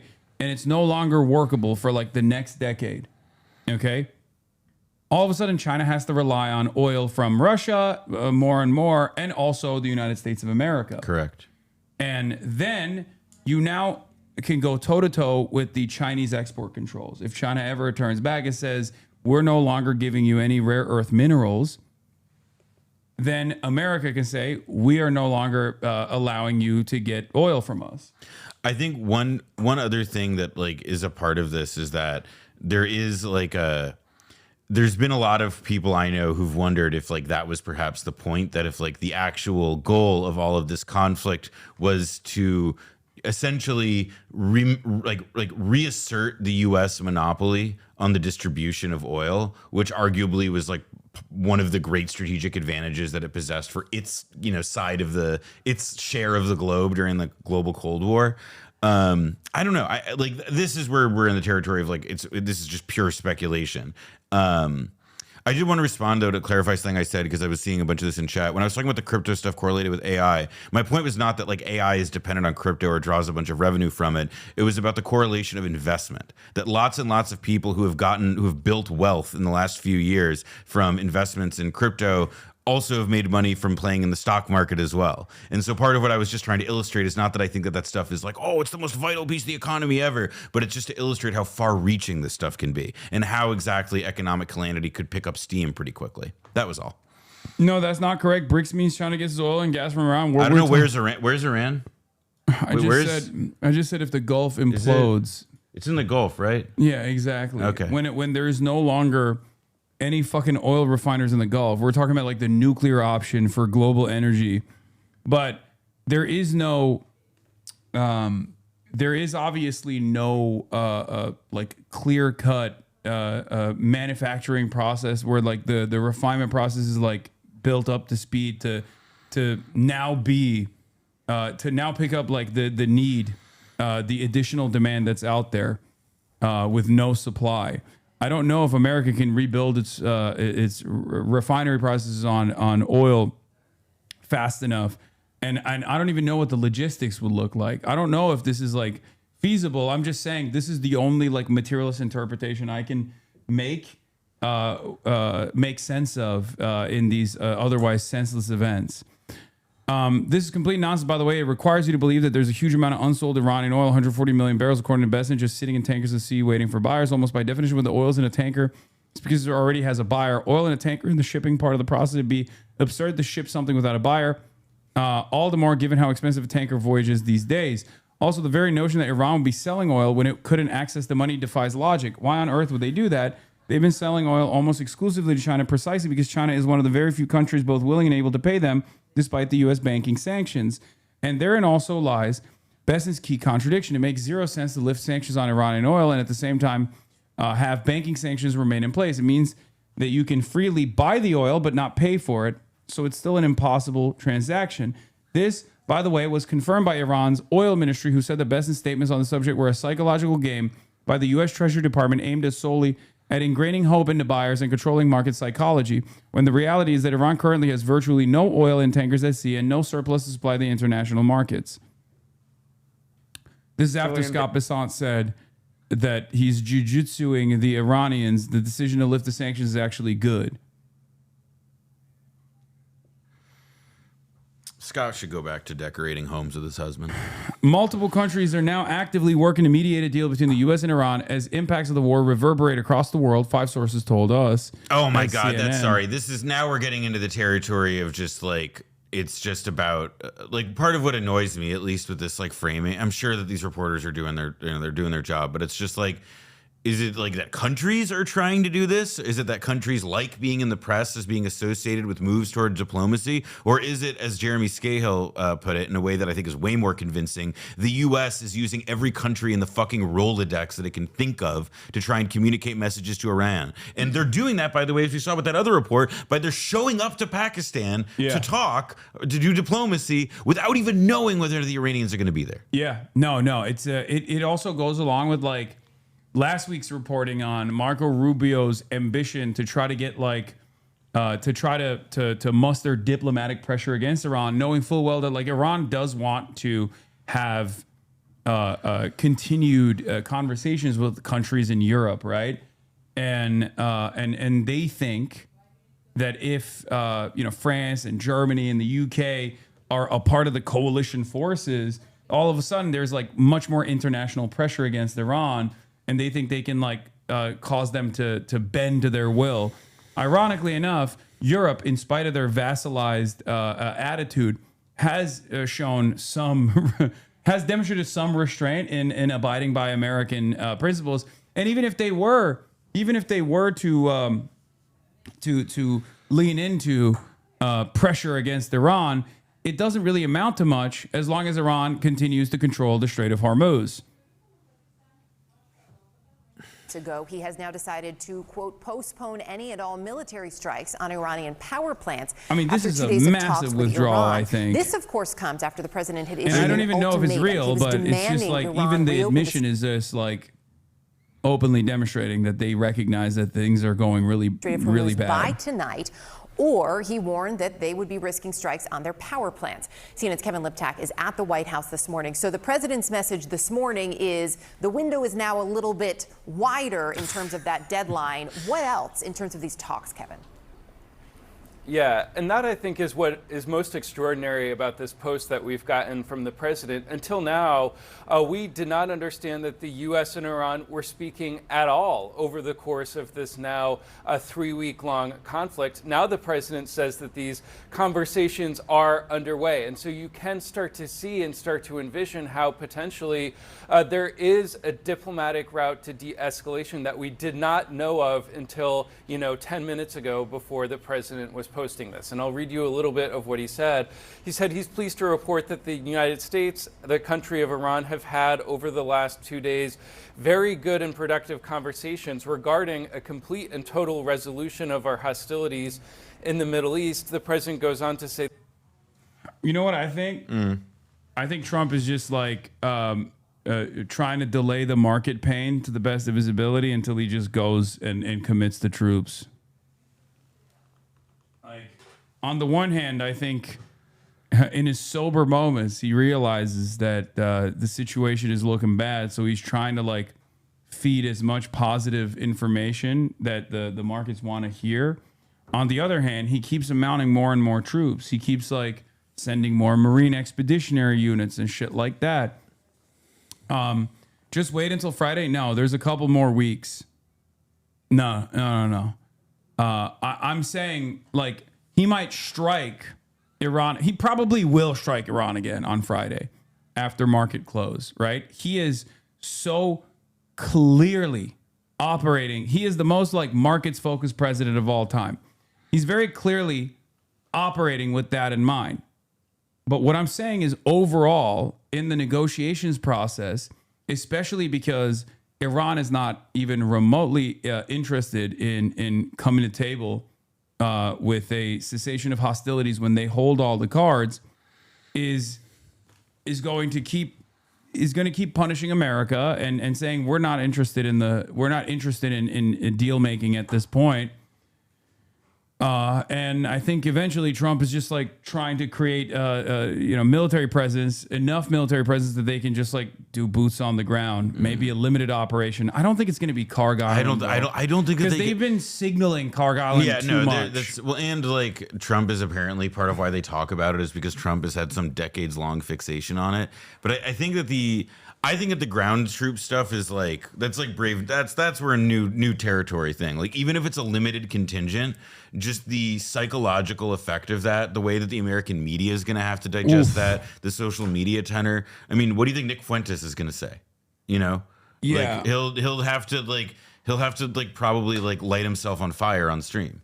I mean, God willing. But I think that there's no. To me, there's just not the conversation. There's not really another option aside from Trump trying to just hit them again on the weekend or maybe even during the week or whatever, and just to see what he can shake loose before they come to some kind of deal in which he's not going. I just don't know how he can save face at this point. That's where I'm getting tripped up.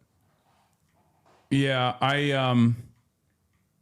the two competing interests here are Trump's unlimited narcissism and his reluctance to to do an about face, or to de-escalate, but then also the very obvious impact that this is having on the markets, which he cares about quite a bit. Like, he's getting boss calls. Oh, this is funny. This is really funny. Man, I feel bad for the Iranians who trusted the U.S. not to fuck this up spectacularly. It was pretty common Iranian diaspora opinion a few weeks ago that this would turn out well, unless that was all a psyop. Yeah. No. Unless that was all a psyop. It's crazy. That's crazy. It couldn't be. Yeah. No, this time it was different. This time it was so different. Like, it was so different this time. Every other time where we're like, also, you know who I've here always, are the necessary reasons for American military intervention. And then we go, oopsie, turns out it was actually an incredibly bloody affair and they had no interest in like liberating the people. You know who I have always trusted when it comes to knowing what's going on inside of Iran? The Iranian diaspora. Yeah. It's you know, my first thought, always. The same thing with the Cubans too. It's just like ContraPoints has just become Hillary Clinton points. Like, that's it. It's just Clinton points. I know it's Hasbara points, we've said, but like all of her takes are just like, well, the Democrats would have done this better, right? It's fucking ridiculous. Endless smoke from David. The contempt I feel for the exiles who trusted Donald Trump and Benjamin Netanyahu to carry out their liberation war is immeasurable. Iranians will suffer horribly, and so will the whole world, which a literal idiot could have predicted. Oh my God. Oh yeah. Oh, my goat. Yeah. My queen.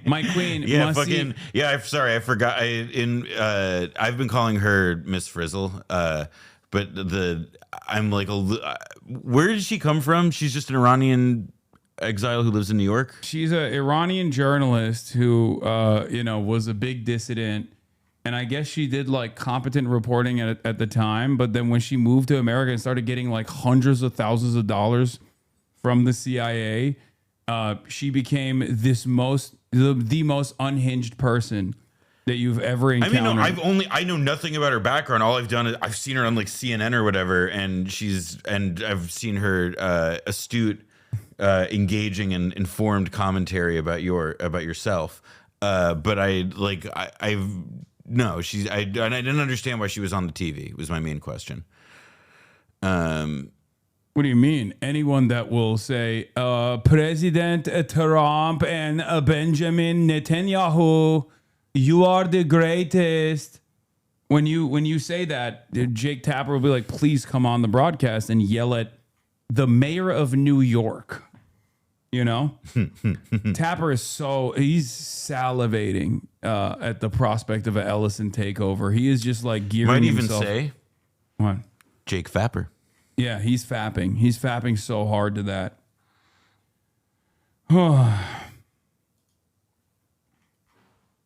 Yeah, I know. Mehdi Hasan and Trita Parsi, who have never lived in Iran, who have no family there, who have never faced imprisonment and assassination plots by the regime, now obsessively targeting and bullying me, using their platforms to spread misinformation. Sorry, I love that. For security and safety reasons, I can't substantiate my claims. Yeah. But one day I will reveal in how full the misinformation they keep repeating has been used these days by the Islamic when did she post Republic. This? Has it been a day? No, it was this morning. What the fuck? This is this morning. Whoa, what? It's Mullah Mehdi Hasan. You have always behaved like an intolerant mullah. That's so funny to say about Mehdi Hasan. That is pretty. He's so fucking. He's so a funny guy to say that about. Yeah, he's so.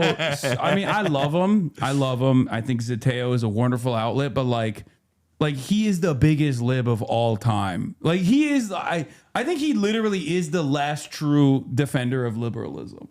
He's the only guy on the planet that even he's actually changed his tune a little bit as of late, but like. He was quite literally the last guy, the last soldier, the last samurai of liberalism. Okay?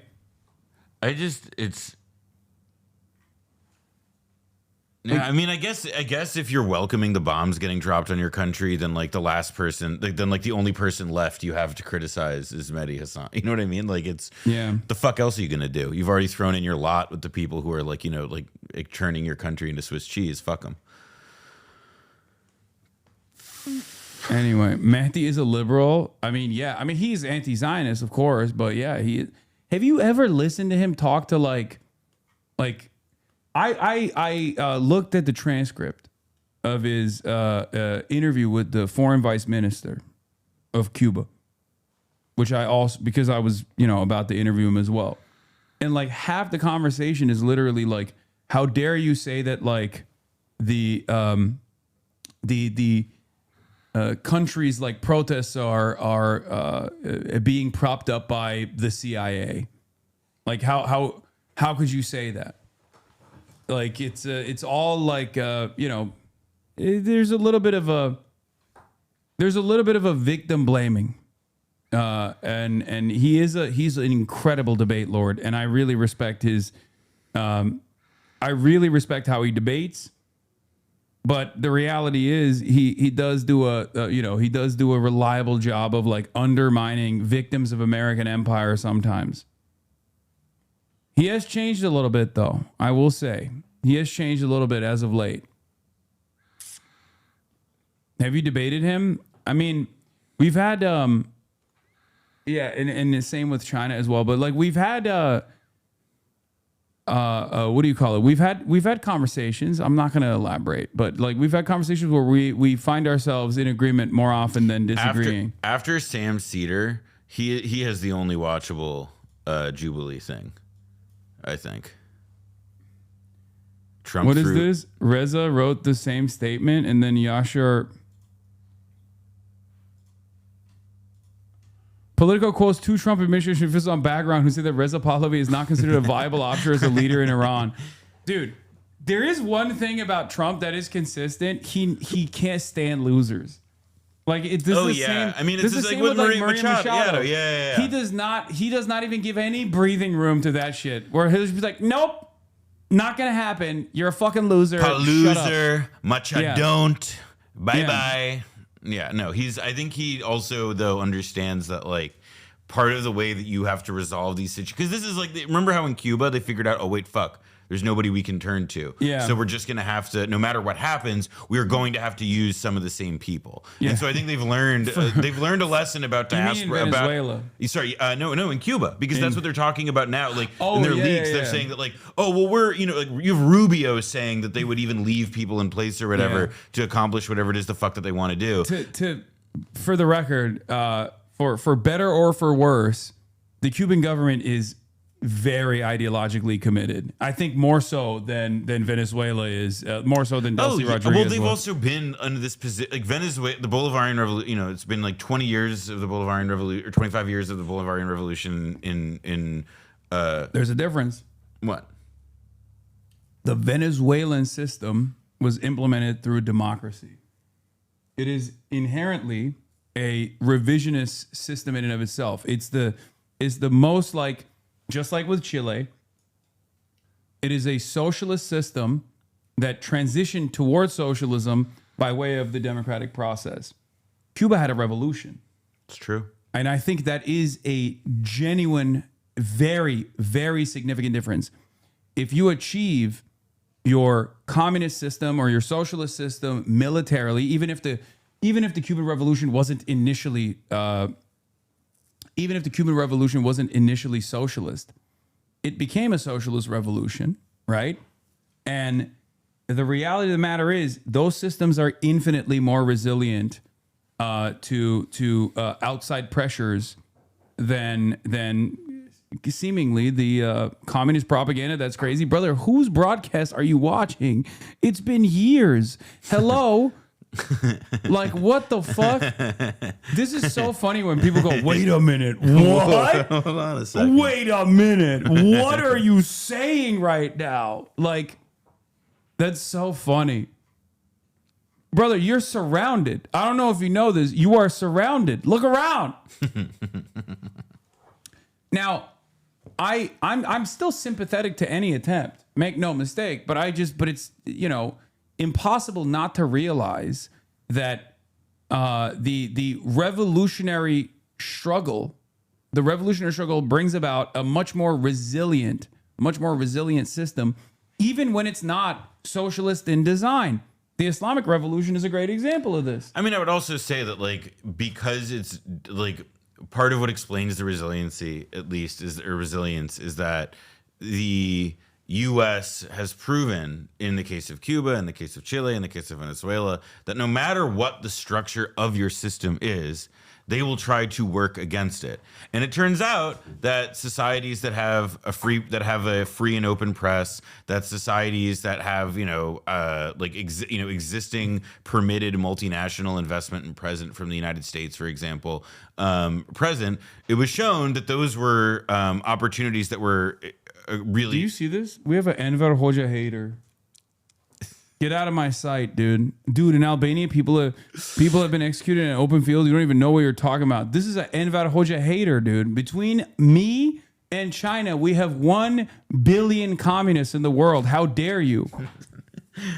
How dare you? I just also the standard of I know that wait, hold on. I got to Albania mentioned. Rah! Albania mentioned, just even reluctantly, but still. I just like the level of atrocity that he chose to, Pinochet had a fucking stadium massacre. In Albania they have one field. They got one field. Anyway, he keep going. Sorry. No, I mean it's the U.S. will use whatever method they can, and democratic societies, they give them the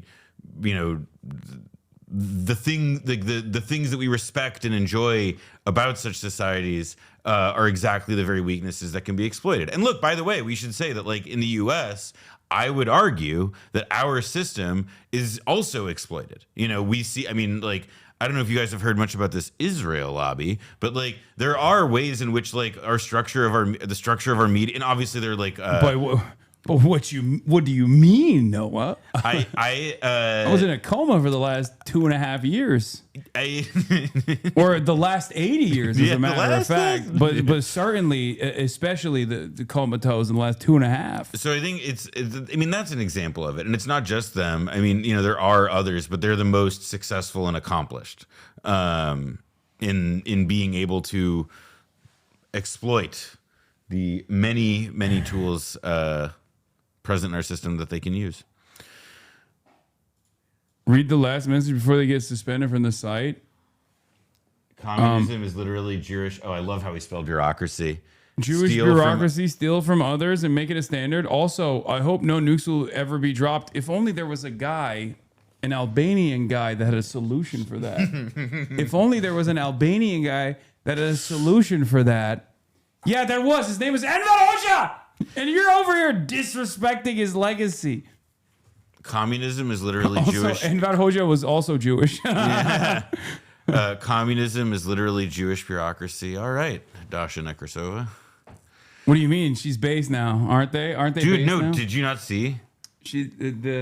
Oh wait, she was anti-Semitic to you right after. Yeah, she's yeah. And what did she say? Jewish aggression. Yeah, you're doing Jewish aggression. That's so funny.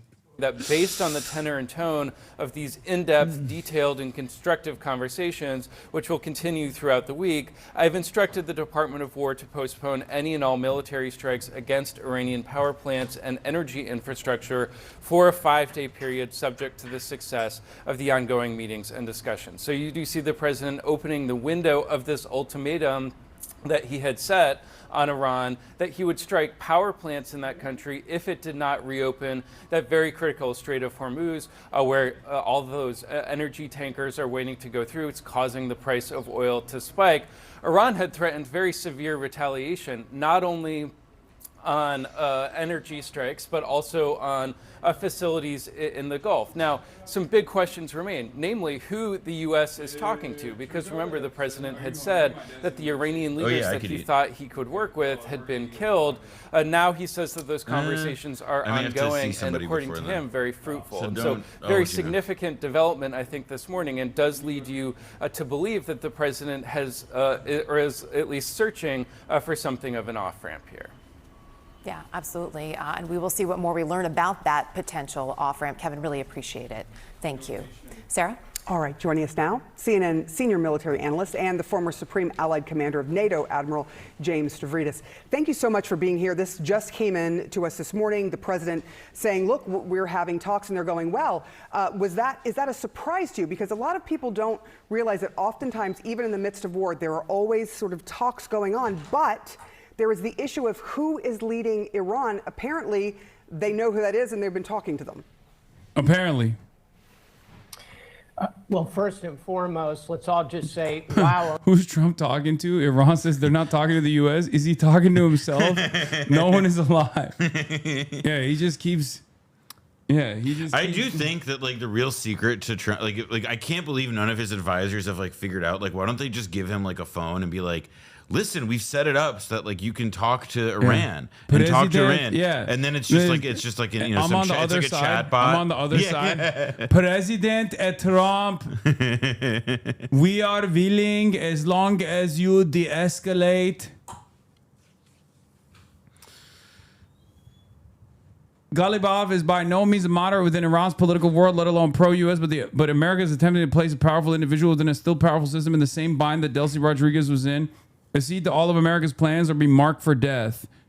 Scoop. The Trump administration is quietly weighing Iran's parliament speaker as a potential partner and even future leader as it looks for a diplomatic endgame. An administration official tells me he's a hot option, but says they're still testing multiple candidates. I wonder what it's like to be the reporter who writes this story and to wonder if you're writing out somebody's death notice. Yeah. You know what I mean? I'm not saying that that's their intention, yeah, but it is like... Also, every time they say an individual is like... every time they say an individual is like potentially being marked as like the party that they'll negotiate with, they keep coming out and going, abso-fucking-lutely not. Iran is fighting for humanity. The world is either with Gaza and against this colonial terror regime, or it stands with the Epstein class and child torturers. There's no middle ground. I mean, they did this with Larjani as well, who was obviously the more pragmatic individual amongst all of the people that were in control, and Larjani was until the very last moment posting about how, like, you know, I welcome death, and there's nothing you can do. We're gonna fucking stick it to the Zionist regime over and over again. I just don't know what the fuck any of this is supposed to be about, or what they're supposed to like. It's just like, so we name a guy, but everybody knows that if we name a guy, then everybody's gonna think we're gonna kill him. So then it's like, all right, then why did you name the guy if you aren't gonna kill him? It's all so... Also, every time they kill a guy, there's like 8 other guys that are way more hardcore that replace them. Oh yeah, well that's the other truth like of this. You just keep electing or appointing people into that position that are literally like famous for saying Iran needs to get nuclear arms tomorrow. Yeah, it's like, the U.S. blew up in a drone strike. This guy who got a doctorate from the University of Kent and loves talking about poetry in public or whatever, and they've replaced him with a guy who in Iran they call Dr. Death. Like that's the fucking obviously I'm exaggerating quite a bit, but it's like that's the tenor of the headlines in English that we're presented with every time this shit happens. Yeah. Alongside military bases, those financial entities that finance the U.S. military budget are legitimate targets. U.S. Treasury bonds are soaked in Iranians' blood. Purchase them, and you purchase a strike on your headquarters and assets. We monitor your portfolios. This is your final notice. We monitor your portfolios. This is your final notice. Yeah, that's actually, I gotta say, man, it is like crazy how like we've just been looking at a bunch of different tweets or whatever, and the only like things that are like bars that have like stuck in my head are like, oh, it's the Iranians quoting Iraqi militias quoting the Quran, Iran issuing like some pretty good subtle threat. Like it's beast mode. I'm afraid. Beast mode. I'm afraid. Are we allowed to have some good news for at least 1 minute? And, You are awful. It's going to be a roller coaster, but I think this is good. Sorry, you know what? I should have actually said it's good that we keep slaughtering children in Iran at the behest of Israel. It's totally good, and it's totally going to work out. Yeah, and America's not eating dick on a daily fucking basis as it escalates to further and further spectacular defeats. Is manufacturing consensus so we can say that they rejected the deal to legitimize a big attack to try to gain support? I just don't see that that's going to work. Yeah, Iran is putting fucking belt to ass on a daily basis. And there are still people, I guess, who don't want to see that there is a shellacking taking place. It's fine, you know? If you could change one thing and one thing only to make the world a better place, what would it be? End American imperialism. Like, that's it. Or, I mean, end capitalism, obviously. End the global system of capitalism. LARPer. What am I LARPing? What is the LARP? Would you end capitalism or religion? Capitalism. It's not even a question. Did you ever have to like go to services as a kid though? No. It's really And boring, Sarah, dude. you're exactly right. Just saying. There's almost always kind of at least back channel conversations. I've been hearing about them from several sources. And here's what you want to watch as this roller coaster You're a unfolds. fake I'll socialist give you, capitalist scum. 3 things to watch. Number one. Yeah, I'm the LARPer. Guy who is LARPing as a fucking ultra in my chat. Try hard. Yeah. That ain't that right. Yeah, try hard to engage in capital accumulation, bitch, instead of fucking posting in here. Where are literally Jared Kushner and Steve Witkoff? Because they are the ones who are going to be the U.S. side of this. Keep an eye on Admiral their James normal Stavridis. counterparty, the Iranian foreign minister, Carlyle Group, still if I'm alive not by all mistaken. accounts. Abbas Aroghi is his name. So watch those 3. Where are they? Are they popping up, for example, in a place like Geneva? Number 2, watch the Marines. The Marines are still kind of chugging along toward the Gulf. The first big Marine force gets there in 7 days. Another one right behind it 2 to 3 weeks later. And then number 3, all eyes are going to continue to be on the Strait of Hormuz. Again, this is good news, but we just heard from our gas guy, and he laid out pretty clearly the strait's going to have to open before this is going to really turn into good news. But bottom line, Sarah, yeah, it's always better to be talk than bombs away. Joining us now, CNN political and global affairs analyst Barak Ravid. This just came in this morning, and so I know it's a fast thing to have to try to figure out what happened here, but what do you know about Barak 8200 Ravid. this was a bit of a surprise, at least to many who thought that deadline was fast approaching. Yes, I think it was a big surprise. At least last night I spoke to several U.S. officials and none of them thought, none of them thought that the ceasefire is coming or that there's any... in a capitalist country, profiting off of capitalism, pretending to be a communist? Okay. You're not, though. So why are you defending capitalism? You're broke. You're broke as fuck. You got no capital. Why are you defending capitalism? Let's say I'm making out like a bandit, okay? And I'm still saying that there's a better future possible. What the fuck are you doing?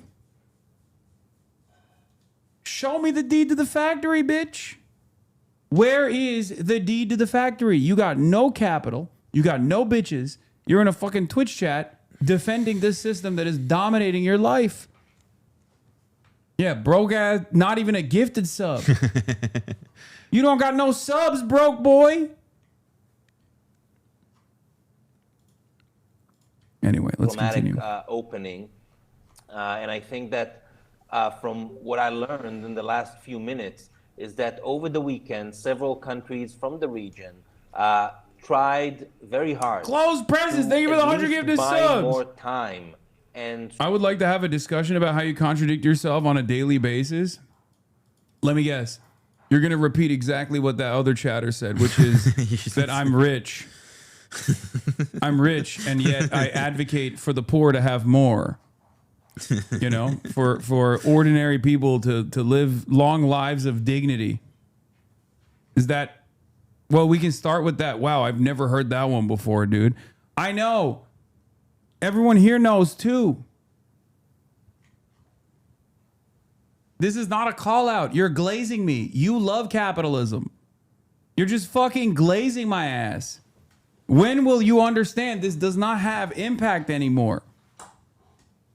You can keep promoting it over and over again. It hasn't stopped me.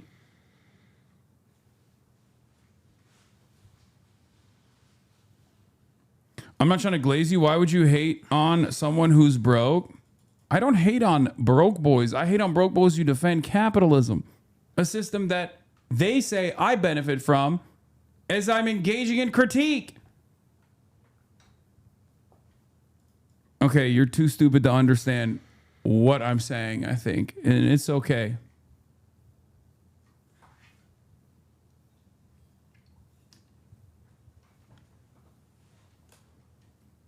This is the exact same energy as people being like, I can't believe you said Nick Fuentes. I can't believe you made fun of Nick Fuentes for being gay and Mexican. No, man. I made fun of Nick Fuentes for being an existing contradiction because one can be a class traitor, but one can't be a gay Mexican neo-Nazi. Okay? It doesn't make sense. That was a stream lag. Okay, do you donate if you want to go against capitalism? The answer is yes, but I don't think that's going to change your equation. Sort of prolonged Trump's 48-hour ultimatum to the Iranians to try and get some sort of diplomacy going. And those countries spoke to both Iran's Foreign Minister Abbas Araghchi and White House envoy Steve Witkoff to try and get more time.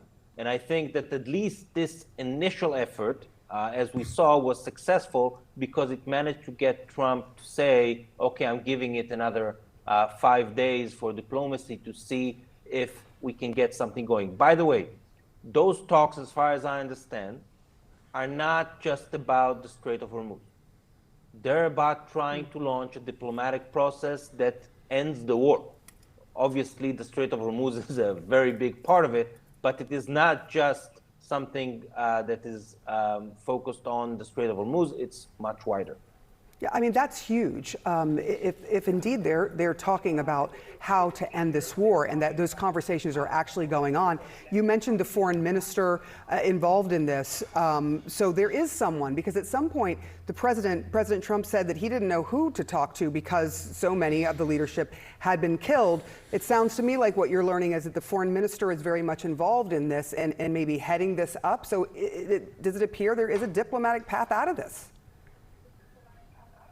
Well, it's a big question mark. You know, it just happened 30 minutes ago. And, you know, I think, President Trump decided to give it more time. I think was a good decision. But it still doesn't mean that an agreement is around the corner. And it also doesn't mean that the talks that are ongoing with Iran's foreign minister, who is, I think, his main quality at the moment is that he's the only one who answers the phone over there, because many other people are in hiding and are not communicating over the phone. So it doesn't mean that the leadership that is running the show right now, mainly the commanders of the IRGC, that they are ready for any kind of deal. The Iranian foreign minister, although he's a government official, senior government official, he does not call the shots. Or at least he's only one part of a much bigger decision-making process. So I think, you know... Sorry, I'm just fucking cracking up. And look, I did not notice this before. Look at the photo, exactly the thing on the wall. It's Herzl. Yeah, it's Herzl. Of course. It's Herzl. Listen, even when you are become very famous journalist in America.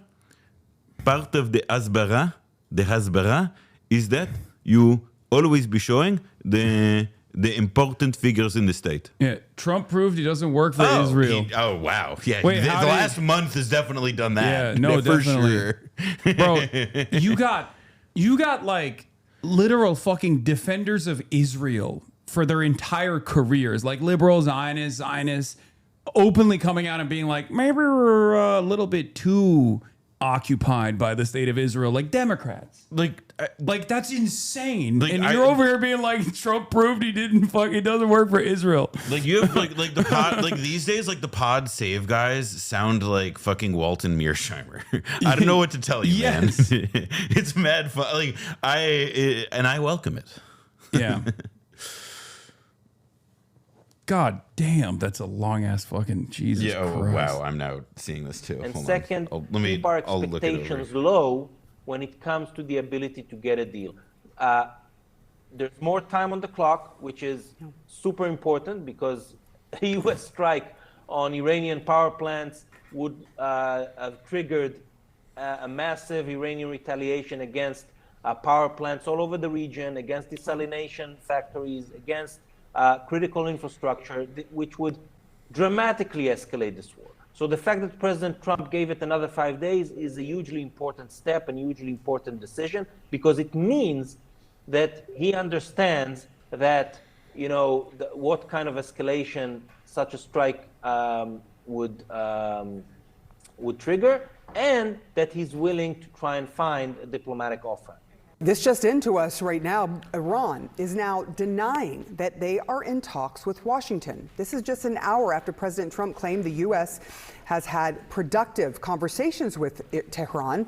According to Iranian state-affiliated media outlets, Iran accused Trump of trying to lower energy prices and buy time for military plans.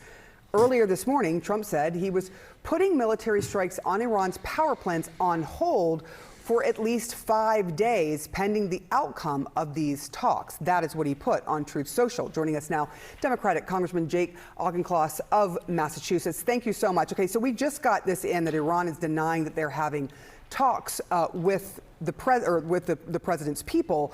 What do you make of all this? Because the president has backtracked on a deadline to what he called obliterate power plants in Iran if they didn't open the Strait of Hormuz. Sarah, good morning. Thanks for having me on. The president has backtracked on almost all of the original strategic rationale that he dripped out to the American public after the war started. I'm sure there are Dude, CNN coverage on this has been incredible because on the one hand, it's like they literally have a Unit 8200 agent of the Israeli state, and then they immediately go to Jake Auchincloss, who is like one of the most pro-Israel Democrats out there. It's incredible. Jake Auchincloss. It's not a single moment is spared here. No alternative perspectives will be heard.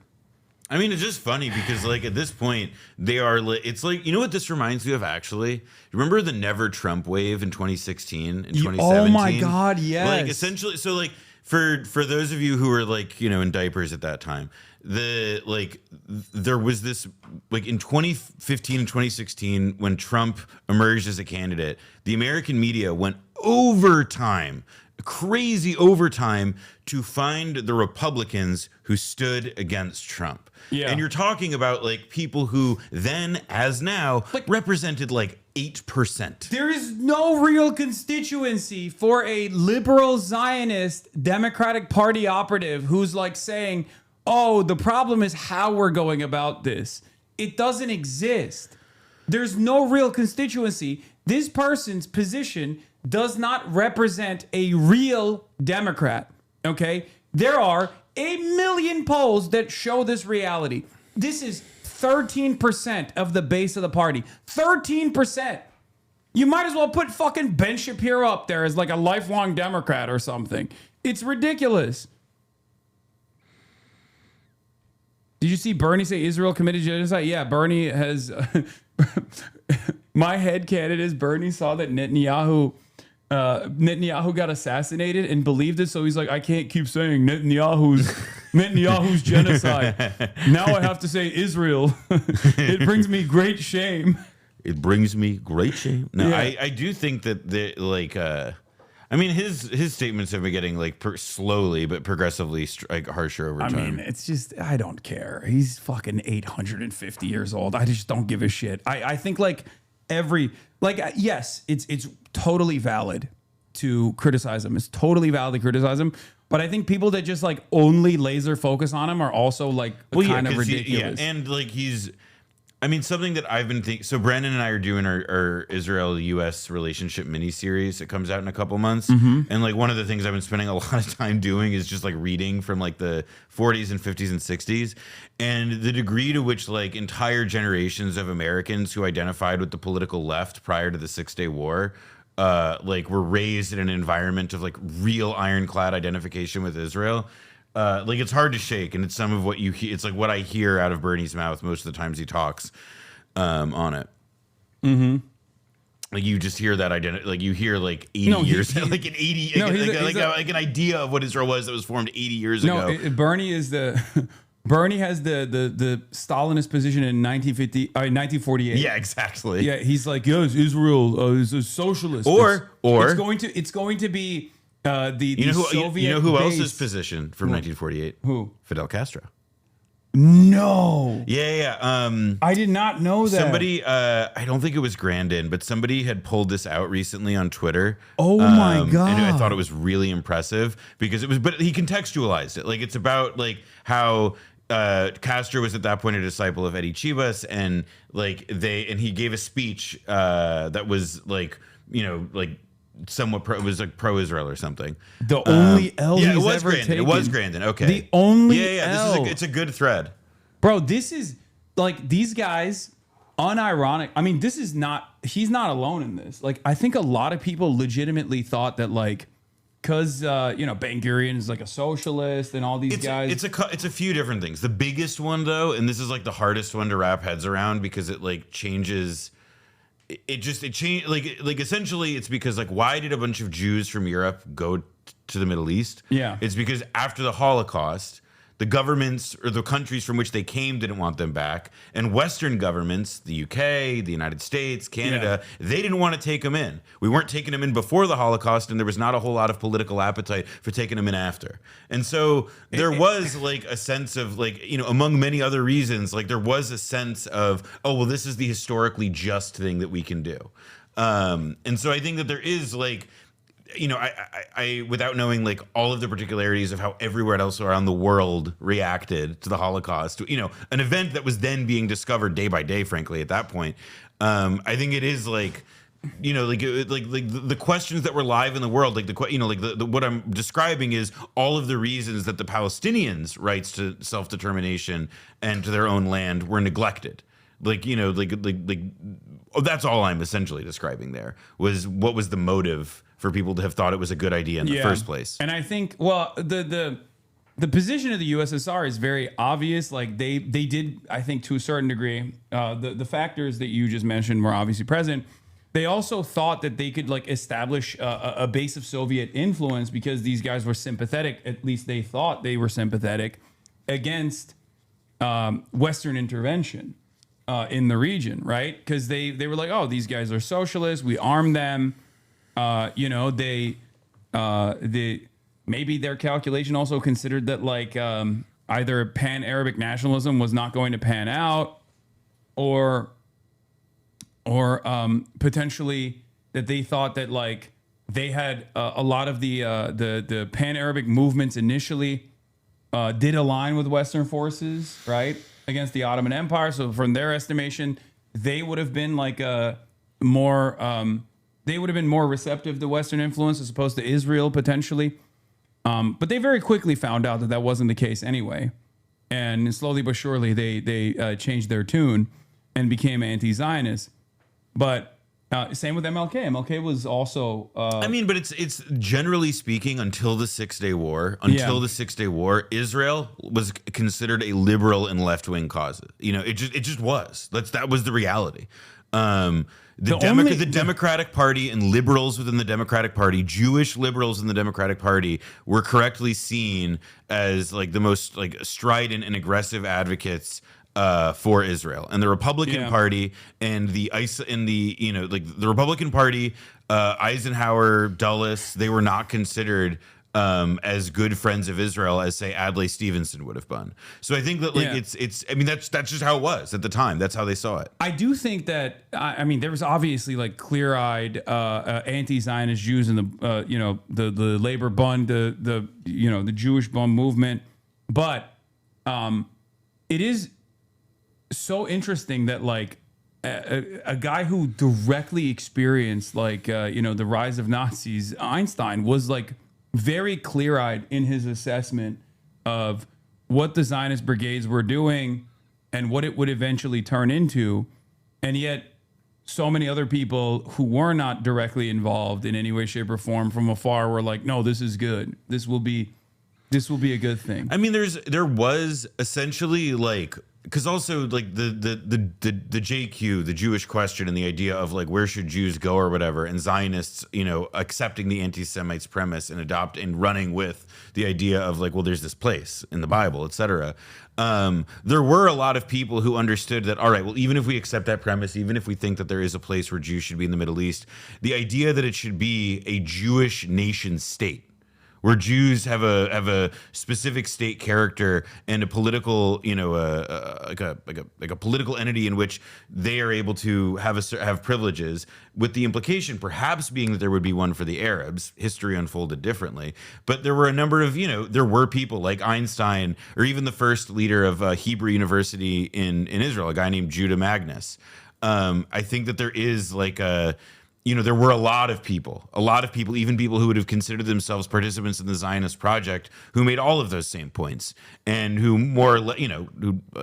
unfortunately, co-signed what became a project that they would have, had they seen it evolve to what it became even within 20 years, would have started using the language, would have started making comparisons with the Nazis pretty happily. Yeah, insofar as the critique of Zionism was locked into a critique of his disalignment with capitalist imperialism, many early waves of communist politics kept an undeveloped theory of settler colonialism left to be clarified. I don't agree with this assessment at all. I think this assessment is like utter. The Leninist perspective for a white guy at that time was, I think, pretty open about anti-colonial and settler colonialism in general. Am I wrong? I just think it's more that he's saying like it's the idea that it says kept undeveloped. I like the tweak that I would make is that even Stalin. But it was more that it was just underdeveloped. Like for the moment, it didn't adapt to the times. I mean, Stalin ended up co-signing the project. He's voted for partition. I think that it's more that like people did not understand what Israel was, what its leaders wanted to do. Because also remember, the Nakba was a secret plan. We still do not know the details. We still do not know the details of how it was organized. We still we know some. We know that there were meetings. Ben Gurion was a part of them. They actively listed the villages that they wanted to depopulate. That they want, like there was like there was from the moment that it began taking place. Israel also began telling a line saying, listen, they're running. We didn't kick them out. They ran. So I think that is true. There was, I always forget that like we are operating in the aftermath of like the discoveries of the new historians, and also like a tremendous amount of work that like Palestinians have put into raising awareness of like what the Nakba looked like. I do forget sometimes. It's almost like, it's a little bit like, as you said, the Holocaust and the full scale of the atrocities were only being understood at the time because like people didn't have a full understanding of exactly what had taken place. I mean, consider what the media environment was in that time. Yeah. Like, I mean, there's a bunch of different ways to look at it, and all of which is not to, like, I want to be clear. None of this is to say that people made the right decisions, that excuses should be made for them for not seeing the truth. It's one of the great tragedies of history that we now have to live with. But it is like, if we want to actually understand like why it happened, why were our faves problematic in this moment, etc. I mean, these are the conversations you have to have. What is this? Oh no, here we go again. Another worldwide Jewish conspiracy theory. I'm sure the kids in the cool kids club agree with you. What? Bernie stole newspapers. Sorry, I love this arc. This is like to the me. The Nazis want to send the Jewish people to Madagascar. The ahistorical understanding here is frightening. I don't know what he's referencing there because I don't know if he noticed this, but the Nazis, in addition to wanting to send the Jews to Madagascar, they also killed 6 million of them. Yeah. Maybe news to him. I don't know. I don't understand what, like, maybe he's saying, maybe he's operating with the Grand Mufti theory. The Benjamin Netanyahu's famous Listen, Holocaust revisionist Adolf perspective. Hitler was not history's biggest anti-Semite. The Palestinian Grand Mufti was. It was the Grand Mufti of Jerusalem who gave Hitler the idea for the Holocaust. In fact, Hitler's idea had been to take the Jews and to put them in a carnival, a circus. Yeah. But it was the Mufti who said, no, you should kill them. Yeah. He had no idea. Islam has nothing to do with what I said. No, we're fucking memeing on you, brother. I think these are ideas that might be a little too complex for you, okay? Yeah. Don't worry about it. Go back to Bluey, brother. Channel conversations happening between Iran and the administration right now, but the reason we are hearing Iran flex this way is because they have a new strategic asset. When this war began, Israel and the United States had air dominance over Iran. Now that this war is 3 weeks old, they still have air dominance, but Iran also now has its own strategic asset, which is sea denial. Iran has demonstrated to the world that it can selectively close the Strait of Hormuz to international oil transit, and that is spiraling global markets. That's what's and spiraling? Iran understands that while it is operationally under stress from the tempo and the kinetics from Israel and the United States, it is strategically hold on, pause. We are now seeing what this is. Like, it's exactly what we said. There isn't like any actual like diplomatic. It's also from CBS though. So no. But my point is, but even that is like affirming this, which is just that it's like it's all going one way. It's all going one way. According to CBS, citing a senior Iranian foreign ministry official, Iran has received points from the U.S. and they are being reviewed. It follows a slew of contradictory statements made by both the U.S. and Iranian officials. I don't think the Iranian officials are contradicting themselves. No. I don't think they're contradicting themselves. They're saying like the U.S. is desperate for mediation. We're not. I think this is CBS doing propaganda at the behest of Trump and Israel by making it seem like Iran is more invested in the mediation than they actually are. Trump is 100% buying time to try and take the Strait. It's not going to happen. So stupid. I mean, I don't know. I'm not making any predictions, but I just don't see that happening. Okay, because of how easy it is to continue dominating it or making it like, or putting up a tremendous amount of penalties. It's fucking 2 miles wide, man. It's 2 nautical miles wide that oil tankers can pass through. It's 21 total miles, but most of it is too shallow. It's not deep enough. It's not very difficult to close the Strait of Hormuz, especially when you are Iran. I do love also how it's like, there is just at no point it occurred to them also that it's not just oil that goes through there too. Yeah. Like it is like, it's not just like Iran's oil. It's not just Iran's oil. Yeah. It's starter chemicals necessary for it's necessary, it's natural gas. It's so much. It impacts so much of the fucking commerce. It's ridiculous. What are the odds? What are the odds of a coup or a civil war in Iran? I mean, there's always some odds, but it doesn't seem very likely. Yeah, fertilizers, helium. I mean, the urea stuff is urea. I don't know how it's pronounced. The fertilizer shit is especially jarring. Yeah, because that's one where we're not maybe going to see the impact so immediately. I mean, this is like it's part of what feels so weird about living in this time too. Is that like media, the politics, the diplomacy, it's all like like everything like happens and stacks up on you like so quickly. I mean, even a pandemic in the globalized world that we now live in, like it begins in China and within a couple months, like the whole world shut down. And now, like Like it's like with this stuff, it's like, okay, well now we've finally encountered a crisis that's so substantial and so deep that it's actually gonna, like, we don't know fully how bad things are gonna get. Like if you read oil analysts, like the ones I follow, at least on Twitter and others, like most of what they're saying isn't like, oh, like we're, you know, like things are, it's worse now than ever before, or whatever. Most of what they're saying, as I've seen it, has been this like reaction of, we don't know how bad this could get because we've never been here before, and the people in charge don't seem to particularly care about spelling out what the potential consequences could be. Yeah.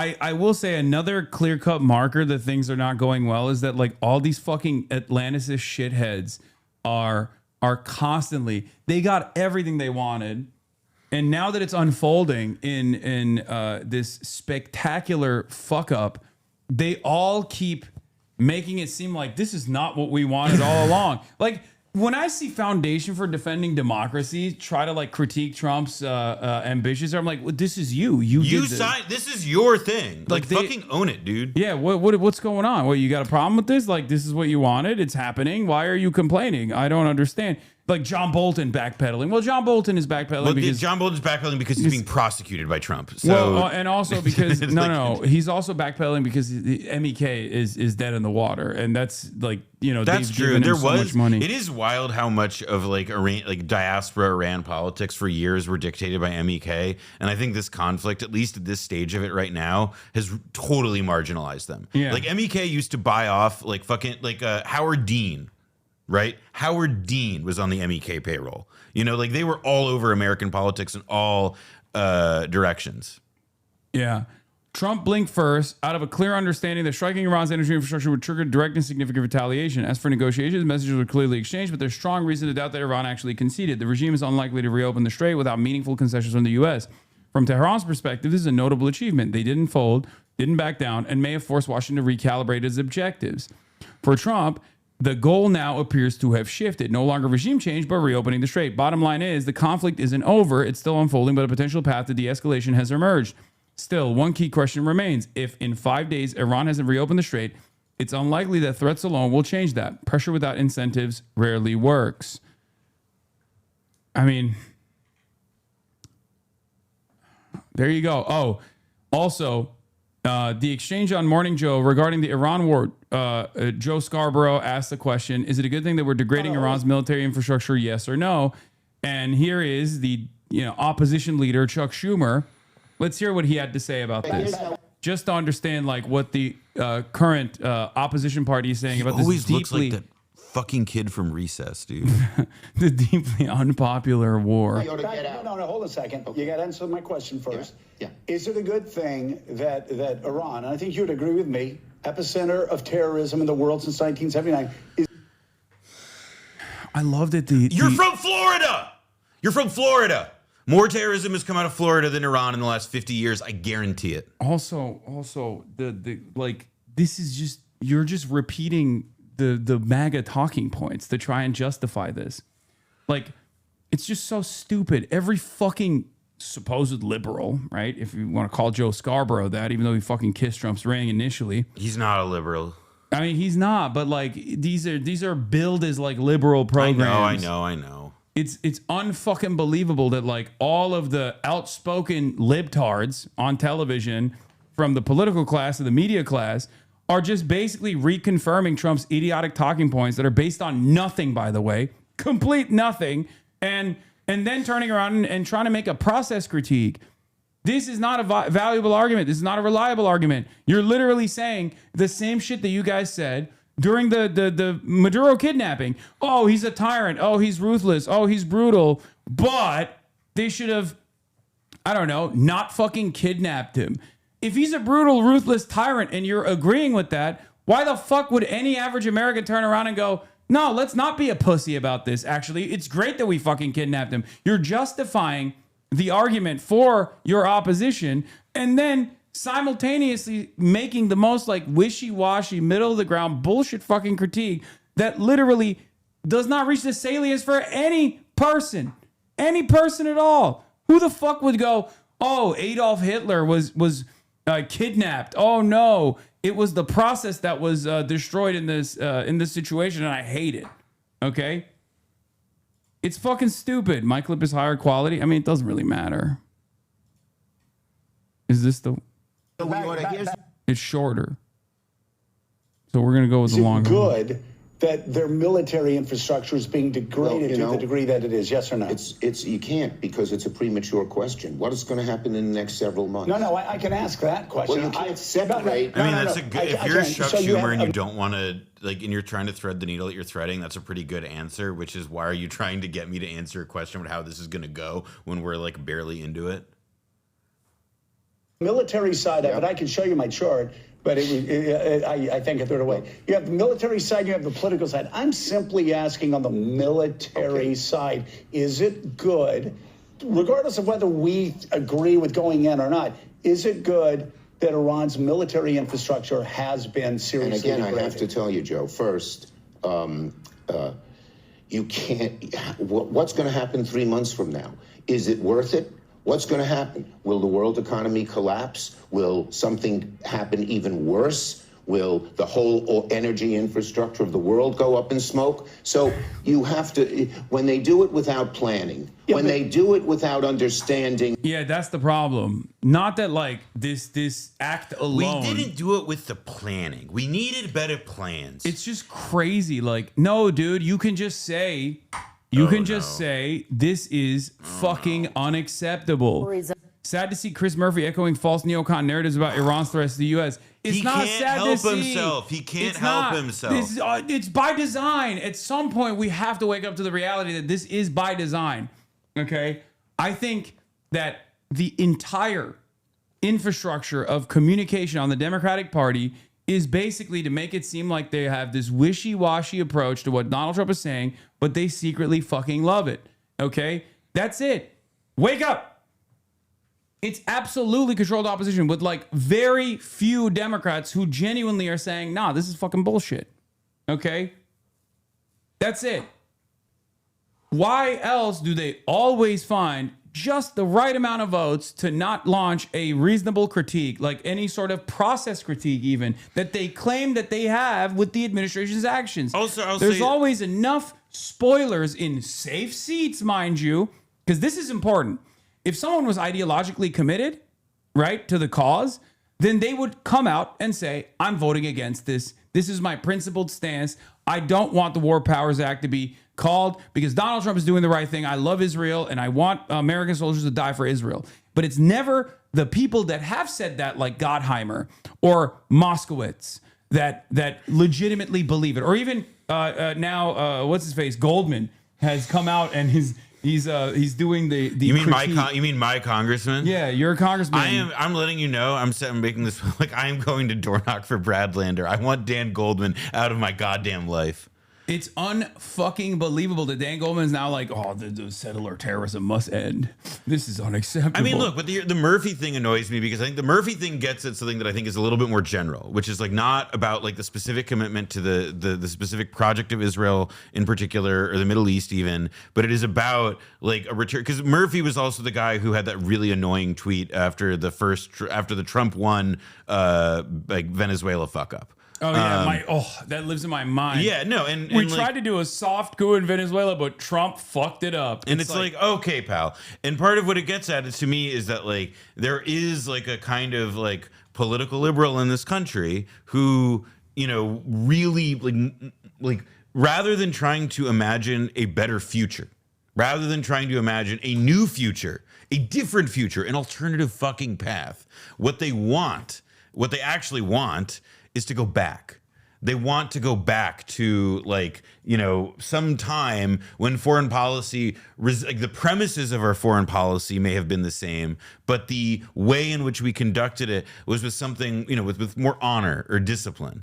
And that to me is like where I see like, you know, not just Murphy, but like you can see a whole class of Democrats. But they don't see that the ground that they stand on is shifted so much that they think they can harken back to a time when like liberal interventionism was could masquerade as like necessary evil or necessary violence. It goes back to like, I think of Yugoslavia. I mean, like just this idea that there is like a role for American weaponry to be wielded in the world for good. That like in your head, it's like la la, like, you know, Alex Jones, la la la liberal. I am reenacting the fantasy of 1941 in my head, you know, without realizing that like, no, you're the baddies now. Like you're on the wrong side of this thing, and our discipline needs to be in not trying to blow stuff up. Yeah. Yes. Talk more about how you hate Dems. I love this. This guy's a fucking pervert. He's like, oh, I'm clipping this so I can post it on all the nastiest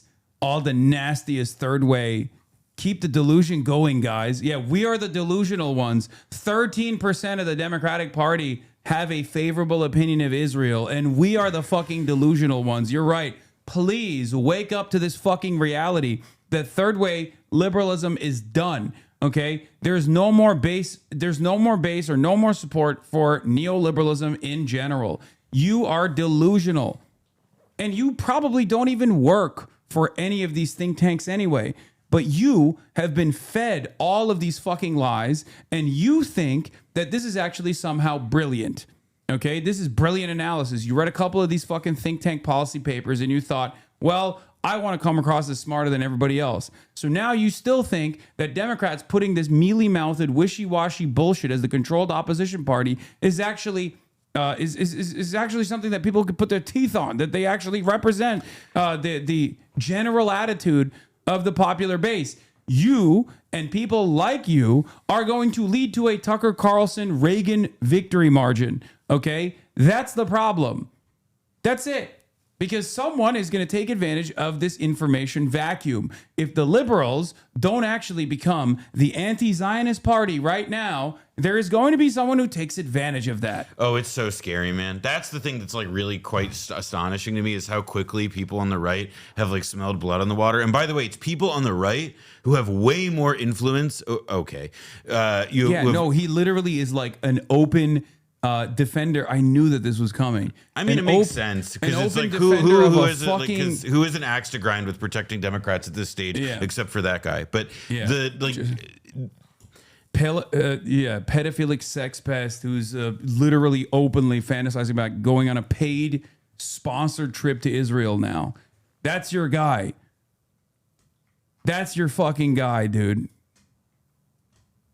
Unbelievable. Anyway, go on. There are people like Tucker Carlson and whomever, like they have way more motion and more influence over their like base and like over their party as well, like over the actual the machine apparatus. Like at the RNC, Tucker Carlson matters a lot more and than any of the other Democrats, sorry to say it, Hasan, who have like made the similar effort to try and influence the Democrats to a position, you know, critical of Israel. Like the Republicans have been way more successful at influencing like the broad spectrum of people. Yes. Whereas I think Democrats have largely been influenced by the events as they've gone on. Yes. And it's going to turn into another dynamic where like, if there's a partnership between Tucker Carlson and like JD Vance, he can lean into Tucker's bona fides as the anti-Zionist. He can use Tucker. Like that's the, like I mean, it's scary and it's sad, because I do think that like the longer you let things go on like this, where like you let them carve out that space and don't do anything for yourself, like you make it like, you know, you will just endlessly replay the 2024 election over and over and over and over again. They don't realize that they're going to lose Democrats to a Republican. Okay. They're going to lose Democratic voters. They don't understand. They think that the base will inevitably react in a partisan manner and will consistently vote for Democrats because they're so mad at Donald Trump. All it does, if JD Vance pulls, I'm just imagining different hypothetical scenarios here, right? JD Vance is noticeably quiet, noticeably absent from the conversation currently, okay? And he also understands how to communicate with liberals, even though he's a fucking gross, whiny loser. Let's say JD Vance actually severs ties with Donald Trump when 2028 comes around and does the thing that Kamala Harris was too afraid to do. And then JD Vance leans into Tucker Carlson to get this legitimacy, from Tucker Carlson's like populist rhetoric and Tucker Carlson's Zionist rhetoric, just as Donald Trump was able to effectively present himself as a peaceful dove to Kamala Harris's like endless militarism, JD Vance can totally dupe enough fucking people that way. It was crazy how many people misheard the criticism that they're successfully duping people as I believe that JD Vance and Donald Trump are like anti-war. Yeah. Like there was, I mean, this is what I mean about like repeating 2024. It'll just be the same shit over and over. I do think the very interesting thing is though, is that we do have more down ballot litmus tests for this stuff. Like I think we are seeing in Maine how a version of this plays out. Like whatever one thinks of Plattner or whatever one thinks of what his, you know, how his agenda will be realized if he is to be elected and what his beliefs may be, whatever, fine. The race as it is right now is that this guy is like he is, by staking out the position that he is in the, you know, like most like straightforward, aggressive way, we are getting a preview of how Democrats might respond to that in the future, which is to say Janet Mills is going negative crazy early. She's in part laying conditions for a general election to be much more difficult for him. Like I think it behooves one, again, not that I'm not saying that everybody has to get on the Plattner plane, but like Can I just point to this? He said Cuba, China trips. One of the poorest nations in the Western Hemisphere paid me to do propaganda is what this guy thinks. Like, at least with China is a fucking economic powerhouse. But like to say that like Cuba has any fucking money in the bank. I have to run to go to meet somebody. By the way, way, back. Cuba is a literal state-sponsored terrorism. Do you know how fast the American government would apprehend and arrest me at the point of re-entry into the country if there was any sort of fucking money exchange that took place between me and the Cuban government? Are you that fucking delusional? I unbanned this guy simply because I wanted to hear how idiotic he is. I gotta bounce. I had a thought. Oh yeah, the thought was this. To Hasan's point, I've met Cuban diplomats. I know some. I've been to the Cuban embassy, and I've been to other embassies in DC. I've met other diplomats. I've seen how it works. And when I tell you that you go to some countries that have substantially more poverty than even Cuba does, far more larger proportions of their population don't live in cities and are incredibly poor, fine, in sub-Saharan Africa, so forth. Okay, you step outside and you're standing in front of their embassy in DC, and what do you see? You see Mercedes, you see a limousine, you see a BMW, you see brand new cars. You go to the Cuban embassy, and a driver from the embassy, takes you to meet, a diplomat, for coffee at Busboys and Poets or some shit. And you know what that car is? It's a fucking 10-year-old Subaru. These are not these people don't have the fucking money to do in Israel, is what I'm saying. That's why it's not like it's you just funny because they'll be like the Castro family is has its tentacles in the Cuban government. It's in deeply corrupt system, and it's dude, they have it's the head of LGBT initiatives. They don't have this unimaginable and awesome power that they wield with the Castro name over the fucking. Over the current government. I don't know. It's just, that also strikes me as odd as well. Pisses me off. I gotta bounce. All right. I'll see you later. Later, guys. Yeah, one of the Castros, the head of gay, literally.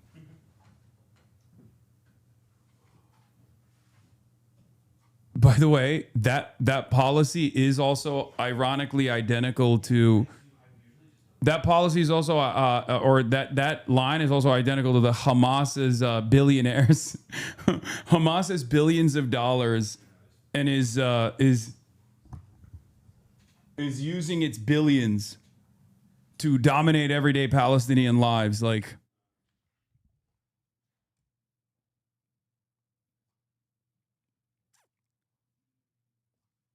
Anyway.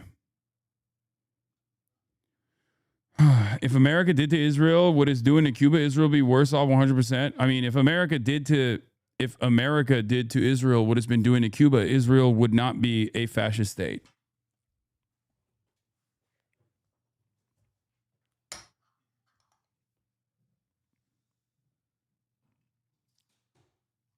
Anyway, Yeah, let's. We're gonna do the Tucker Carlson rhetorical jujitsu in a second, because I do think it's. Wait, hold on. Oh, this is the one. I do think it's important to understand like how dominant a right-wing anti-Zionist can be when talking to liberal Zionists in general. Where they're going. Senator. Where they're going. But I don't it's a think trick it's question. fair. It's a trick question. No, it's not. because It is. Let me answer the question for everybody in America. The answer, yes. It's good that the terrorist regime, their military has been, and capabilities have been degraded radically. The question, Mike, though, is political. It's the political question. No. What is the political impact? What's the impact in the Straits? What's the impact in the region? Joe, in all due respect, if you ask the American people, if you have the choice of degrading the military structure in Iran, but having gasoline be $6 a gallon, and our economy falling into a deep recession where millions lose their job, what do you think of Senator, you're not listening to me. That's the political side. No, it's not political. Okay. It's a consequence, just like Mika said. All right, why don't we talk about the Yankees, because you're not following me here. I am with all following due you. respect. I just don't agree with you. No, what you don't understand me. There's a big difference. I would say that most Americans would say it's a good thing that it's degraded. Would they agree that we should have gone to war, Mike? I think most Americans, you look at the polls, they don't want this war. Okay. They don't want this war, but there is, it's something that I think the Democrats should be, I think it's something, with all due respect, Democrats should be clear about. Iran has tried to kill Americans since 1979. Two things, hold on. Two things can be true at once. It can be good that Iran's killing machine has been degraded. By the way, some of y'all sound exactly like this, okay? Some of y'all sound exactly like this when you're like, well, two things can be true at once. And you know why Joe's saying that, right? You know why Morning Joe is saying that shit, because he wants to justify Trump, right? You want to justify the actions. That's the only reason why you do this, like, oh, two things could be true at once. You just have to remember that. There is, when push comes to shove, okay, when the pedal hits the metal, people who are still trying to find like a moral center in these sorts of incidents are just doing the work of fascists, okay? That's it. That's it. And in this case, Joe obviously is lying. Sometimes people are a little bit more honest about finding this moral center, where there are, of course, just like every other government, there are criticisms you can make. Right? There are criticisms you can make. But they are completely marginal or inconsequential and aid the far greater evil when brought up. Rated. At the same time, the consequences may outweigh the good that come from that. Okay, it's okay look, to say I don't disagree with you. I don't disagree. You know, the fact that the leader Khamenei is gone, no one regrets that. The fact that Iran, I think, I don't know. Do you not regret that? You probably should regret that. If you have two working fucking brain cells, you should be regretting that decision right now, considering that he was the most restrained individual sitting on top of this entire fucking government. Like, even on that front,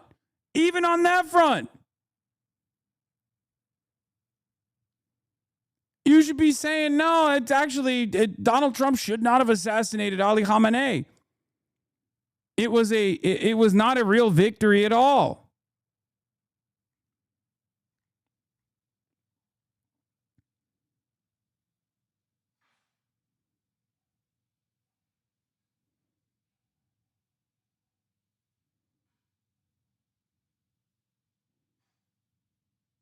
has less ability to create military trouble is no one disputes that. But you have to look, I don't think it's political, to be very honest with you. It's the consequences The military, the geopolitical, Well, the that's what I'm economic saying. consequences. I'm saying geopolitical. You got to let me finish. You just said what I was saying. The geopolitical consequences. Right. It's not just the economic consequences. Right. Again, let me ask the question again. If you ask the American people, and you had the package together, because we don't know how bad it's going to get, but we know it's pretty bad now. I think most of them would have said, no, we shouldn't have gone to war. And by the way, most of them have said that. Yeah, we shouldn't have gone to war. Right. And I'll tell you this: if they would have done it right, if they would have invoked. Yeah. Oh my God. Yeah. There's a right way to do this. Voted if the Republicans would have voted with us on the War Powers Act, all these questions would have been asked ahead of time. Right. Instead of Donald Trump's willy-nilly. One day yes, one day no. This is our reason. That is our reason. Right. So I don't think the question can be taken in just one slice. Right. Yeah. Why can't we just murder the? Why can't we murder the Iranian children with a dual tap strike at their school, but legally? Okay. You see, the war efforts I agree with. The assassinations I agree with. It's just that he didn't ask me for my approval, and I disagree with that.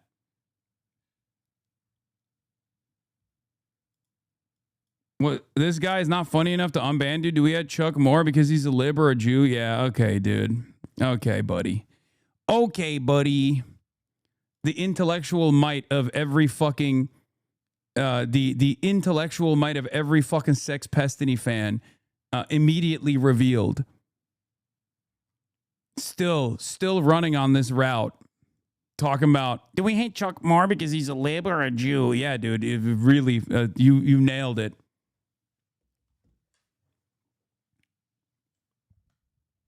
Like, the implication is that this is an anti-Semitic community. Shut the fuck up. No one fucking believes this shit. Oh. Have you considered that Joe quite literally has to take this position or his father-in-law's corpse will rise up from the dead and rip his cock off? I had not considered that.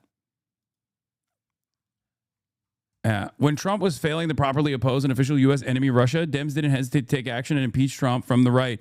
And when Trump assassinates the leader of Iran and drops 8,000 bombs on the capital city, Dems are quiet because he's actually carrying out longstanding U.S. goals, which they support. Yes.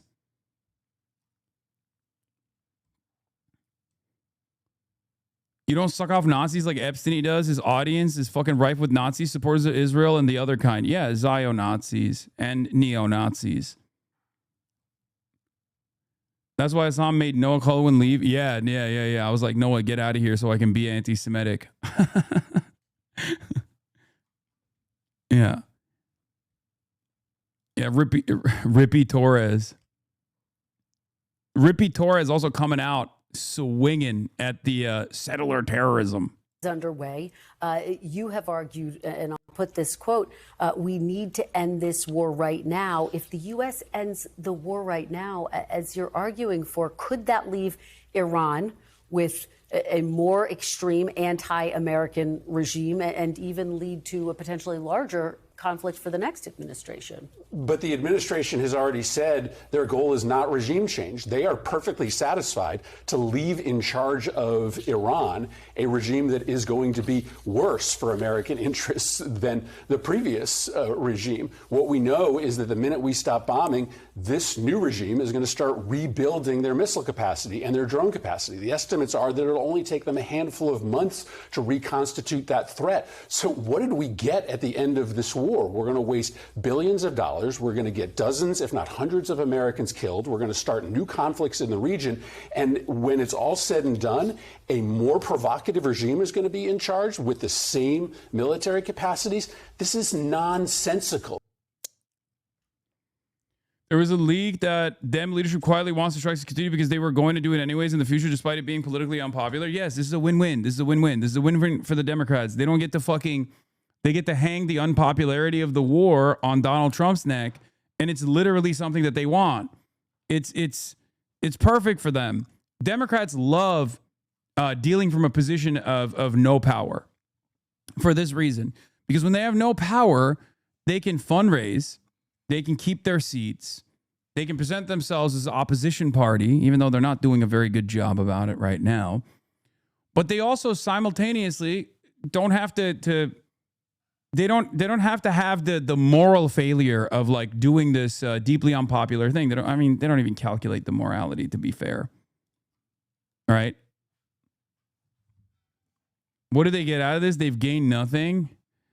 Their calculation is they get to fucking go to war with Iran. That's what it is. They want it. There are a shit ton of Democrats by way of the lobby or from their own personal ideological commitments that love Israel and also put Israel first. It's that simple. But there's also a conflicting interest that they have here where, they don't want to lose their fucking seats.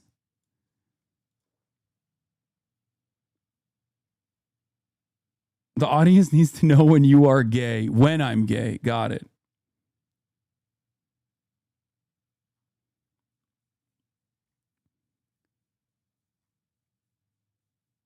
They gain by allowing themselves to be the sensible moderates. Yes.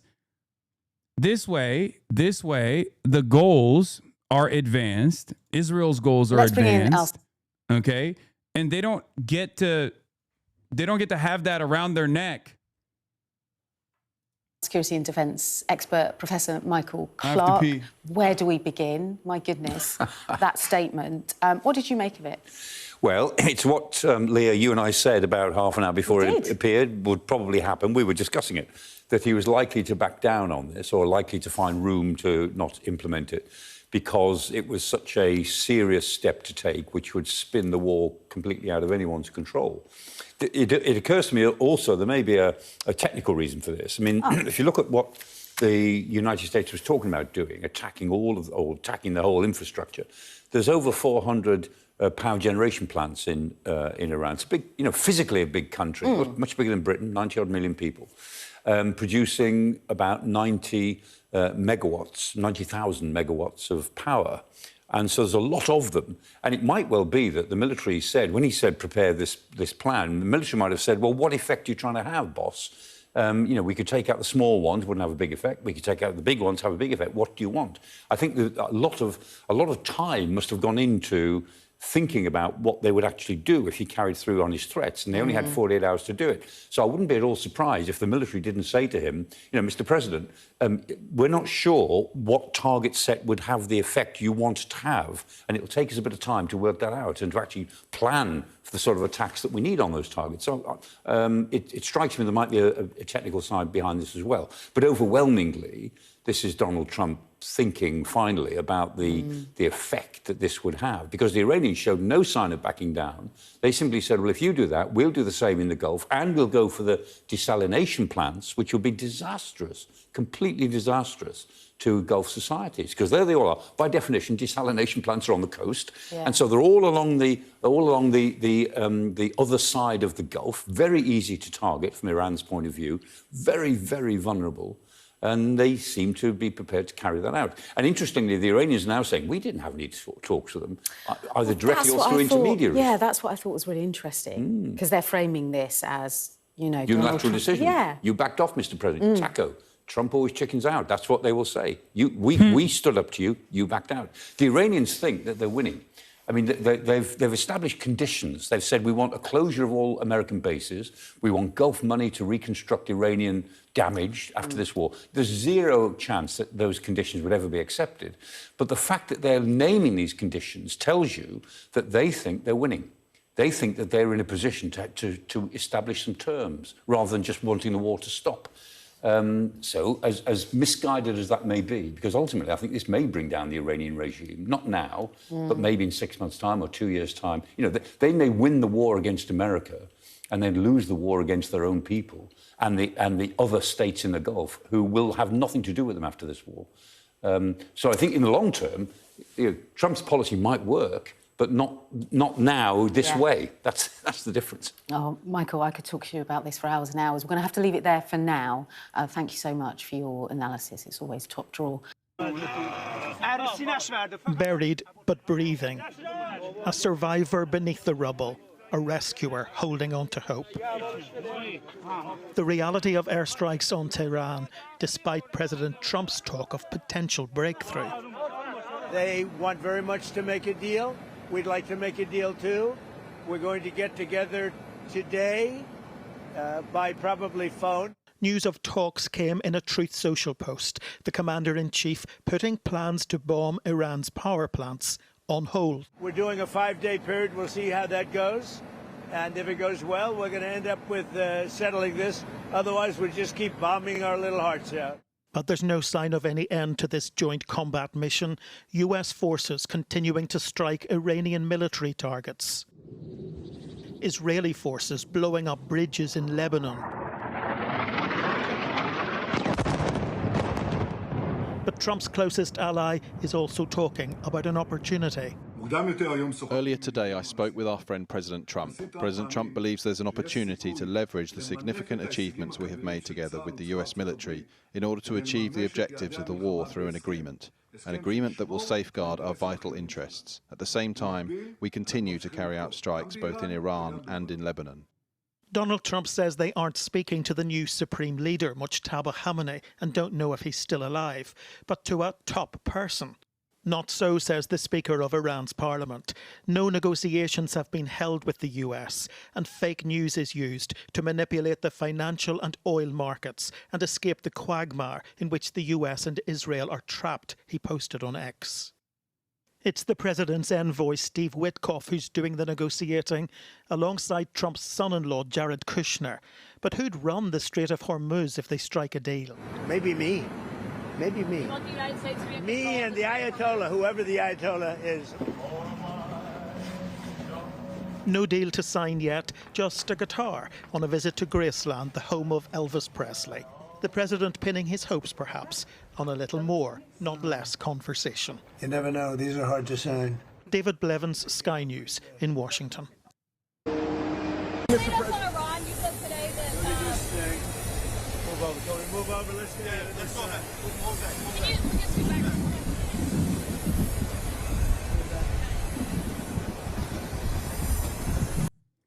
We're seeing the new taco narratives floated today. I can almost picture a total withdrawal of the U.S. from the region, with Trump claiming we're getting a cut of Iranian fees on Hormuz traffic.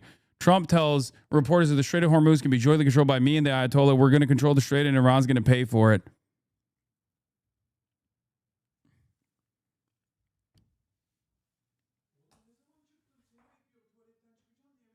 Ha, yok çıktım.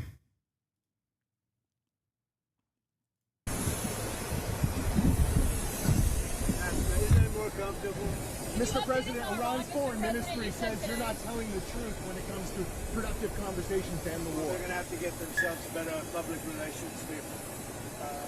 We have had very, very strong talks. We'll see where they lead. We have major points of agreement. I would say almost all points of agreement. Perhaps that hasn't been conveyed. The communication, as you know, has been blown to pieces. They're unable to talk to each other. So we've had very strong talks. Mr. Witkoff and Mr. Kushner had them. They went, I would say, perfectly. I would say that if they carry through with that, it'll end that problem, that conflict, and I think it'll end it very, very substantially. We have very much in mind our partners in the Middle East. We've had great relationships with a lot of them, as you know. A lot of them were surprisingly hit, and I was surprised to see it, and so was everyone else, but we have, they're very much in mind in the discussions. So the discussions took place yesterday. They went into yesterday evening. They want very much to make a deal. We'd like to make a deal too. We're going to get together today by probably phone because it's very hard to find a country. It's very hard for them to get out, I guess. But we'll at some point very, very soon meet. We're doing a 5-day period. We'll see how that goes. And if it goes well, we're going to end up with settling this. Otherwise, we'll just keep bombing our little hearts out. Are they speaking with Iran? A top person, don't forget. We've wiped out the leadership phase 1, phase 2, and largely phase 3. But we're dealing with the man who I believe is the most respected and the leader. It's a little tough. We've wiped out everybody. Are they speaking with Iran? A top person, don't forget. We've wiped out the leadership phase 1, phase 2, and largely phase 3. But we're dealing with the man who I believe is the most respected and the leader. It's a little tough. We've wiped out everybody. Is that the Supreme Leader? No, not the Supreme Leader. Well, nobody heard of the second Supreme Leader, the son. Are these direct? We have not heard from the son. Every once in a while you see a statement made, but we don't know if he's living. But the people that seem to be running it, and they seem that based on really fact, because things they've said have taken place. Mr. President, Again, Mr. President, I know you deployed. I don't want him to be killed. Okay, I don't want him to be killed. Mr. President, you deployed.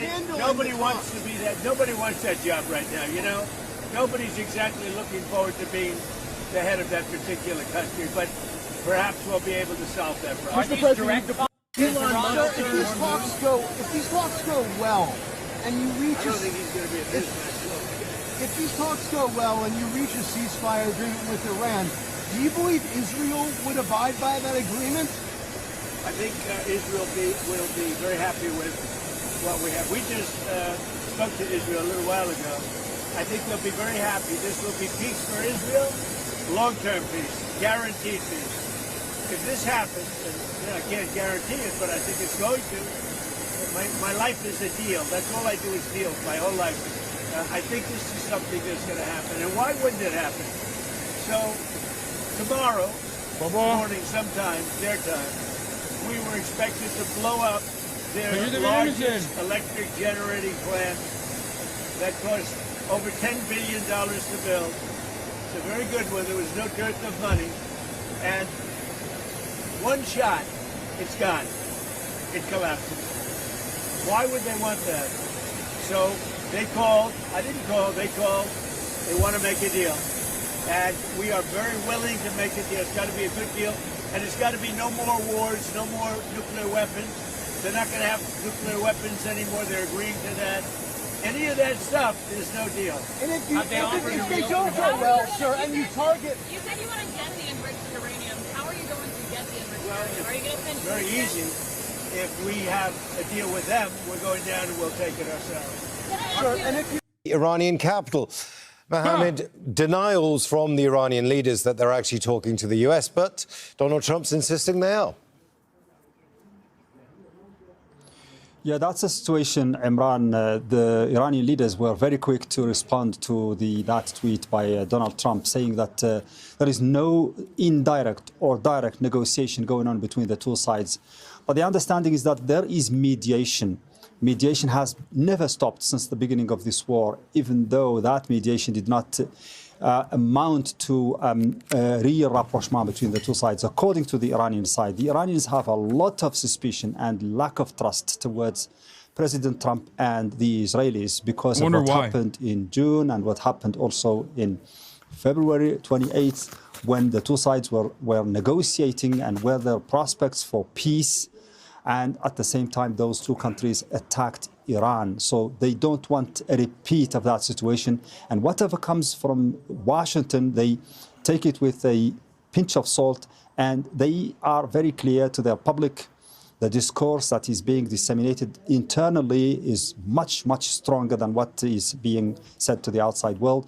Internally, the television and the Iranian media are talking about the Americans backing down, buying time because they couldn't defeat Iran in the battlefront, and that Donald Trump is bluffing the Iranians once again, and he's trying to deceive them, buying time because they are preparing for stronger strikes. They need time probably to prepare that, and that's why they are doing this, and also they are doing to reduce the amount of tension regarding the prices of oil and so on. So it's just manipulation of time and manipulation of the whole situation for the benefit of the Americans and the Israelis, and in order to strike harder against Iran. So the Iranians are saying that they have to rely on the only thing of which they are sure, the only thing that is boosting their morale and helping them defeat the enemy in this war. I'm on Fox now. Let's go. one of the most ridiculous embargoes of all time that has only gotten more deadly as time has gone on. Move over, Sophocles. 2 words, useful idiots, okay? Useful idiots to the regime. Pinkos to, typical. Yeah, he's wearing $1,500 Cartier sunglasses, okay, while the people cannot eat in Cuba. And if they speak out like this guy is, they'd be thrown in jail with no redress. This is absurd. And all these humanitarian radicals, Laura, are staying at 5-star hotels. Humanitarian while everyday radicals. Cubans are starving and enduring blackouts. Rather than making those glittery hearts, they should have spent the craft money on maybe feeding these people and shut their mouths. This is not what freedom looks like, what Cuba's offering their people. This is suppression and oppression, and it's gone on for decades Raymond, now. Time to wrap this up. End this since we're in sad since we're in California, it reminds me of Gavin Newsom at the French Laundry during COVID, Nancy Pelosi at the hair salon during COVID. The rules never apply to them. They eat cake and they eat their lobster and the other people. Oh, Raymond, thank you for going to the airport for us. Great reporting. Thank you. All right, that's it for us tonight. Make sure to follow me on social media. Jillian and I did a little back and forth. You want to see that? By the way, the hits are going to keep coming. The hits are going to keep coming. I know for a fact. Be on the lookout for a liberal hit pieces too. I think they want to nip this shit in the bud before it turns into another Gaza situation, where mainstream media completely lost control over the narrative. And I think that is the unironic reason as to why they're so actively doing a full spectrum propaganda.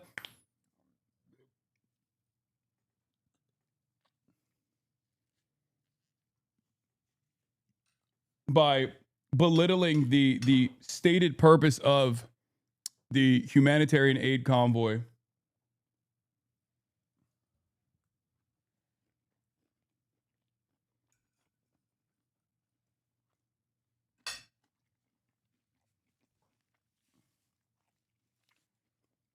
What have they done compared to you and others similar in your position? They advocate for the blockade to continue. You're going to answer for those $1,500 Cartiers, though? No, the fuck I'm not. First of all, I don't think they were that much. Secondly, I didn't even buy them myself. I did put the transition lenses in it, though.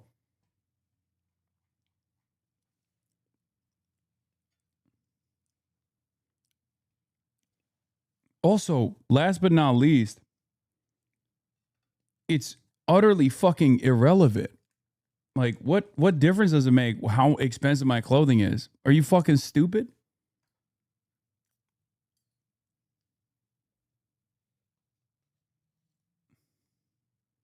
Yeah, what am I supposed to do? Not wear glasses? Hey, I know you can't see without them, but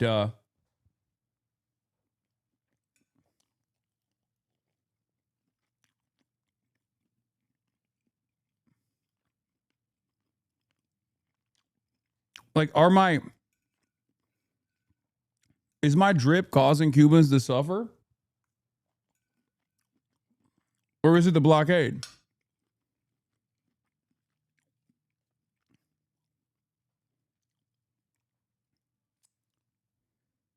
That's it. Yeah, I'm rich. Also, you have no choice in what kind of hotel you can stay in. You have to stay in a like that's the other, like, literally the only available hotels that can receive 600 people. Like, there are not enough readily available random houses that people can stay in. There was like 600 people from all around the world that were coming in.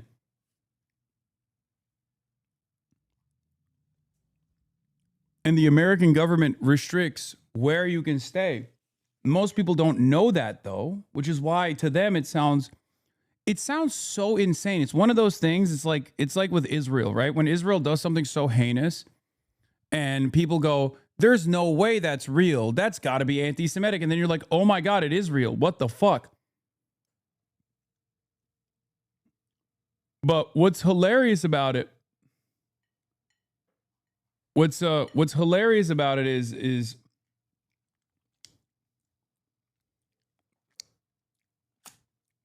the situation, like the goal of this, at least from my perspective, is to bring awareness to what the Cubans were going through, what the Cubans are still going through.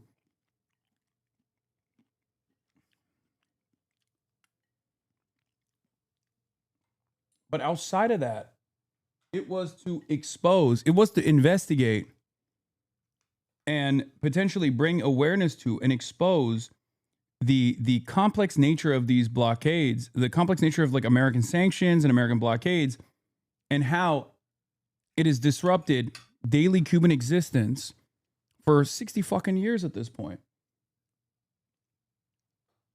And a big part of that, like weird, and unnecessary restrictions is, ironically, the restrictions on who or where Americans can and can't stay.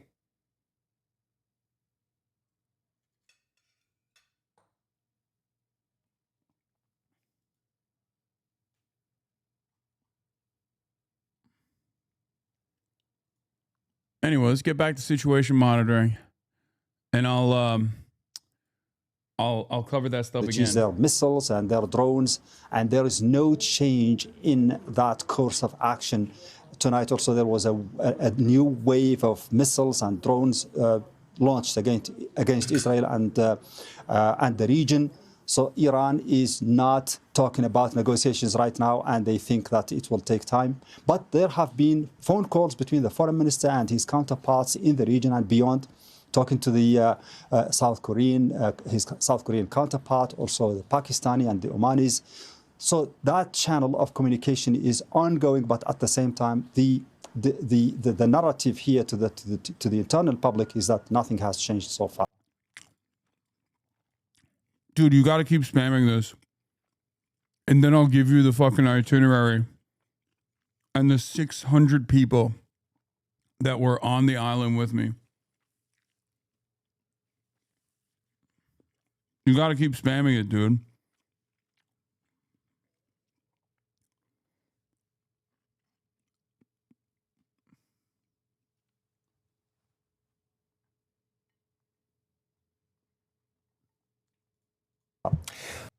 Day 24 of the war has been a day in which things didn't happen and did happen. The things that didn't happen was the threat by President Trump after midnight tonight to attack the power centers, the power stations of Iran. There are 400 or so of them. These are some of the bigger ones. The Bushehr nuclear power station is not the biggest, but it's the one that everybody thinks about. The Iranians said, well, of course, if you do that, then we will attack the power stations in the Gulf states, which would be extremely serious in itself. Even more than that, and the Iranians have implied this before, and they've already done it at least on one occasion, they said that they would attack the desalination plants along the Gulf Coast. And all of these societies really depend upon desalinated water, not just for drinking, but for all of the normal functions of their society. No society can live without clean water. There's only so much you can do with seawater. And all of these desalination plants, by definition, are on the coast. They're all vulnerable to Iran, very easy to attack. That would be a complete and utter disaster. Now, in theory, that is not going to happen, at least for 5 days. So that is something that today will not go down in history as having created. But this is something that will go down in history. The Israelis have actually increased their attacks on Lebanon, and this is important because they've begun to attack the bridges over the Litani River. There are 5 major bridges. They've attacked 2 of them, 3 of them. They'll probably attack all of them eventually. What the Israelis are trying to do is to separate this area south of the Litani River. Why would they want to do that? Very obviously. By the way, what he's talking about in terms like this is quite literally a catastrophe of such magnitudes that is comparable to the Nakba, if not a larger number of people that are going to be ethnically cleansed from their homelands. It's unbelievable that Israel, amidst like the bombing campaigns, still find the opportunity to go and seize Lebanese land, like to go and seize Lebanese territory.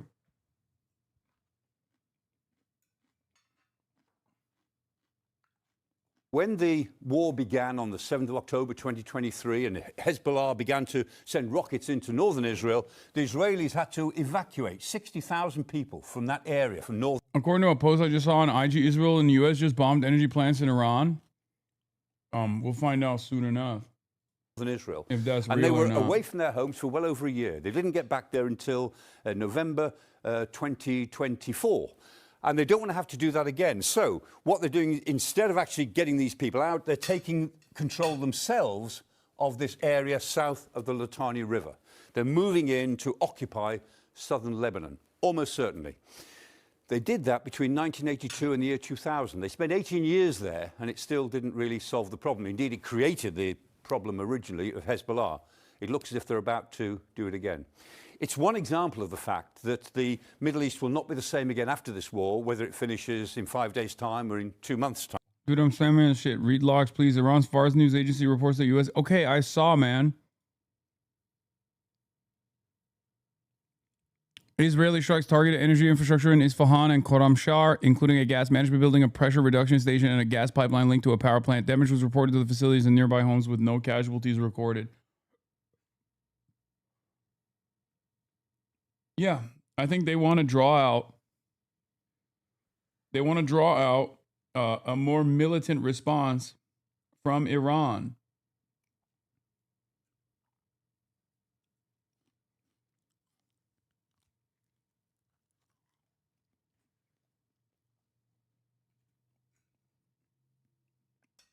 They want to cause Iran to escalate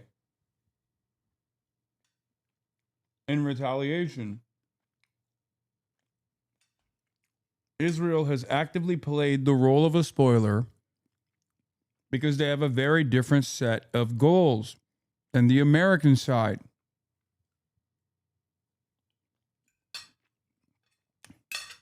Or let me rephrase that. It's not necessarily a different set of goals, but it's one that I guess you could say it's a different set of goals because America is still fine with like a fully destabilized Iran. Whether they achieve it or not is a totally different story. It's just that I don't think America is as predisposed, as invested in like the complete collapse of the Gulf, especially considering what that will do for American interests in the region and the unlimited money flows that they've gotten from the Gulf thus far. You understand? Israel, on the other hand, wants a weakened Gulf. I don't think America wants a weakened Gulf.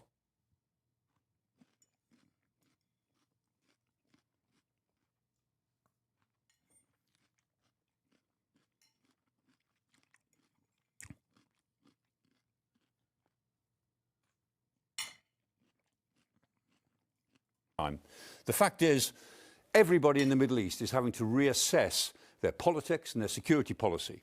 And when those reassessments take place, this is going to be quite interesting and important. The difference between Shia and Sunni peoples within the Muslim faith. There are about 2 billion Muslims in the world.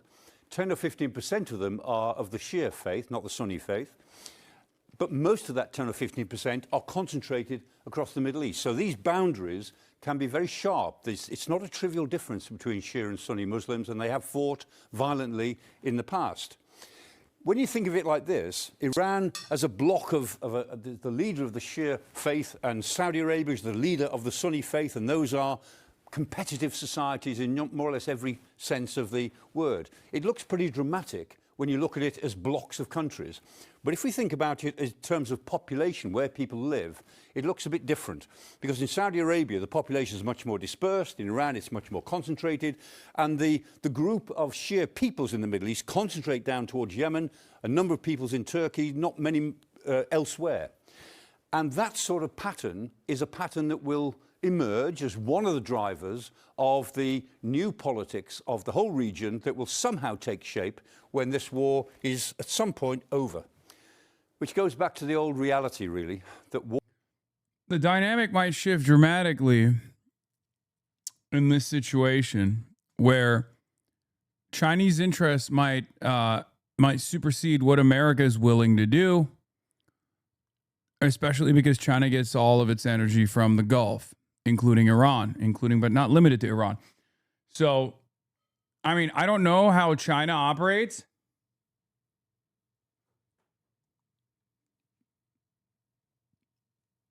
Especially because they are so unimaginably restrained that the latest on the it's hard to see what they're doing as anything but weak.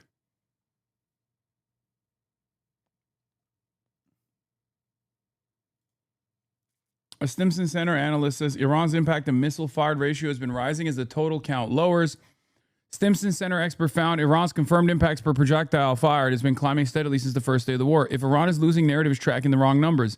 Yes, missile and drone launch rates are down 90%, but hit rate, or confirmed impacts per projectile fired, has been climbing steadily since day one. Raw impact counts dropped sharply after February 28th, but most of that drop is just fewer launches. That's at least partly the result of U.S.-Israeli strikes destroying launches and stockpiles. The real question, of the missiles and drones Iran does fire, how many are getting through? In the opening days of the war, Iran fired more than 500 ballistic missiles and over 2,000 drones. The hit rate was below 5%. Defenses held. The barrage looked overwhelming. Most of it was stopped. Launch rates fell 90+% over the following 2 weeks. Something counterintuitive happened. The hit rate started climbing.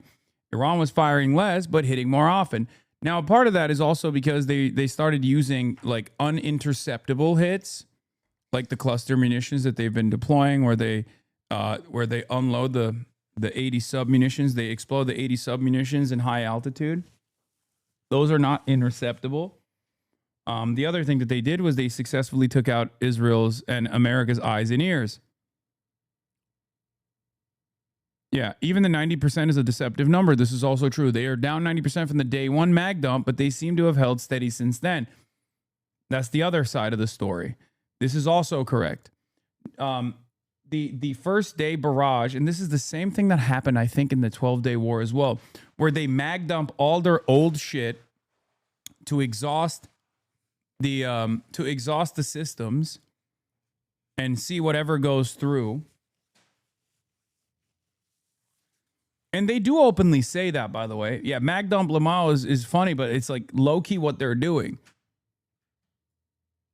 They did this in the 12-day war as well, where they just like will literally sell, we'll salvo all the old shit, probably probing, pen testing, and analyzing what the interceptions look like. On March 10th, Iran launched 35 drones with the UAE, 9 penetrated air defenses, around 25% interception rate. This isn't an accident. It's an operational pivot. Iran shifted from mass attrition, overwhelming defenses with volume, to precision disruption, striking selected targets where even one hit produces outsized damage. The energy infrastructure campaign, March 18th and 20th, shows this perfectly. Ras Laffan LNG, 17% of Qatar's exports offline. Kuwait's Mina al-Ahmadi refinery hit 2 days in a row. Saudi's Samref refinery struck. Small salvos, fixed targets, outsized consequences. The Dimona and Arad strikes on March 21st are the starkest example. Small number of missiles fired, 2 penetrated defenses, causing injuries and sparking an IDF investigation. Netanyahu even called it a very difficult evening. Small salvo, outsized consequences. Bottom line, a degraded Iran firing fewer, better aimed missiles as softer targets may be more effective at imposing a civilian and economic cost than the massive salvos of February 28th. Simple volume was never Iran's comparative advantage. Disruption was. And on the metric that matters, cost imposed per missile fired, Iran may actually getting more effective as the war goes on, not less. The impact data come from a data set I built by open source reporting, ACLED, Al Jazeera's live tracker, ISW, critical threats, daily updates, etc. Tracking confirmed strike impacts, not launches. Launch totals come from CENTCOM, JPost, Al Jazeera, UAE, MOD. The hit rate trend is directional. Treat the specific percentages as illustrative, not precise. So yeah, while the American and Israeli government are looking for a propaganda victory here, and they keep claiming that the Iranian strike capabilities have been degraded, well, they're doing more damage now. And at the end of the day, the goal of interceptions are supposed to be to limit the damage, that limit the economic and civilian civilian casualties. War with Iran. In President Trump's new message, Matt Rivers is in Doha, the capital of Qatar, with the breaking news. Good morning, Matt. Good morning, Michael. Yeah, some breaking news this morning with President Trump coming out on social media, posting to Truth Social, saying that he has ordered the U.S. military for a period of 5 days to stop any and all attacks against Iranian power plants and energy infrastructure. This, as he says, there is ongoing negotiations between Iran and the United States that he says are going well, and as such, he has ordered this temporary halt to military action, a very big deal as this entire region remains on edge. With just hours before time runs out on President Trump's ultimatum to Iran, the president sounding optimistic as it appears both sides are getting closer to reaching a deal to stop the fighting. Trump posting on social media this morning based on the tenor and tone of these in-depth, detailed, and constructive conversations, which will continue throughout the week. I have instructed the Department of War to postpone any and all military strikes against Iranian power plants and energy infrastructure for a 5-day period. But the president making no mention of other operational changes. It comes as Iran's critical infrastructure is already taking a hit. In a video posted by Iranian state media, a woman capturing the moment an airstrike hit the Electricity Authority headquarters in Tehran last week, killing several engineers and civilians. Iran's president mocking Trump, saying, "The Strait of Hormuz is open to all except those who violate our soil. We firmly confront delirious threats on the battlefield." And the Iranian parliament says their next targets will be U.S. financial assets. This as Iran ramps up its attacks on Israel. This dramatic video shows an Iranian ballistic missile slamming into a residential neighborhood. Just moments later, a second Iranian direct strike in a city nearby, both missiles breaching Israel's high-tech, multi-layered air defenses. Our Tom Sufi-Burge was there. You can see the crater where that Iranian missile hit, but look at the force of the blast, blowing away much of these buildings. We're told dozens of people, families were inside at the time. And stateside, a somber memorial in Florida. Major Cody Cork, one of 13 Americans to have died in the Iran war, was laid to rest. Robin, once again, a very big deal this morning with the U.S. military to stop attacking energy infrastructure and power plants. Notably, though, Robin, the president did not say he would call off all military activity in Iran. Things remain very tense in this part of the world. Yeah, he posted that just moments ago. You're on it, Matt. Thank you. Well, here in Beirut, what's evident and terrifying for people is how this war has moved into the heart of the capital, and it's hitting civilians hardest.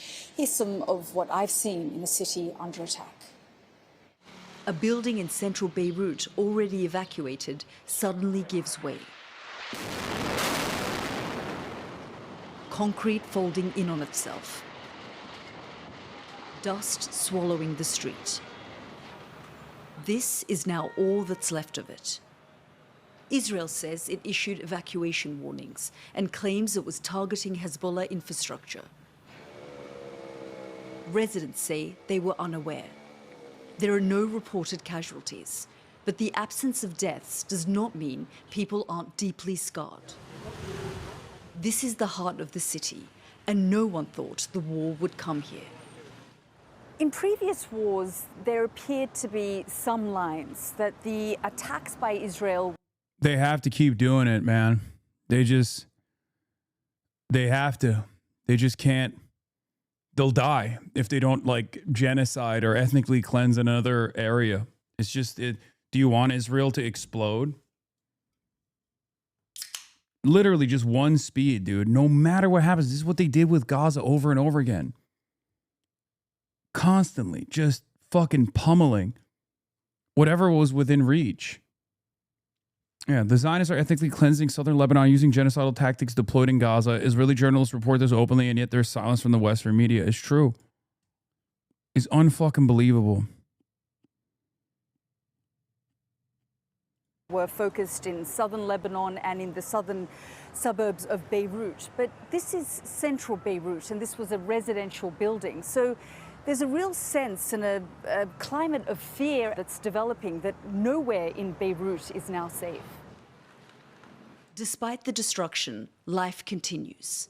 69-year-old Samia Hab has lived in the building just behind the one that collapsed for more than 20 years. She says when the evacuation warning came, there was no time to think, only to flee. What do you think when you see all of this destruction in front of your house?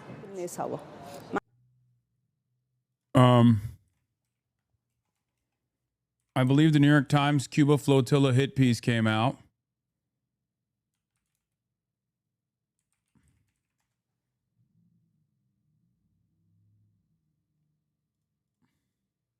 Wait, what the fuck? It's just me.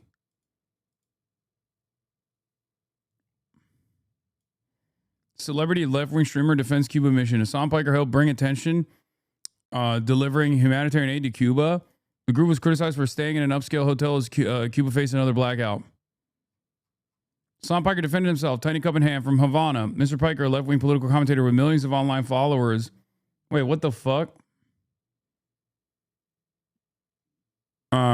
Was in Cuba as a part of a humanitarian mission to deliver supplies to Cubans and to demand an end, he said, to U.S. measures that have isolated the island and it contributed to his economic collapse. The humanitarian mission named Nuestra America Convoy, or Our America Convoy, is a part of a larger movement to bring public awareness to Cuba's plight.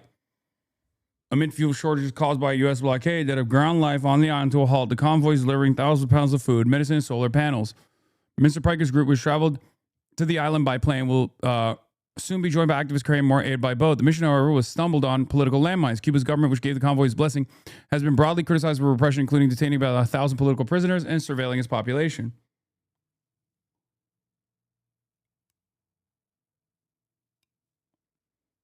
The group was also criticized this weekend for doing what normally be ordinary things, such as staying in a hotel with an electrical generator using motorized vehicles. Critics, including some Cubans on the island, were quick to point out that Cuba's running so short on gas that hospitals have had to ration power and garbage just pile up in the streets. Mr. Piker and other activists stayed at the Iberostar Marqués de la Torre in Havana, which kept the lights on thanks to a generator when, for the second time in a week, Cuba was plunged into darkness and a nationwide blackout. On a choppy live stream, Mr. Piker defended the decision, saying it was the only place that Americans were allowed to stay. The American government makes it illegal for Americans to stay wherever they want when they're in Cuba, said Mr. Piker, who did not immediately respond to a request for comment. The list of U.S.-approved hotels also include lodgings with lower ratings. Convoy organizers said while some members opted for hotels with capacity for large groups, other participants stayed in smaller lodgings, including private homes. Right-wing commentators and Cuban exiles who detest Cuba's communist government were quick to attack. The Nuestra America Convoy includes a broad array of participants, from cultural figures like Mr. Piker and activists from the U.S.-based group Co-Pink to labor organizers and politicians from Latin America and Europe. Guys, they requested a comment while it was live. That's why I was trying to type it up.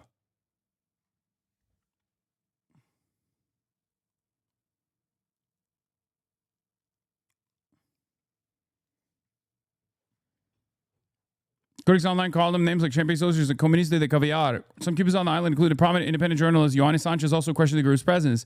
They say they have come to the island of the Cuban. This person literally is a fucking dissenter who left the island yesterday, by the way, and is now going to be another mouthpiece that's like anti-Cuban government that is like justifying the blockade. It's unbelievable that the New York Times, I mean, actually, never mind. I take it back. I was about to say it's unbelievable that the New York Times would do this kind of propaganda, but it's the most believable. What the fuck am I thinking? They say they've come and stand with the Cuban people, but they need to meet with the man who gave the orders to repress those who took to the streets on July 11th, demanding freedom. Ms. Sanchez wrote on X, posting a photo of Cuba President Miguel Diaz-Canel. She used the hashtag to refer to the massive protests on July 11, 2021, the country's largest demonstrations in decades, which prompted a forceful crackdown by government forces involving hundreds of arrests. Organizers said that the president had welcomed members of the delegation at an informal event at a convention center. Cuban exiles also pointed out that they themselves would like to deliver aid to fellow citizens, but could not easily do so because of American and Cuban travel restrictions. As the first convoy members arrived this weekend distributing aid to meet with Cubans, several boats were making their way towards Cuba. From Mexico, led by Grandma 2.0, named after the yacht used by Ernesto Che Guevara, Fidel Castro, and other revolutionaries to reach Cuba in 1956. The mission includes members of the European Parliament, Christian Smalls, a U.S. labor leader, a delegation from the Democratic Socialists of America, the left-wing party that includes Mayor Zohar Mamdani of New York City, and Ms. Ocasio-Cortez. Other prominent participants include Jeremy Corbyn, the former leader of Britain's Labour Party, and Isra Hirsi, the daughter of Representative Ilhan Omar, Democrat of Minnesota.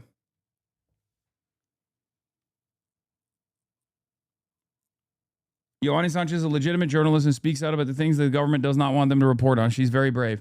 Yes, chatter, I got it. You're right. The fucking Cuban government is actually demonic. You are not the first, nor will you be the last person that literally fucking agitates at a moment's notice, utilizing liberal-ass language without taking into consideration what the fucking Cuban destabilization initiatives look like. Hello, we just spent the last fucking month unironically having this conversation about a far more brutal government, the Iranian government. If you think the Cuban government is ruthless, I mean, look at what happened in fucking Iran. The Iranian government unironically was far more ruthless, and yet still they still are in a far worse predicament now, where America and Israel is carrying out the fucking final solution. Yeah, what a brave journalist fucking siding with the blockade and the American government. No one, and I mean no one, is brave for siding with the United States of America as the United States of America carries out its death and destruction campaign. Wake the fuck up. You've been in here for 21 months. It's unfucking bearable, dude. You can have journalists that have done fantastic work initially, okay? You can have people with reasonable gripes against their own government. But in a moment where the blockade is the main problem, utilizing your standpoint epistemology to say, no, actually, the real problem is the Cuban government. I know she's been reporting from Havana and hiding from the government. She's no longer in Havana as of today. I'm pretty sure today or yesterday she flew out of Havana, if I'm not mistaken. Maybe I'm mistaken her for someone else.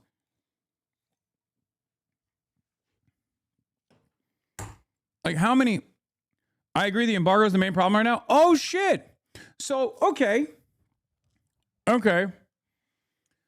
So, you agree that the embargo is the main problem right now. So why are you defending the work of someone who went to the paper of record and presented herself as as the principal recipient of aid, utilizing the fact that she is currently in Havana to side with the American government over the Cuban one?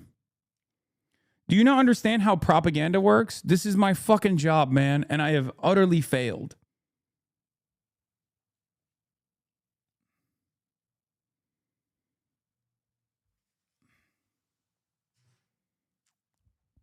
This is the same thing that happens anytime there's a fucking union protest or a labor union strike. People go, why won't the labor union meet the demands of the bosses? When you ask that question, when you put the power in the hands of the labor union to end the strike, you just side with the bosses. That's what you're doing. And this is the same principle. You look at a situation where on the one hand you got a blockade, and on the other hand you have a victim, a government that is objectively a victim of this blockade, that is trying to do their very best with the limited, scarce resources that they have. And you turn around and you say, well, honestly, I know that the main problem is the blockade, but let's not forget, why do we have to choose between... Oh, shut the fuck up, discourse bot.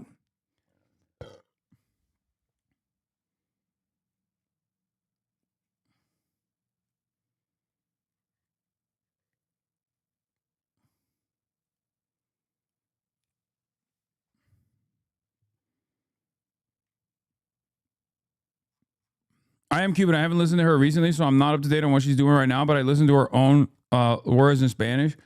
Yeah, okay. You're Cuban. You've listened to her words of the past. Listen to her words right now. Listen to the role that she presents. Okay? Anyone, Cuban or not, that doesn't recognize that the greater evil here is being caused by this fucking unjustifiable blockade, I'm sorry to say, is doing the bidding of the American government. Okay? That's it. And considering that you are also totally aware,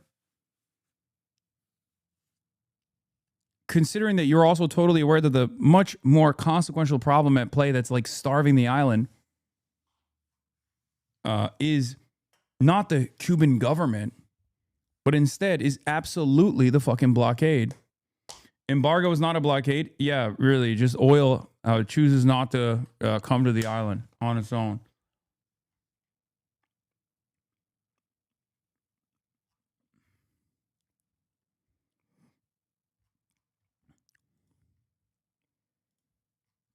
Anyway, Mr. Piker, whose involvement appeared to bring more attention to the Cuba convoy, has also been vocal critic of President Trump's foreign policy in the Middle East. Last year, he said he was questioned at the U.S. airport about his views on Gaza and Mr. Trump. Mission members were also criticized for appearing at a party where Irish hip-hop group Kneecap, which is part of the group, performed. One of his members faced terrorism charges in England for displaying a Hezbollah flag. The charges were later dismissed. Hezbollah is a Lebanon-based militant group that violently opposes Israel. Party goers shouted in Spanish, Cuba yes, blockade no. Organizers said the delegates had not planned a party. There was no formal program for the visit, but rather joined an open-air festival in Havana that was already underway, and that Kneecap had given an impromptu performance. This is true, by the way. This is literally what happened. Online, some critics of the mission also shared footage of what appears to be participants sitting on a small tour bus, clapping and singing. Representatives Maria Elvira Salazar, a Cuban-American Republican from Florida, reposted the video excoriating the left. This isn't a spring break trip, she said. Mr. Adler, a lead convoy organizer, blamed Ms. Salazar for championing the blockade that was directly causing the suffering of the Cuban people, adding, "We reject this logic of collective punishment." There's been relatively little public response from Democrats to the humanitarian crisis and months-long U.S. blockade on Cuba. Representative Ocasio-Cortez, a Democrat from New York, is among the few who have spoken out, criticizing the U.S. policy and calling it a part of a new era of depravity. In a video posted this weekend, Mr. Priker said that his goal in going to Cuba was to bring awareness of what my government, the United States of America, has done to the Cuban population, one of the most ridiculous embargoes of all time. Mr. Priker has emerged as an influential figure of the American left after years of building up a following outside of traditional political media. Since Mr. Trump was elected a second term, he has received greater attention from the Democrats and from mainstream media, viewed as someone who might succeed in bringing more young people, particularly young men, back into the progressive fold. On the live stream from his hotel, Mr. Priker addressed the latest criticisms. He acknowledged that his Havana accommodations represented prosperity. The dichotomy between the hotel and how normal Cubans lived had definitely, he used an unprintable expression, messed them up, he said. Definitely, he added.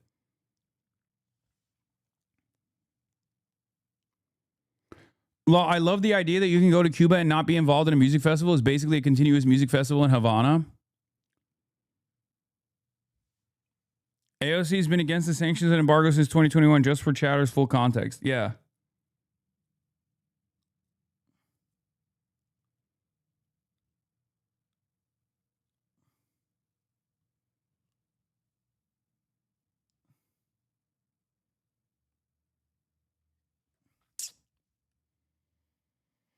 I don't know why this article was framed as though it's about me. It's crazy that it's crazy.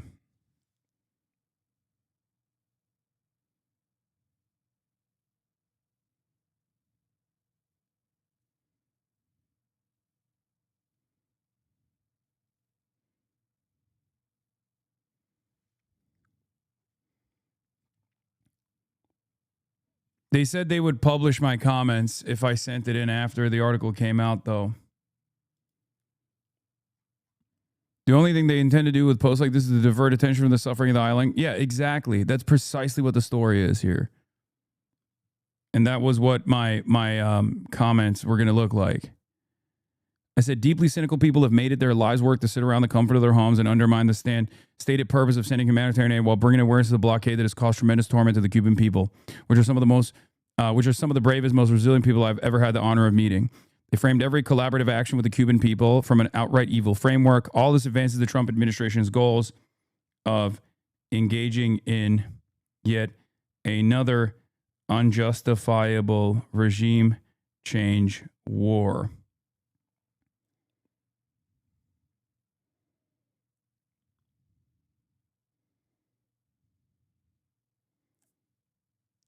They're going to clip your comments, keep it short? No, that's it. That's what I'm going to say. They're not printing that, big dog? What do you mean? Of course they're going to print that. It's the New York Times. What are you talking about? They don't. Very clearly, you're going to get a new phase where they'll frame you as a grandstander, hoping to damage your credibility with the left and normies. No, I don't think so.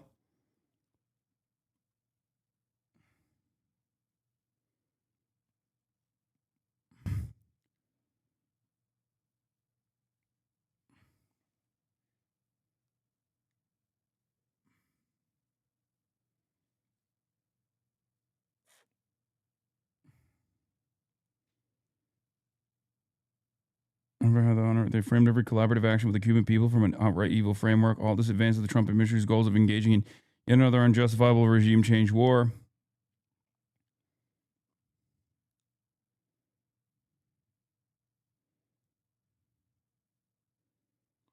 We have asphyxiated.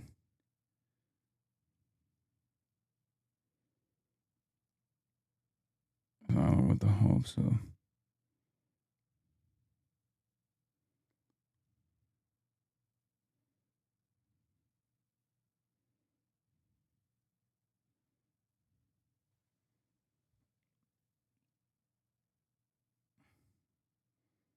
We have asphyxiated this island with the hopes of ending its unlimited potential.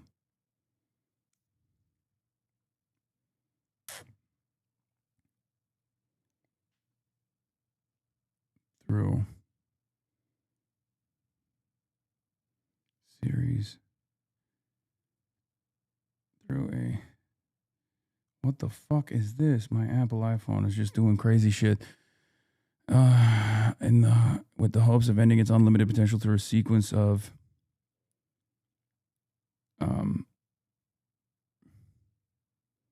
bureaucratic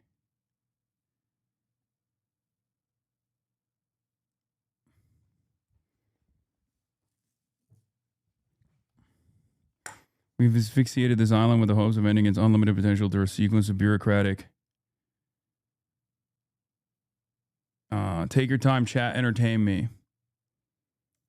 Looks like we may not have the best oil security, bud. Huge clouds of black smoke and fire rise on the Valero refinery in Port Arthur, Texas after the explosion. Okay, let's continue with this. She tells me I'm at breaking point. Hold on. This time is worse than before. We went through a war previously, but it wasn't like this. This is harder. It's happening next to us. That fear lingers for Samia and millions affected by this war. Abu Allah is among those already displaced by this conflict. His family left southern Lebanon and they're now in Beirut. But the war has followed them. He recently witnessed a strike near where they're sheltering. But he's not directing his anger at Hezbollah. Do you feel like they've dragged Lebanon into this war? Hezbollah is a thought, it's not a party. The Shia Muslims are all with Hezbollah. When they say they want to destroy Hezbollah, they're saying they want to destroy a sect. If this resistance didn't exist, Israel would have taken southern Lebanon a long time ago. Beirut's southern suburbs, home to hundreds of thousands of civilians, but also Hezbollah, is now a ghost town.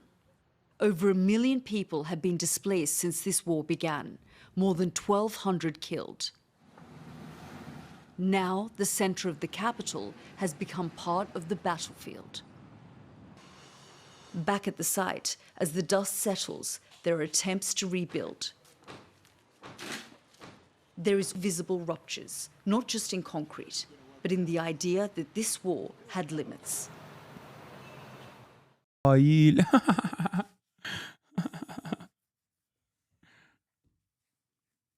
I mean, I never thought I would see the day where there would be a significant number of Iranian diaspora that are actively defending Iran.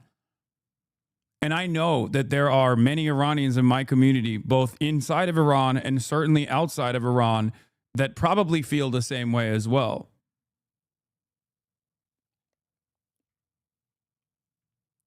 Like that's unironically a wild change of events in a very short period of time.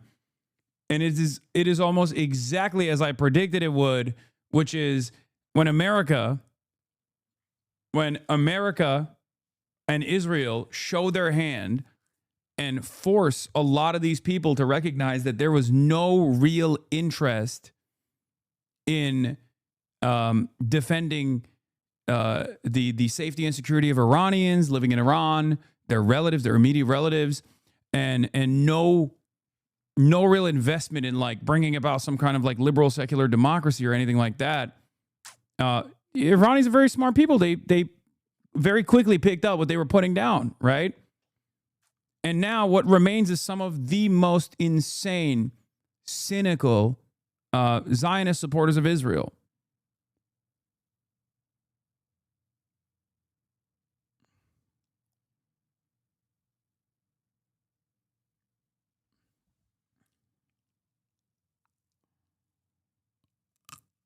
For the record,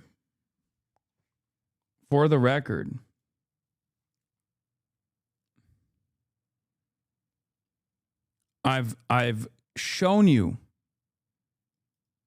You talking about me, bitch? You want an update from the Iranian diaspora in Germany? They're fucking insane. No, there's something in the German water. I'm not going to get into it. We're not talking about Germany, okay? But what I will say is this. This reality was shown to those with eyes to see, including in this community, when we looked at the polling after the 12-day war. When the 12-day war unfolded, the Iranian diaspora population were majority in disapproval of the actions. Because at the end of the day, there are a lot of people who are so desperate that they truly think that America and Israel could potentially help them. There's a shit ton of propaganda in that direction. But no one wants to see their fucking relatives perish. No one wants to see beautiful cities that have been around for thousands of fucking years get destroyed, get reduced to rubble. No one wants to see the imagery of black clouds dumping oil back on top of their fucking immediate relatives with chemical warfare. Who the fuck would be in favor of that? You have to be an absolute psychopath. I have 3 cousins here. All 3 went there and posted reels and shit. I'm Brian Kill Me in a video game. I'm Brian Kill Me. The diaspora don't see themselves responsible for the deaths in Manab. They don't see the role they're playing by manufacturing consent for these deaths. The Iranian, the diaspora, I'm hunted by my responsibility in the death of those kids.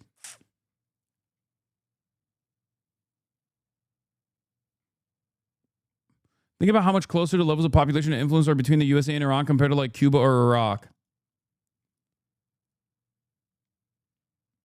I don't think that wait, what? I don't think that the American population's overall opinion on Cuba is one born out of like full knowledge of the events that are unfolding.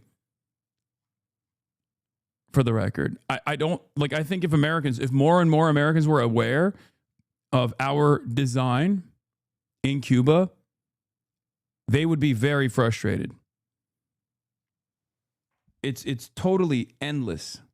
Or, I mean, it is totally unnecessary.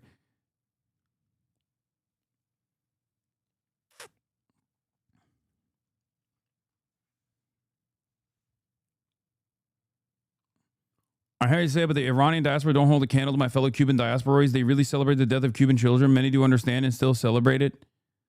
Yeah, I mean, I'll be real. I'll keep it $150 with you. I don't know what the hell happened there. Okay, I think like maybe because there's like more valid reasons to oppose the Iranian government from the perspective of people, like because not everyone is like there are a lot of people who haven't just simply been like propagandized into being frustrated with the Iranian government. There's valid reasons to be angry at it. Obviously, it's irrelevant in this point, right? It's irrelevant at this point in time.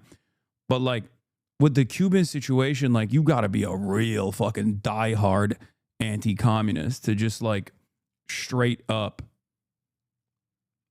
Also, I mean, it's a longer history, right? There's a much longer history of American intervention in Cuba than there is in Iran, like much longer history.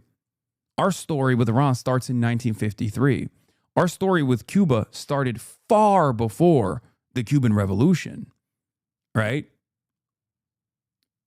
It's 100+ years at this point of direct intervention. Yeah, it starts with the Spanish War. It starts with the Cuban pseudo-republic.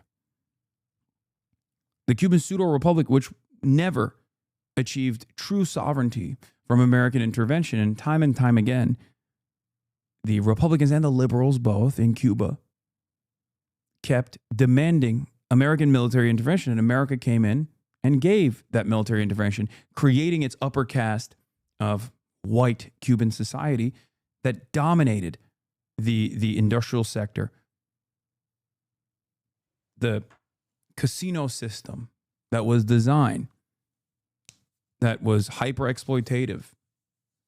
If you think that Cuba's current tourism sector exposes the class contradictions, you have no idea how bad it used to be when Cuba had like child prostitution and unlimited gambling, unlimited casinos. It was an island for some of the worst Americans to come in and use it like a fucking playground. Yeah, gangsterismo.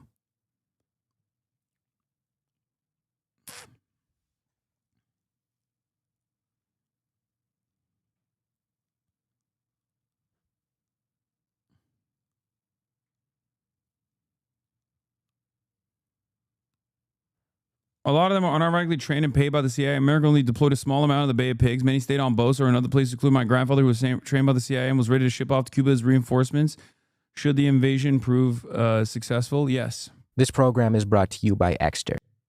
Overzealots is the #1 dick rider of both Che Guevara and Fidel Castro, which I respect. It's a respectable position. Okay, these are some of the best people that have ever been invented. Okay.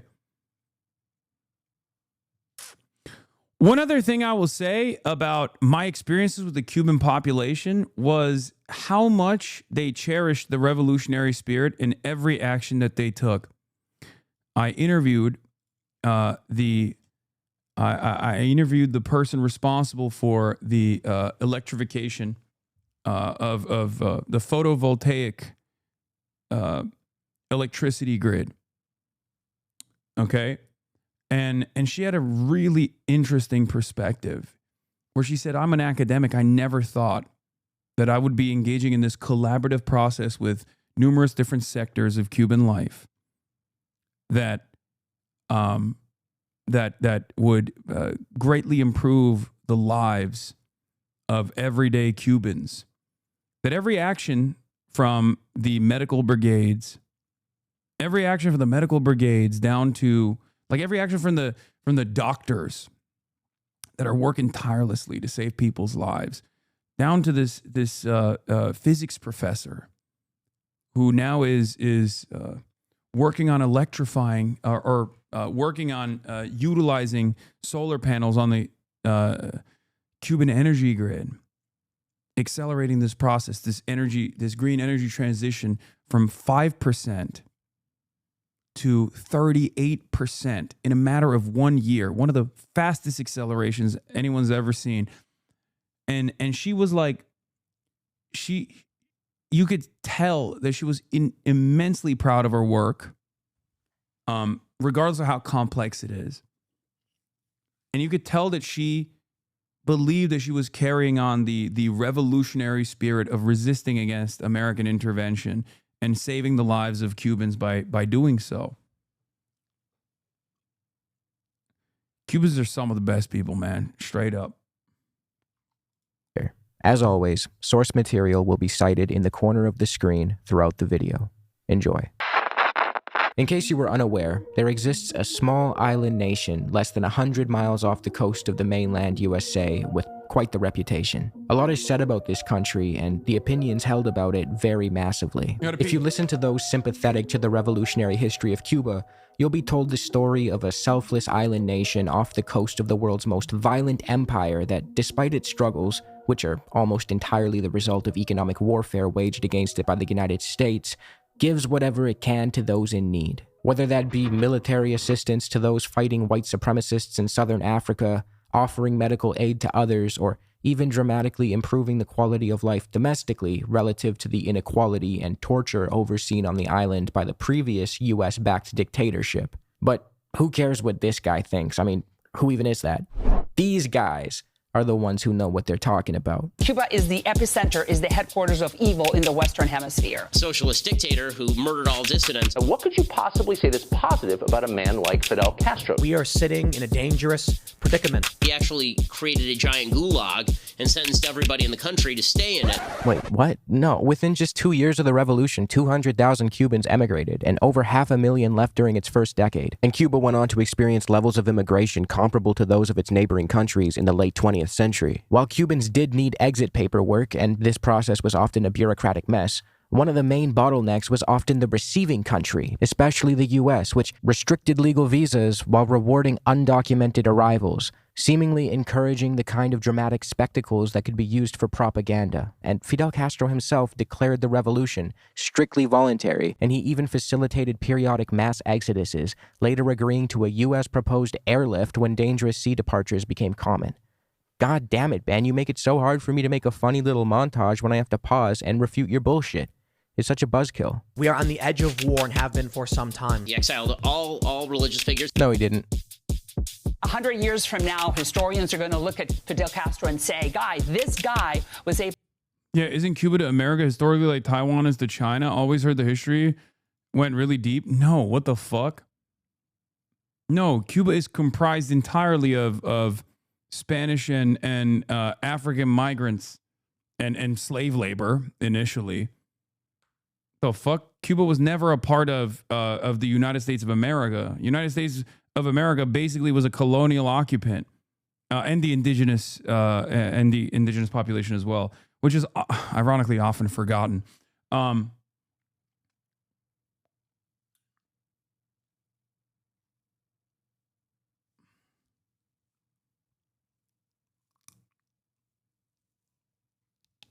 to supersede Lenin and Stalin. Under Bautista, Cuba was one of the richest countries in Latin America.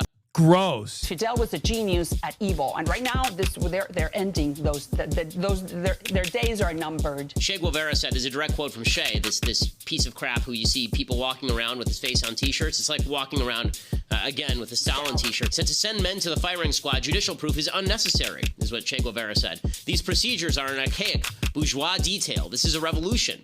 And a revolutionary must become a cold killing machine motivated by pure hate. We must create a pedagogy of the paradigm." That's the execution one. This is a fabrication. Che never said this. It's attributed to Che, but in reality, it's the result of splicing together a bunch of random shit to form a blurb he never said nor wrote. In fact, this Frankenstein of a quote is contradicted by the historical record and does not represent Che's actions.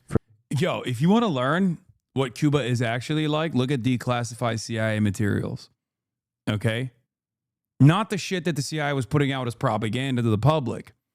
And not the, activated American Cubans, right? The Miami lobby. But just look at what they were openly saying behind closed doors. A lot of this information is already declassified, so it's very easy to find out on your own. That's all you need to do. They straight up in their analysis at the time in the Cuban Revolution were openly admitting that, one, the revolution did not have a socialist characteristic, even though it was an agrarian revolution, a national revolution, a social revolution, right? Having said that, initially they were like, there is not enough evidence here that Fidel Castro is a communist or a socialist at all. That came after, but it doesn't matter. Che Guevara always was a socialist. But not only that, but also they very openly looked at some of the punishments that came after the successful revolution. And the CIA said that in comparison to the mass executions and torture regime implemented by Batista, that the Cuban Revolution was shockingly bloodless, okay? Shockingly bloodless. So, like, whatever they were saying in their materials, okay, of propaganda was unironically the exact opposite of what they were saying behind closed doors. For example, he never said judicial proof is unnecessary. In reality, he explicitly warned his judges to be scrupulous about weighing the evidence in each case so as not to give the revolution's enemies additional ammunition, wrote the foremost biographer on Guevara, John Lee Anderson. And the judge who gathered evidence and sat on the appellate bench with Che stated that, "We gave each case due and fair consideration and we didn't come to our decisions lightly." So again, Ben is lying. There is no primary source to substantiate the claim that this quote was said or written by Che. It doesn't exist, and Che's actions contradict it. Are you going to let me do my montage now, dude? Che Guevara, worse than Castro, obviously wasn't an official dictator, but what he wanted, picture Adolf Hitler, who's bad, without the, some would call it, charm. He asked the Soviet Union to actually nuke the United States. Che Guevara was less charming than Adolf Hitler. Mass murdering dictator. For all of my criticisms of Adolf Hitler, he was punctual. Summary executions, again, tens of thousands of people murdered. We're Cuban Americans from Miami. But in all seriousness, if you live in the West, odds are you've been raised to think the worst about Cuba. From stories of an evil dictator, Fidel Castro. Not really. You know, what's really remarkable about this also is that, one, during the Cuban Revolution, Americans had a 50-50 split on it, especially a lot of black Americans were very fond of the Cuban Revolution. That's number one. And number two, when we say the West, we often think of just the United States of America. For the United States of America, that is the case, right?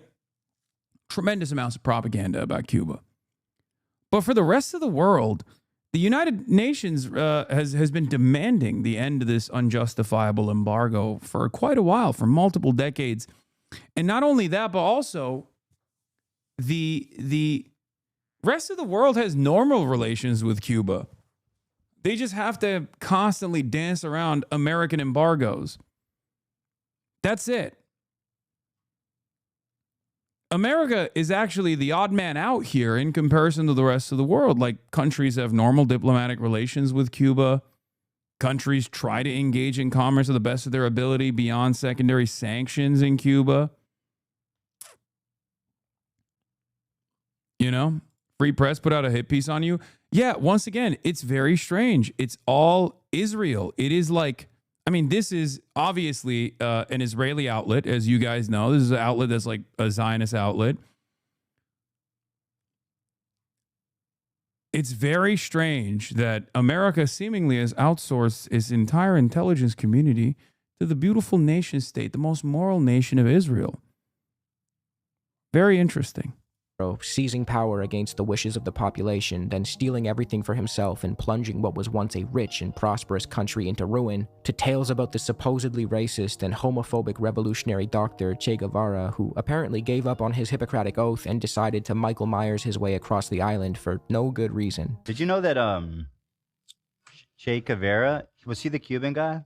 Well, or was that Castro? Castro was Cuban. Che, he was part of the Cuban Revolution. He wasn't Cuban himself. Yeah, Che, the revolutionary, he once executed a 12-year-old for being too anti-revolutionary. Shot him in the face, bro. Yeah, no, he didn't. Wow. Yeah, I heard it was a 10-year-old. People like Hasan. Dude, 12,000 views in 4 hours, man. Come on. Come on. Come on. Come on. Come on. No motion. Why are you even showing me this bullshit, bro? Come on. Do that. This is what happens when you get all of your news. This seems coordinated. Yeah, no, for sure. For sure. Steven Crowder, Ben Shapiro, Free Press, every single Hasbara outlet, every single one. Very strange.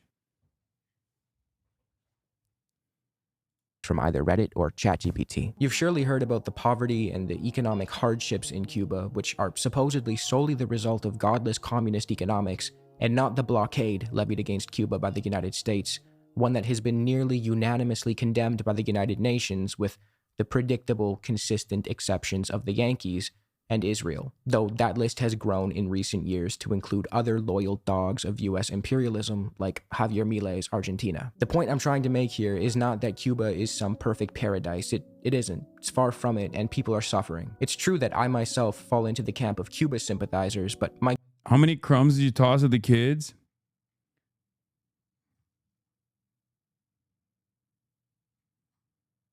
This is how you approach the subject matter. You just saw a couple tweets on the timeline.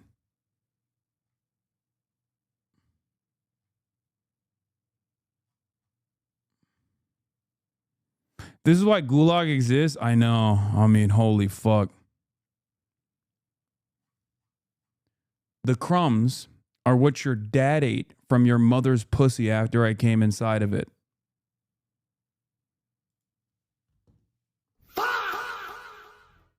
goal with this video isn't to sell you the idea that Cuba is a utopia. It's to fill you in on an alternative perspective that gets relentlessly demonized in the West to maybe challenge some of your preconceptions about the... Not every critical left voice is CIA. Then maybe they shouldn't be doing the work for free. Island, and to show you how the real history of Cuba is one of anti-colonial struggle against the world's most brutal empires and then decades of punishment for successfully throwing off the yoke of imperialism. If I can't get you to change your mind about the country, at the very least, this video will exist to show you who exactly you've been told to despise. You can decide for yourself whether the aggression toward Cuba is warranted, whether it deserves the designation in the United States as a so-called state sponsor of terrorism, or whether the country's economic issues are the result of economic illiteracy or a cruel and frankly genocidal blockade. In the spirit of full transparency, this video will start with the Spanish colonization of Cuba, then move into the period when the United States took over the exploitation, before getting into Fidel Castro's revolution and the relentless sabotage waged against the country by the US. Along the way, I'll be refuting the usual anti-Cuba tropes as they come up. Before we get started, I want to take a minute to thank today's sponsor, Exter. We talk a lot until April 13th with up to 45% off. And if you use the promo code OVERZEALOTS, you'll get an extra 20% off for a limited time. Click the link below and shop with confidence knowing that Exter offers a 100-day money-back guarantee. Now let's get back to the video. What is bro's accent? He's Canadian, the if you infamous couldn't tell. colonizer Christopher Columbus came in contact with and reported on the existence of a beautiful island we now know as Cuba. It wasn't actually Columbus who launched the conquest of Cuba, and if I'm not mistaken, I think Overzealous used to be a left comm, and it's his unlimited admiration for the Cuban Revolution that might have actually turned him into a communist instead. I feel like he's talked about it, right? Like he used to be a left comm, but then he like loved Che Guevara and Fidel Castro so much. It wouldn't be for another 19 years that it until turned him somebody into did. And that someone was maybe a a Spanish libertarian conquistador socialist? by the name of Diego de Velázquez, who invaded and started the Spanish colonization of the island in 1511. Prior to his conquest, Cuba was inhabited by multiple groups indigenous to the Americas. The earliest to arrive on the island were the Guanahatabes, migrants from the forests of northern South America who lived hunter-gatherer lifestyles. Okay, bro. I mean, this is correct. This is I'm glad that he's going through all this. This is literally the same book that I'm reading currently, by the way, that let's see if he continues with some of the things that I recognize, but I'm sure he's read many books on Cuba because he like loves Cuba, but this is literally the Taino made up the majority of the population by the time of contact with the Spanish, were skilled agriculturalists and very hospitable, according to Spanish accounts. They cultivated yucca root, which they baked into cassava bread, grew cotton, tobacco, and lived in houses known as bohíos, structures designed so efficiently that Spanish settlers were quick to copy them, and which remain a feature of Cuban architecture today. In fact, the very name Cuba comes from the Taino language. Now, the reason I'm telling you all of this is to weed out the presumptions that many Westerners hold about indigenous societies. And the book that I'm reading, that there a lot of the information that he's talking about, which is like just a historic account, but summarizes it with like very similar languages. Yeah, Cuba: A New History by Richard Gott. I think it's Richard Gott. Yeah, Richard Gott. Oh, he did. He put the source in the bottom. I didn't. Oh, yeah, it is. Yeah, Cuba: A New History, Richard Gott, Chapter 1. Yeah. The arrogance of the colonizer is such that replacing a rich indigenous culture with a system of colonial looting and slavery is somehow branded as an improvement, and in some cases, portrayed as a great favor done to the colonized peoples. But that isn't true. In Cuba's case, the immense suffering inflicted on the island It's a really good book and very readable.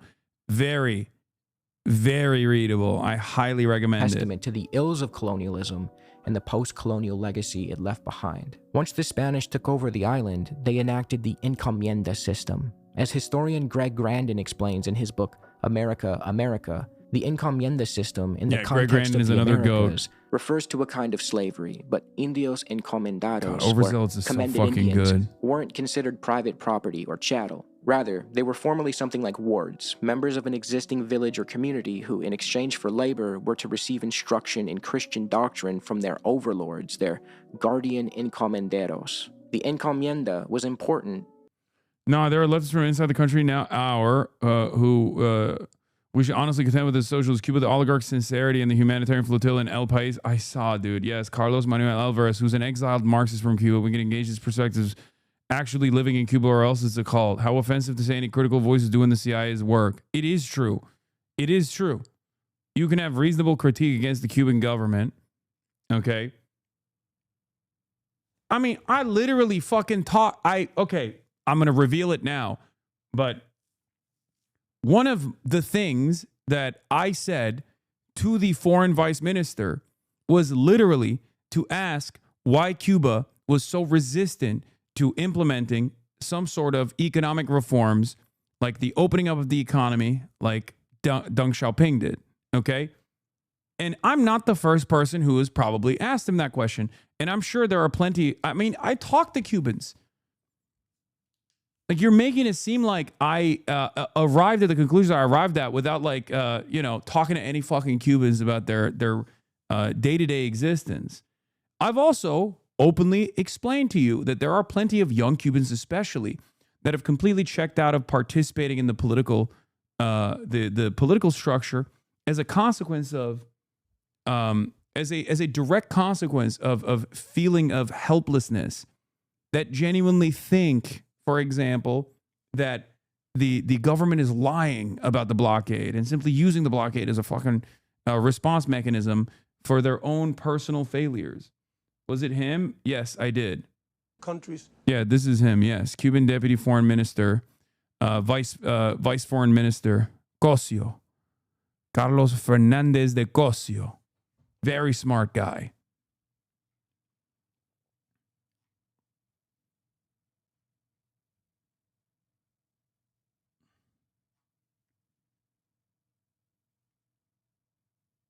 Wow, what a great trade. One gives you labor and the other indoctrinates you, Lamau. What?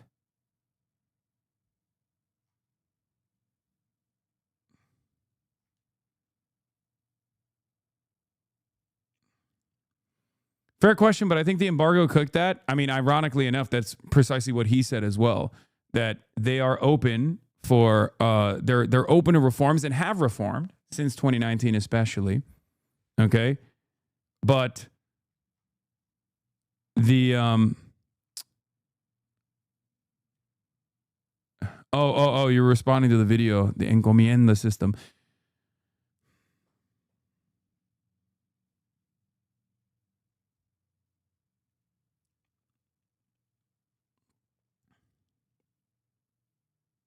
But it was just one of many coerced labor systems. As the indigenous workforce began to deplete due to mistreatment and disease, the Spanish, starting in the 1520s, began bringing over African slaves in large numbers to fill their roles. By the late 1700s, in response to the sugar boom, huge waves of enslaved Africans were brought to Cuba to work on sugar plantations. This sharpened the class contradictions, exacerbated racial stratification, and solidified Cuba as a racial slave state. For those who may be unfamiliar, the Spanish imposed brutal racial hierarchies in their colonies. In Cuba, it looked roughly like this. Peninsulars, white Spaniards born in Spain, were at the top.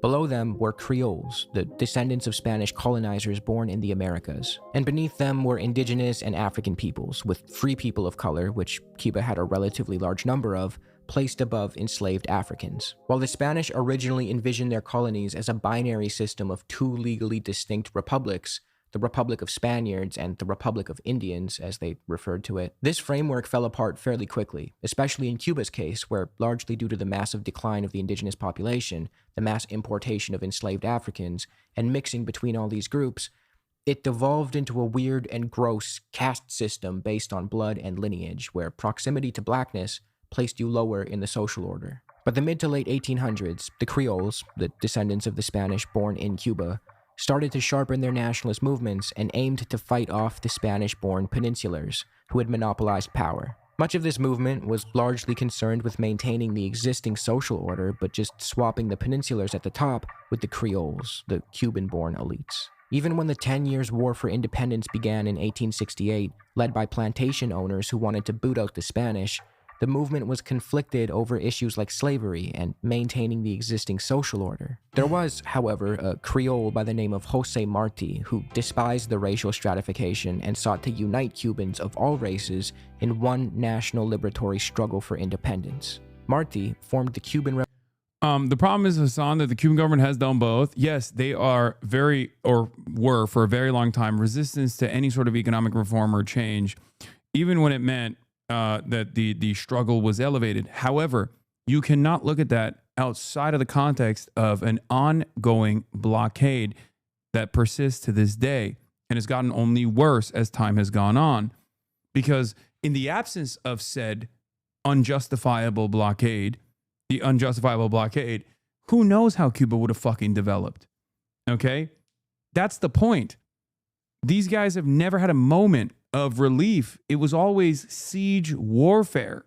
Okay? You will understand, hopefully, how much the American engineering, has played a formative role in every aspect of Cuban existence in very invisible ways. That was my fucking goal, was to investigate the deep and meaningful ways in which Cuba, not dissimilar to Israel, by the way, and its design for Palestinian society, has been able to control every and limit every aspect of existence in this sovereign state.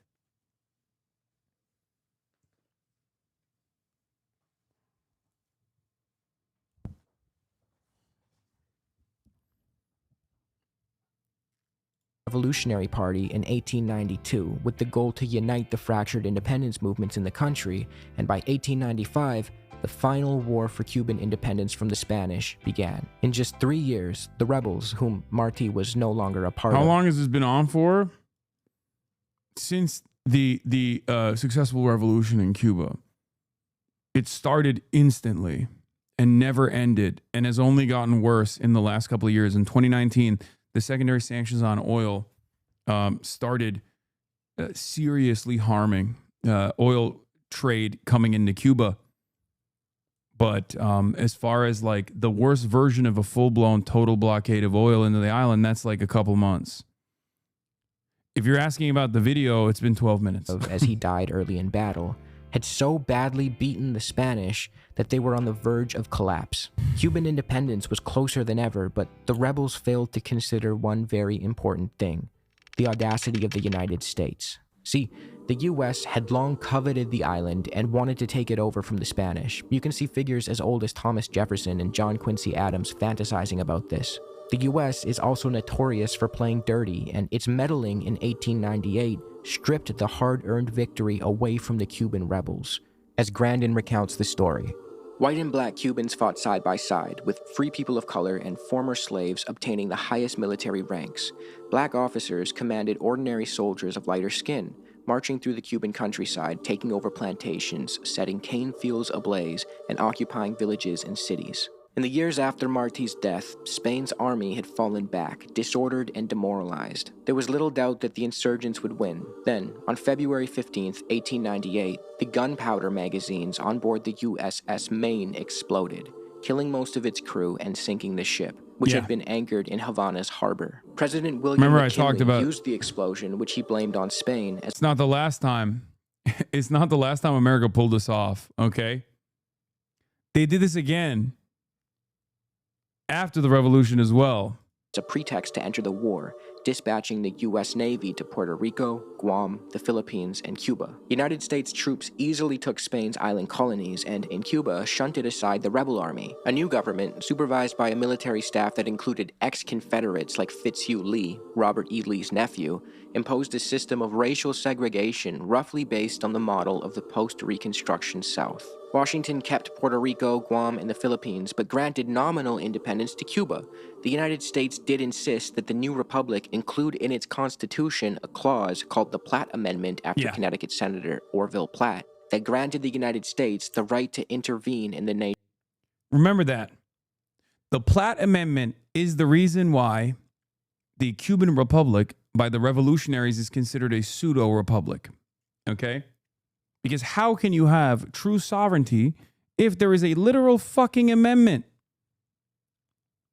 A constitutional carve-out for American military intervention. This is why I'm saying, like, this started in the 1900s, like literally 1901 is when the Cuban Republic was established. It was a pseudo-republic. It was not truly sovereign. And over again, American military intervention, whenever like people were rising up, whenever there were racial tensions in the island, because remember, the island is also was very racist, very white supremacist, as I've talked about extensively. Like there was the a racial dynamic, but instead of having 13% of the population be black, imagine if 50% of the population is black, with the white upper caste actively trying to bring in more and more Spanish white people with the express purpose of keeping the majority of the island white. Affairs at will. So, to summarize, the Cuban War for Independence from Spain was fought by Cuban rebels of all different backgrounds, united by a shared goal of long overdue liberation and equality. They did all the heavy lifting and brought the Spanish to the brink of collapse. The US then used an explosion on one of its ships as a pretext to declare war on Spain, took over Cuba and occupied it until 1902, sidelined and disbanded the multiracial independence army, who again did all the work, imposed some white supremacists who installed another system of racial segregation, and added a constitutional amendment stipulating that the US could intervene in Cuba however the fuck it wants at any time. Nice. So at this point, the Spanish are out, and the new Cuban Constitution of 1901 gives the Yankees the ability to militarily intervene in Cuba whenever they want, control Cuba's foreign and economic policies, and seize land for US naval bases.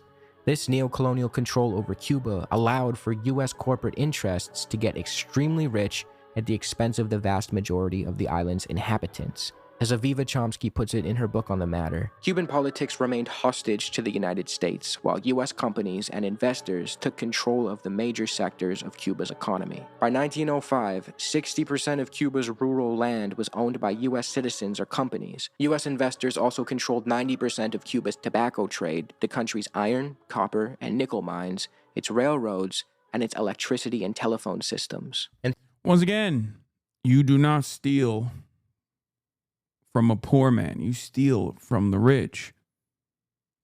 To bring up a famous Parenti quote when he talks about Africa, but Cuba is not a poor country. Cuba's a rich country. It's just been overexploited and stolen from over and over again. Things only got worse from there. She goes on to elucidate the state of Cuba on the eve of the revolution that brought Castro's government to power. One could say that there were at least two Cubas in the 1950s. One was the 1.5 million who were jobless or who belonged to the rural poor, including landless workers and campesinos with small plots. These impoverished Cubans survived mostly on rice, a few beans, and sugar water, creating the naked children, their swollen stomachs testifying to an unbalanced diet and infection from parasitic worms that sociologist Lori Nelson found everywhere in rural Cuba in 1950. At the other end of the spectrum, the 900,000 or so wealthiest Cubans controlled 43% of the country's income. These were the people who had money to spend on frequent shopping jaunts to Miami, luxurious air-conditioned homes, and even mausoleums complete with elevators, air conditioners, and telephones, to make sure they continued to enjoy a high level of comfort in the afterlife. In between, another 3.5 million struggled to make ends meet. What was it that this little guy was saying again? Under Bautista, Cuba was one of the richest countries in Latin America.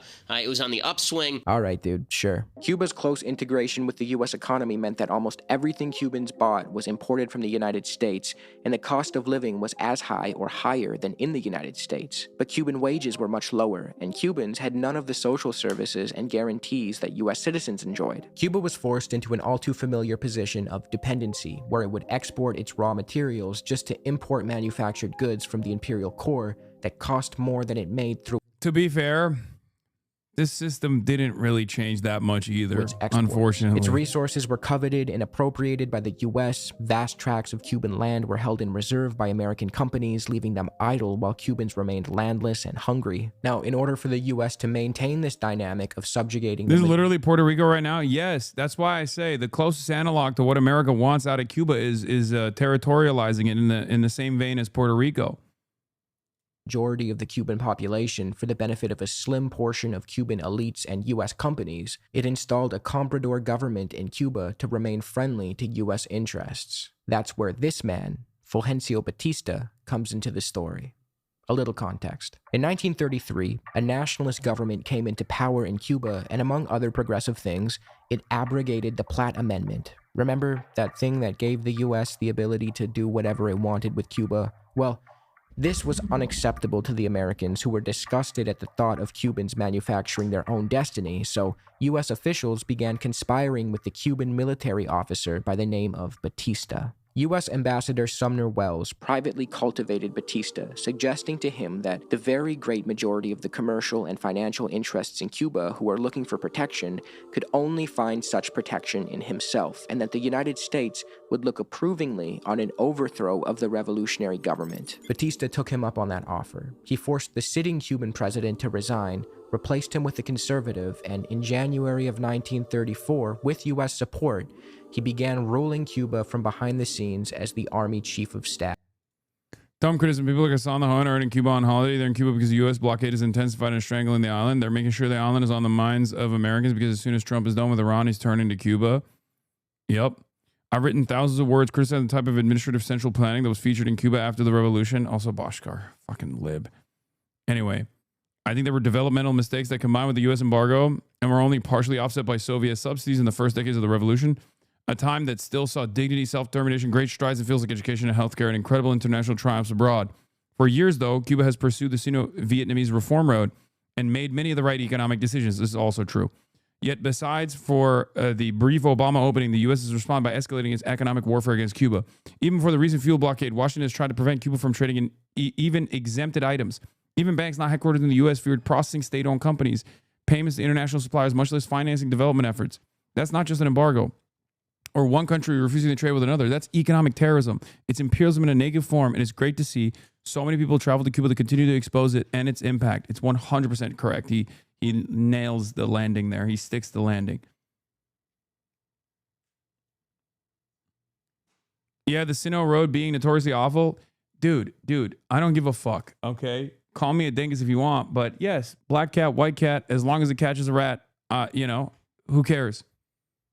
The problem is that the reforms are negligible when the island is being is being placed under this like brutal form of economic terrorism, collective punishment, a war crime.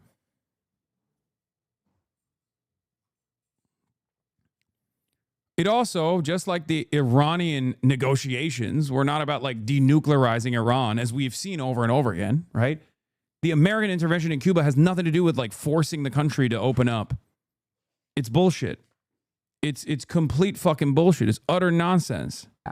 Propping up various civilian presidents to serve as his face. As Aviva Chomsky summarized, directly or behind the scenes, Batista would remain a power maker until 1959. From 1934 to 44 and 1952 to 59, Batista was the ultimate authority in Cuba. And that latter reign of his, the one that started in 1952, saw him return to power by force in a coup and establish a brutal US-backed dictatorship, sparking the Cuban Revolution.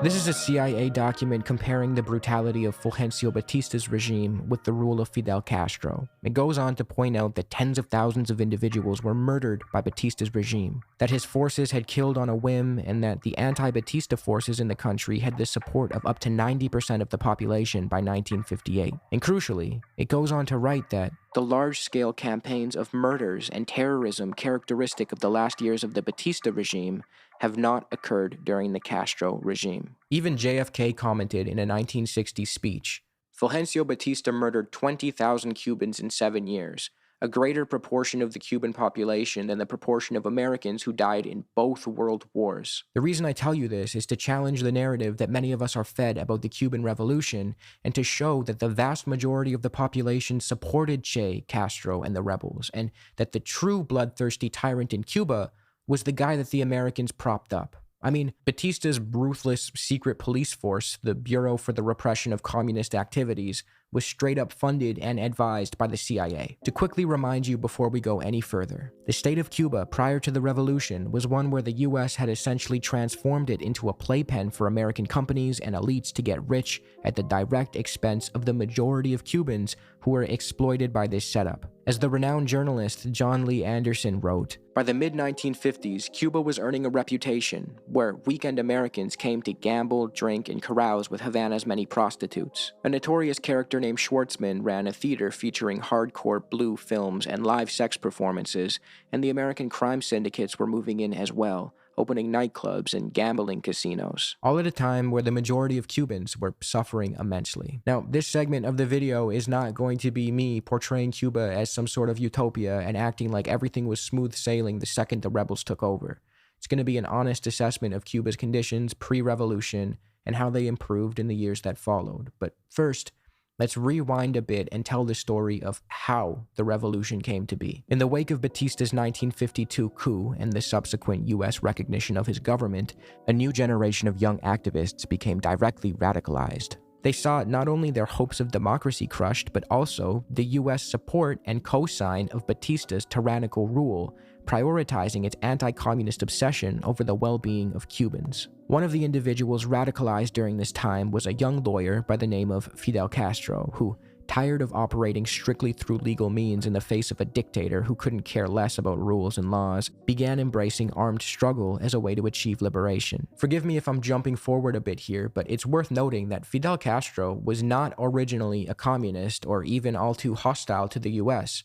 He was an economic nationalist who didn't want to see Cuba ripped off and exploited. This was fully understood by US officials who noted that Castro was appointing relatively conservative and even anti-communist figures to his government once he assumed power. But I'm getting ahead of myself. On July 26, 1953, so just a year after Batista came to power in a coup, Castro led roughly 160 rebels in an attack on the Moncada barracks in Santiago de Cuba, hoping to ignite a mass popular uprising. Militarily, it was a mess. The revolt failed, and many of the rebels were captured, tortured, and executed. Fidel and his brother Raul were imprisoned, but Fidel used the trial as a platform. He delivered his now famous "History will absolve me" speech, and he went on to lay out a political platform that would later become the basis of the revolution. He laid out the 5 revolutionary laws that the Moncada attackers intended to implement: restoration and implementation of the 1940 Constitution, an agrarian reform putting land in the hand of those who tilled it, obligation of employers to share profits with workers, guaranteed markets for small sugar farmers, and confiscation of all enterprises obtained through fraud and corruption. All of these revolutionary laws, he emphasized, were based on the Constitution itself, which restricted large land holdings and provided labor rights, wrote Chomsky. Following a public amnesty campaign, Fidel and his brother were released in May 1955 and formally founded the July 26th movement, named in commemoration of their 1953 Moncada attack. They then went into exile in Mexico to regroup and reorganize, where they met new revolutionaries, including the legendary Ernesto Che Guevara, and began solidifying the movement. In November of 1956, 82 rebels crowded onto the yacht Granma and sailed for Cuba. Disaster greeted the landing. Delayed, ambushed, and nearly wiped out, a small handful of survivors managed to retreat into the Sierra Maestra mountain range in southeastern Cuba. From there, this is very similar to you know, Mao's fucking Long March. It's they overcome great odds, and they basically are able to make they're basically able to convince the locals. Yeah, from 82 to 13. By the way, they get stuck in the fucking swamps. Straight up generate a popular revolution. Revolution expanded on 2 fronts, the Sierra and the Llano. The Sierra referred to the war waged by mountain guerrilla fighters, while the Llano referred to the struggle in the cities, where an urban underground initiated strikes, carried out sabotage, and engaged in armed resistance against the regime. As the rebels waged war from the— This is also why I always say this kind of stuff is multifaceted. You can't have a singular mindset. Okay? It's just not. It's conducted on every front.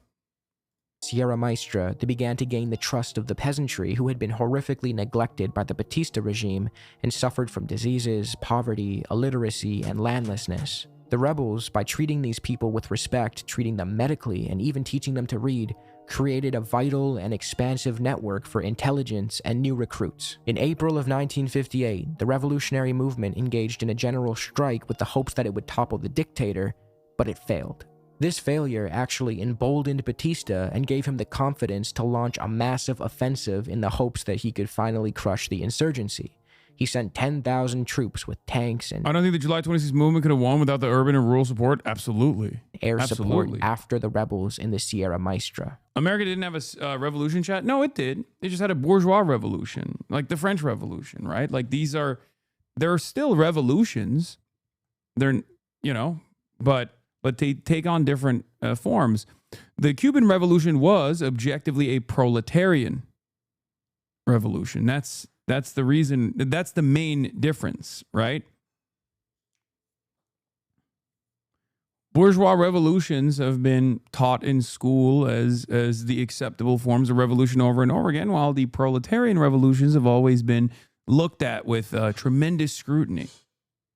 Amazingly, despite being hugely outnumbered and utilizing inferior... My boomer dad has been confused in Avengers Endgame. How am I supposed to explain this to him? weaponry, the rebels, due to their discipline and familiarity with the terrain, defeated Batista's army. The Battle of El Jig in July of 1958 saw an entire army battalion surrender to the rebels and marked the end of Batista's offensive. In late 1958, rebel forces, led by Che Guevara, seized Santa Clara and smashed what was left of the regime. Batista fled on January 1st, 1959, as the rebels entered Havana to enormous popular support, marking a complete triumph of the revolution. As Aviva Chomsky writes in regards to the popularity of the revolution, the Cuban population was overwhelmingly supportive of the new government and its reforms. The only opposition came from close supporters of Batista and members of his military, and property holders whose properties were threatened. As U.S. opposition to Castro cemented, his popularity in Cuba remained strong. U.S. policymakers needed to consider the continued emotional attachment to Fidel Castro as a national symbol by the bulk of the Cuban people, as well as the continued belief by virtually all Cubans in the need for social and economic changes embodied to date only in Castro's revolutionary program. Fidel Castro ruled his people through what? Through fear. Did your friend from Miami tell you that? 1 million machete-wielding peasants jammed the square before Cuba's national capital in response to the call of Fidel Castro for a celebration of the 6th anniversary of his 26th of July revolutionary movement. It is perhaps the greatest mass rally ever staged in the Western Hemisphere, a telling demonstration of Castro's sway over the Cuban masses. Fidel Castro ruled his people through what? Through fear. With all that said, the story of the Cuban... It's the funniest thing to say about Fidel Castro, like straight up. Revolution is one of united struggle against a tyrannical despot. Guerrilla fighters stationed themselves in the mountains, cared for the peasantry by treating them with dignity, teaching them to read and fight, providing medical aid, and awakening class consciousness, while agents in the cities carried out strikes and sabotage in a coordinated effort to topple the regime. It's a story of solidarity, revolutionary struggle, and liberation.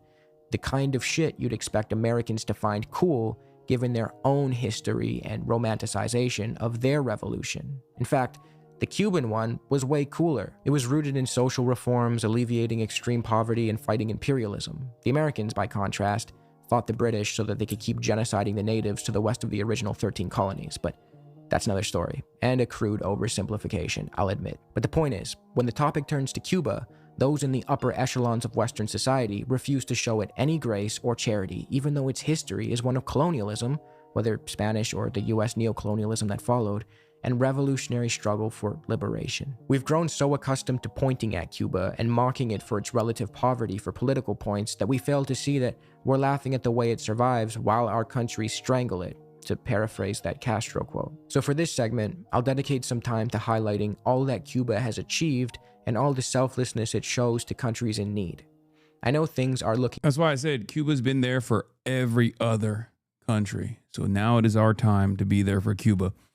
However, unfortunately, I have a call that I must take. Hopefully, they will add my quote to the New York Times article, by the way. I'm going to refresh it to see if they actually end up putting that in there. But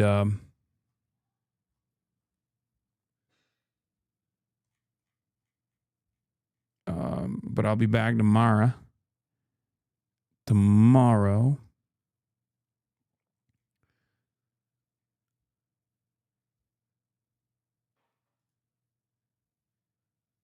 It's almost time, 8 hours, I know.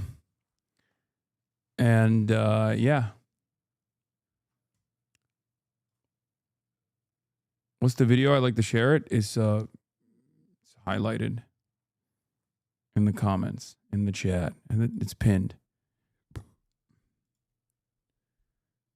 But yeah, go like the video, show support to Overzealots. He's my goat. Anyway, I love you guys. See you tomorrow. Starting off the day. Bye-bye.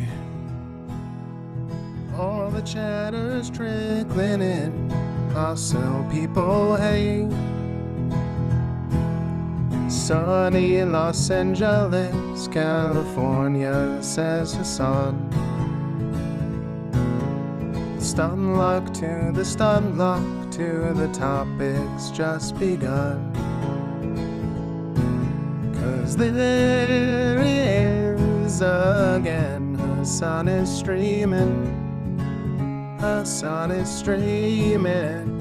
There it is again. Hasan is streaming.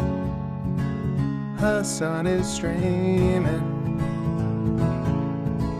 Reviewing a Chinese train, telling Kaya place. Sun and Asmin chatter loves, giving Greening's grace.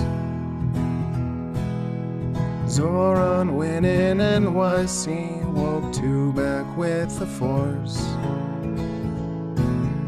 The Rogan of the left to me, a dumb himbo still of course.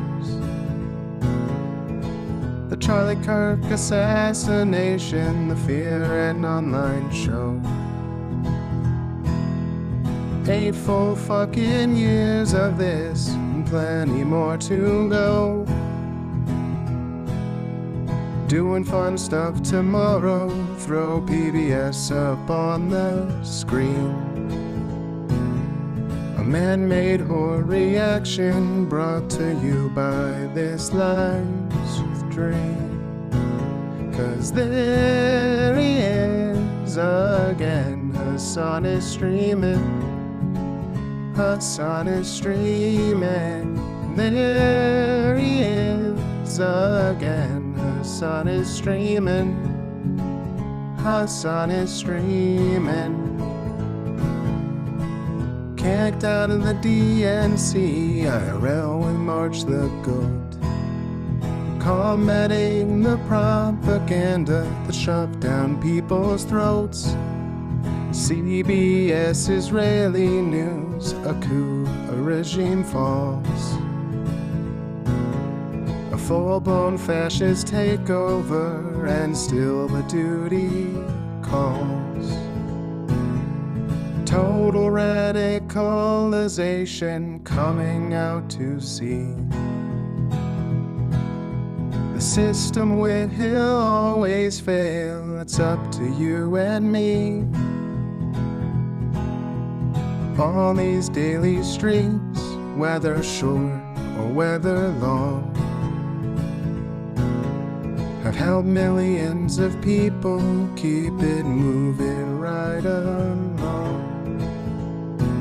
'Cause there he is again, Hasan is streaming. Hasan is streaming. There he is again, Hasan is streaming. Hasan is streaming. But hey, what can you say? That's BBS for you. But he'll play games real soon. Just you wait. Say, hey, what can you say? That's BBS for you. But he'll move on real soon. Just you wait. Ba-da-da, ba-da-da, ba-da-da-da-da-da. Hey, what can you say? That's BBS for you. But he'll pull your lungs real soon. Just you wait. Sha-da-da, sha-da-da, sha-da-da-da-da-da. Hey, what can you say? That's BBS for you. But he'll do jet advice real soon. Just you wait. But hey, what can you say? That's PBS for you. Brought on by viewers like you. Just you wait.